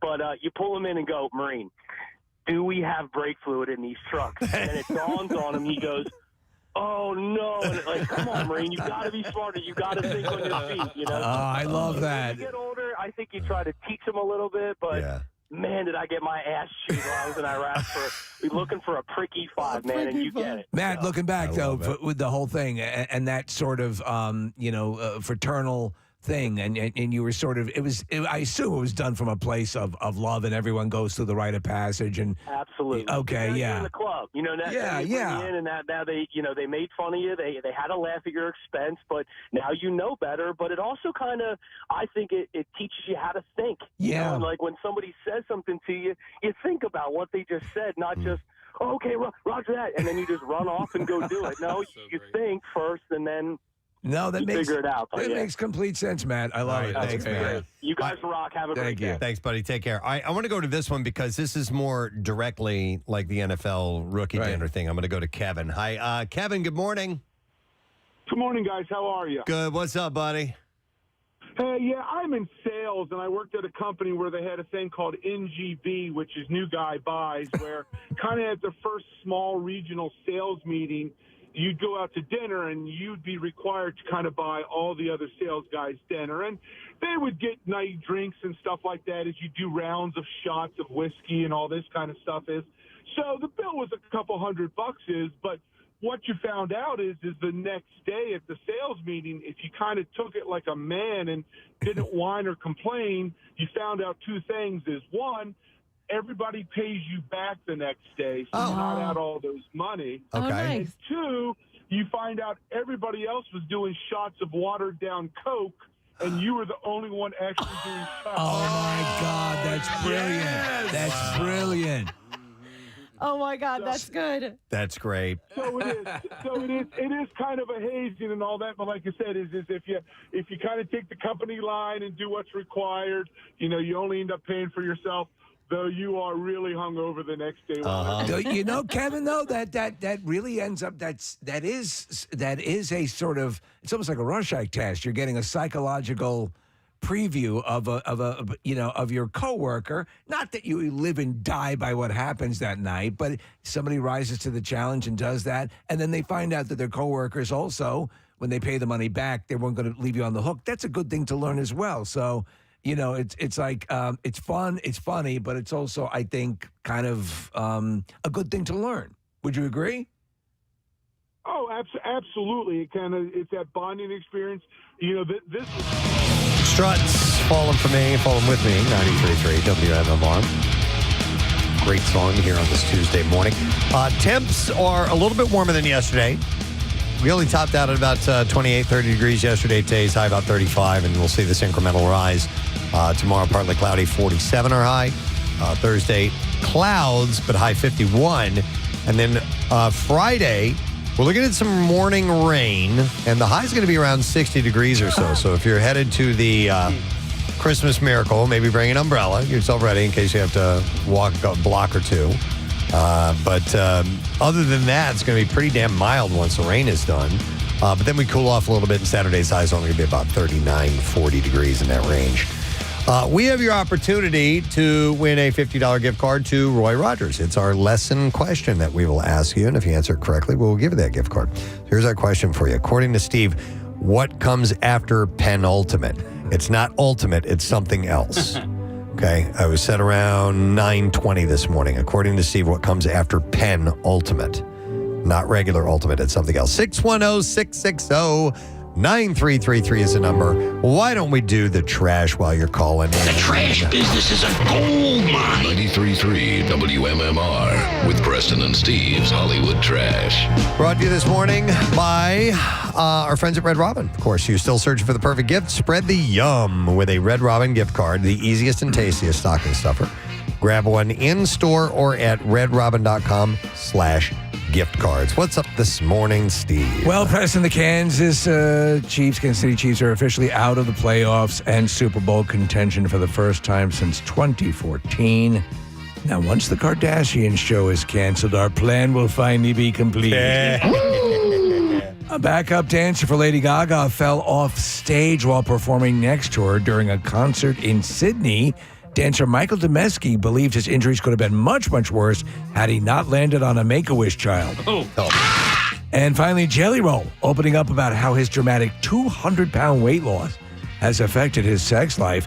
The singer admits that years ago he had to hire a private dick to find his. Wow. Okay.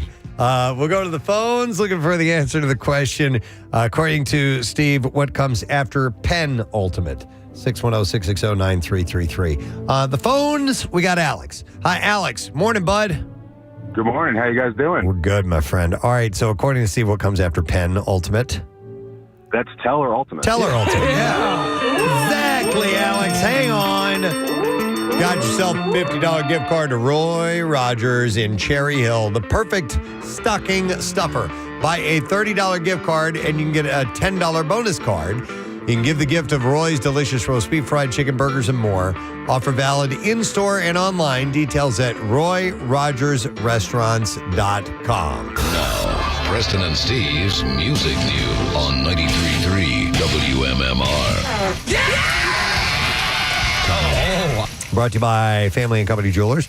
Check out your whole list with one stop to Family and Company Jewelers, South Jersey's holiday diamond destination, Route 70 in Marlton, New Jersey, or online at familyjewelers.com. Liam Gallagher has shut down hopes that Oasis will tour in 2026, despite telling crowds, see you next year at some reunion shows last year. He said on social media, there are no plans for next year, and he didn't seem the least bit wishy-washy about it. When a fan asked about a return to Nebworth Park, he responded, it's not happening. And he added that he has, quote, snizzle to do until 2027. Snizzle. Yep. And that 2026 will only bring the World Cup. Sounds pretty definitive from him. He says, no dice. Oh, shizzle. The Monsters of Rock are getting ready to hit the road again. GWAR has announced the Gorgor Strikes Back tour. Gorgor Strikes Back? Yes, for spring 2026 with Soulfly and King Parrot as support. The run kicks off March 19th. I saw a couple of dates in our general vicinity. March 20th, they'll be playing Reverb in Reading. On the 25th, they'll be playing the Queen in Wilmington. What date is Air Supply opening for them? You know what? I don't have that here. But on the 26th, they'll be in Sayersville at the Starland Ballroom. The tour is supposed to their latest album, The Return of Gorgor, and tickets go on sale Friday with pre-sales starting today. So I know this is out of the rock realm, but I wanted to bring this up. Funk and R&B singer Carl Carlton has passed away at 72 years old with his son, Carlton Hudgens II, confirming the news, sharing online, R.I.P. Dad, legend Carl Carlton. Hudgens added that after a long, hard fight in life, his father could finally rest now. Carlton, who suffered a stroke 6 years ago, was born in Detroit and began his music career in the 60s, and he found major success with hits like Everlasting Love. Yeah. And She's a Bad Man Pajama. Yeah. It's a great song. But I love Everlasting Love. I've always thought that's a great song, yeah. Yeah. Open up your eyes, then you realize, here I stand with my everlasting love. I actually had to look up the lyrics Because Everlasting Love is one of those songs where I go, Everlasting Love. Agreed. But great song. And Bad Mama Jamma. That's a great tune. How old was he, did you say, Preston? He was 72 years old. Oh, Casey, I saw this. I wasn't going to bring it up, but I will. Because I didn't see the Philadelphia date. Yeah. Ladies and gentlemen, the Preston and Steve Show present live on stage at the Xfinity Mobile Arena in Philadelphia, June 7th, Josh Groban.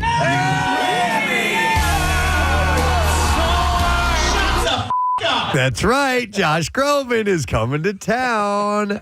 We gotta see if we can get him on. I put the request in. What day of the week is June 7th? Oh, goodness. Marissa, do you mind looking that up? Because I'm curious as to whether that will be. I mean, we could get him ahead of time via Zoom or something like that. But if he's in town, I would love to find him here. And Casey, special guest, Jennifer Hudson. I know. I know. Man, she is phenomenal. June 7th is a Sunday. Okay. All right. Well, maybe we can do a Zoom. We'll see. Yeah, I would at least a love Zoom. to talk to Josh Groban.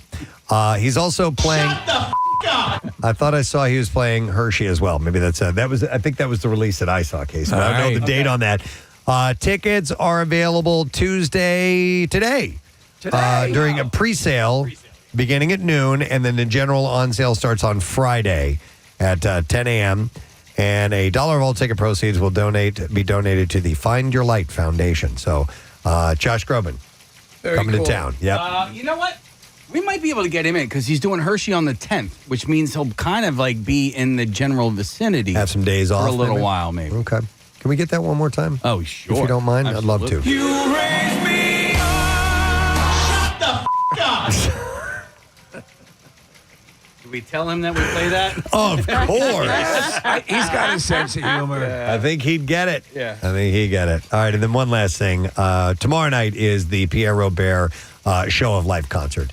We're headed to Fillmore. The tickets are sold out, and a lot of great bands on board. You've heard us mention them before. Members of Shinedown and Hailstorm and Collective Soul and Dirty Honey and the Hooters and so on.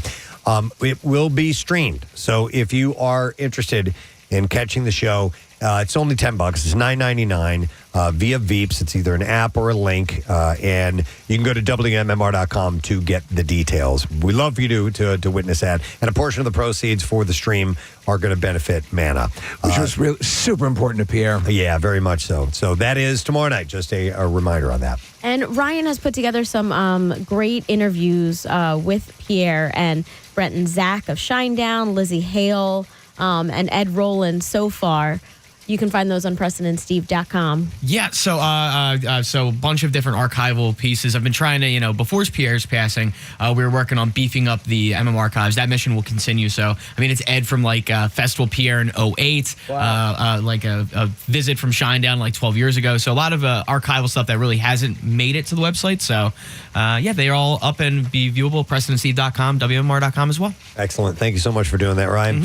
All right, that's it in music news. And as we take a break, I'm going to give away our last SpongeBob movie Search for SquarePants Burger King prize pack. Patrick! And we'll take caller number 19, 610-660-9333. You get the SpongeBob Lucky Brick, a T-shirt, a Krusty Krab hat, a pin, and plush characters. All good to go with a $50 gift card from our friends at Burger King. And don't forget, you can stop by your nearest restaurant, enjoy this for a limited time, and continue the adventure beyond the menu as the SpongeBob movie Search for SquarePants hits theaters on Friday. So caller 19, it's yours. Coming back with a letter today for the word of the week. Stay with us. And I still tell that story to people and have fond memories except for the hangover. Right. Could you imagine everyone is in on it and you're not? That's pretty funny. Yeah. I've never done the this is the only guy drinking and we're just pretending to drink thing. But that's pretty fun. Let me go to Nick. Hi, Nick. Good morning. Hey, good morning, guys. Hey, what's up, buddy? So I work in the elevator industry, and we were doing replacing an elevator at a school. So we had a new guy with us. I told him, hey, the door isn't long enough. Go find me a door stretcher. Couldn't find a door stretcher. Yeah. I was like, oh, we don't have it with us. All right, go make me a bucket of steam.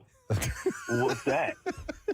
I was like, all right, go find me a 5-gallon bucket and go get me some map gas. And we'll heat it up and we'll make some steam. I have a video of the guy sitting there with map gas in front of the door and a bucket of water. Give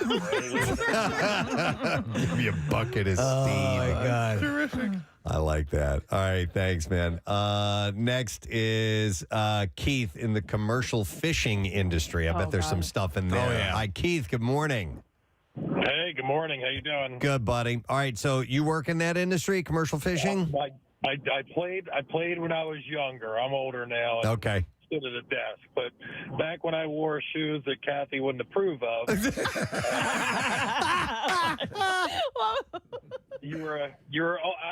I've eaten a lot of bait and a lot of fish parts and just a lot of unmentionables because that's just how it is. Oh, my God. That's how you prank each other? Like dared to, or you have to? It's kind of expected to. Wow. You know, you're the new guy. You got to show that you got some marbles, and you know, the whole idea is to try and get people throwing up and seasick. Okay, right. I mean, is that the equivalent of like eating the heart of your first kill when you're out hunting? Yeah, it's like the gift that keeps on giving. So, Keith, did you primarily stay on like one a vessel, or when you move from vessel to vessel, is there an initiation or a razzing or hazing when you go from boat to boat, or how does it work out? Well, when I was young, you just got hazed. You know what I mean? Okay, I got you.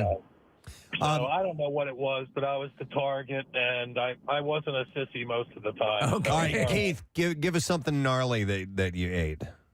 I've eaten swordfish liver. I've eaten just bait that's been dragged across the ground. Shellfish. Raw sea urchin. Nothing. Sea urchin. So basically, it's your Stroman, Preston. That's what you get in a can. That's disgusting. Yeah, my God, yeah. All right, thanks, Keith. Appreciate it, man. Let me go to, Jacqueline, who has a stonemason stuff to share with us. Hi, Jacqueline. Good morning. What's up, Jacqueline? Good morning. Hi, Good how morning. are you? Good. So one of the things they'll get you to do at first is they'll say something like, I bet you can't pick up that bag of cement or that bag of mortar up over your head. Okay.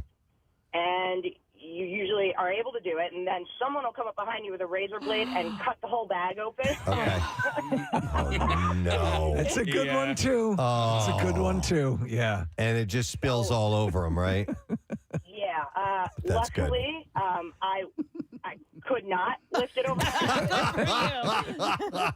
You were smart. You were smart. I swear to God, we all would have ended up on Dateline. Nice. No. I like that. Thank you, Jacqueline. and listen, construction sites. There's no way I would bail. I would bail on that. Like I wouldn't be able to handle it. You don't know what you're doing. tough. Yes.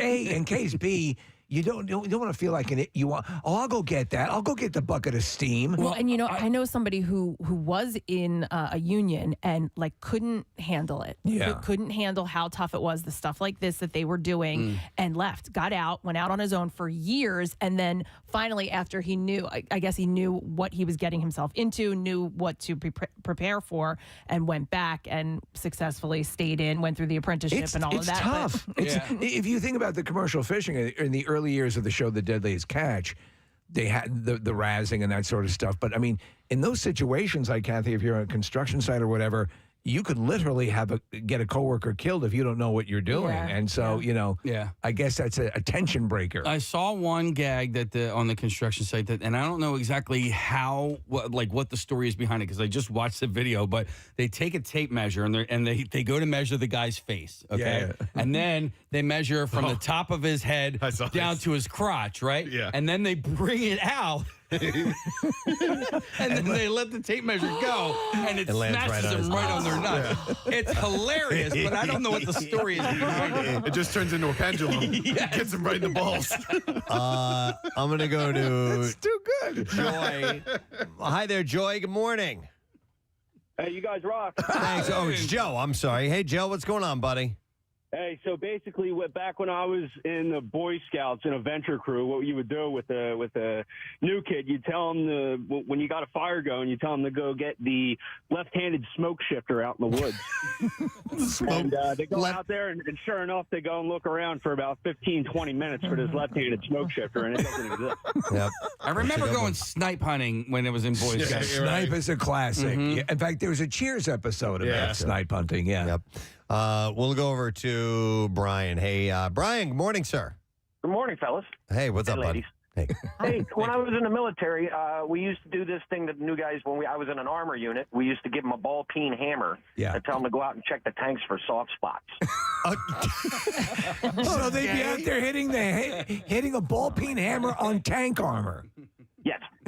That's hilarious. Was chalk involved with this? Who? Chalk. Like white pieces of chalk? Yeah, well, sometimes, yeah. I mean, it all depended on how far we wanted to go with it, too. All right, because they had a... Yeah, I'm sorry to interrupt, because somebody else texted in with the exact same or a very similar prank, but they would give a rubber mallet and a piece of chalk, and they would have to go look for soft pieces of armor on the tank, and they would ding the tank, and inevitably it would sound different in different spots. So they think, oh, this is a soft spot. Oh man, there's not enough armor here. Yeah, and they go around the entire damn tank. Preston. Sometimes they'd be out there for hours, but it was always a good time. That is hilarious. That reminds me, Preston, of the Bugs Bunny war cartoons where they put him in charge of checking the missiles for duds. Yeah. Yep. Mm-hmm. All right, let me go next to Paul. He's going to talk about prison. Hey, Paul, good morning. Hey, good morning. How are you guys? Good. What's up, my man?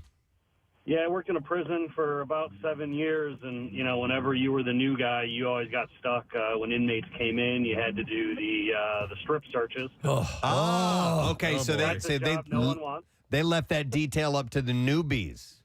Yeah. Okay. No one wanted that job, and then anytime you had a disruptive inmate that you had to bring to segregation, if they really, really didn't want to cooperate, you had to do a staff-assisted strip search, which usually involved the newest staff member getting very intimate with the inmate. Oh, wow. That's a trial by fire. That's terrible. Yeah, it was tough. I actually had a coworker get sued because the inmate claimed he put a finger in a spot.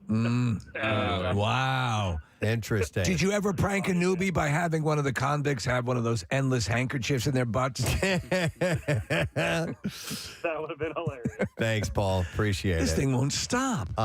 Let's see. I will go. Oh, yeah. Let's go to this one. Hey, Brian, you're on the air. Good morning. Hey, good morning. How are you? Good. What's up, my man?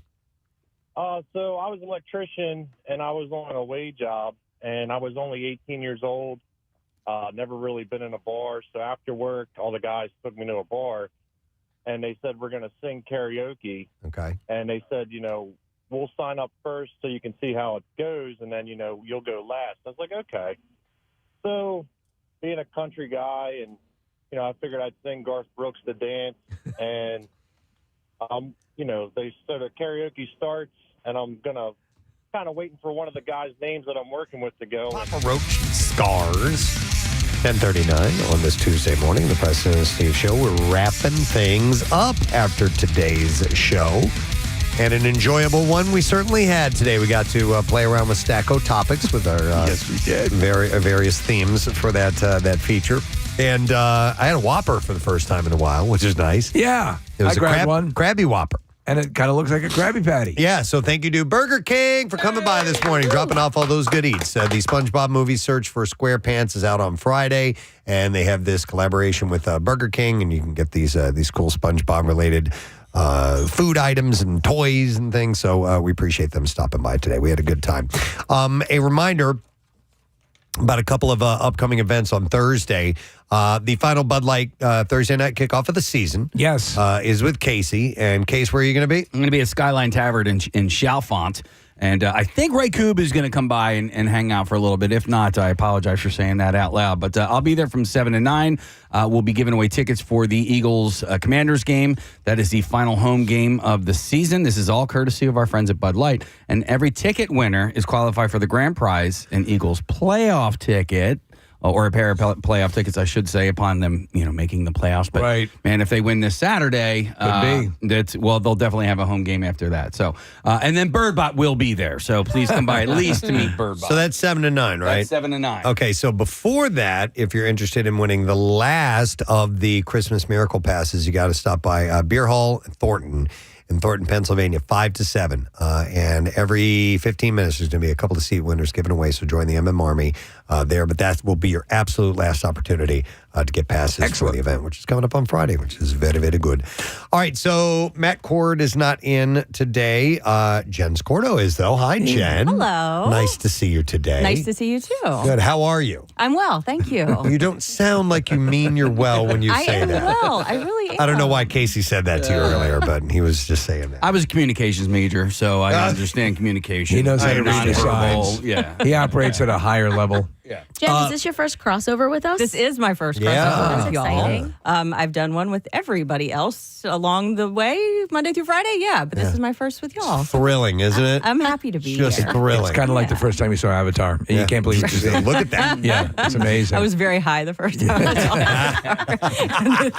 it. And even more so. You smoke up then. We'll get high now. What's happening on the...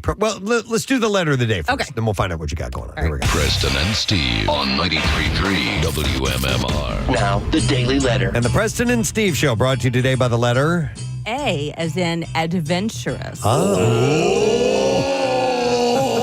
Oh, you liked that, huh? I do. It's a Jackie thing. We're going to give away a 10-mile stock car driving experience from Stock Car Racing Experience. You don't give another boring gift this Christmas. No, you blow their mind with a heart-pounding 160-mile-per-hour stock car driving experience on the Super Speedway at Pocono Raceway.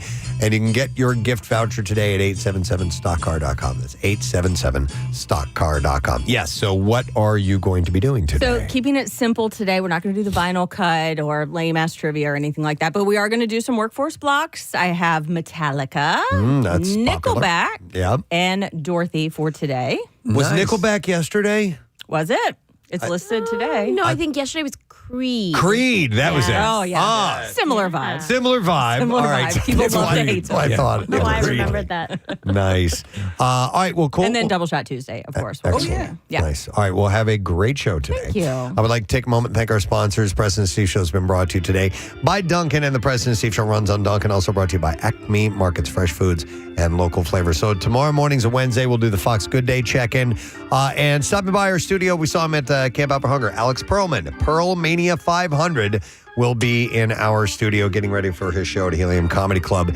And we'll give away more Christmas Miracle Passes, and we'll just have a good time. That's it. So rage on. Have yourself a great day in the morning, and we will see you tomorrow, gang. Bye-bye.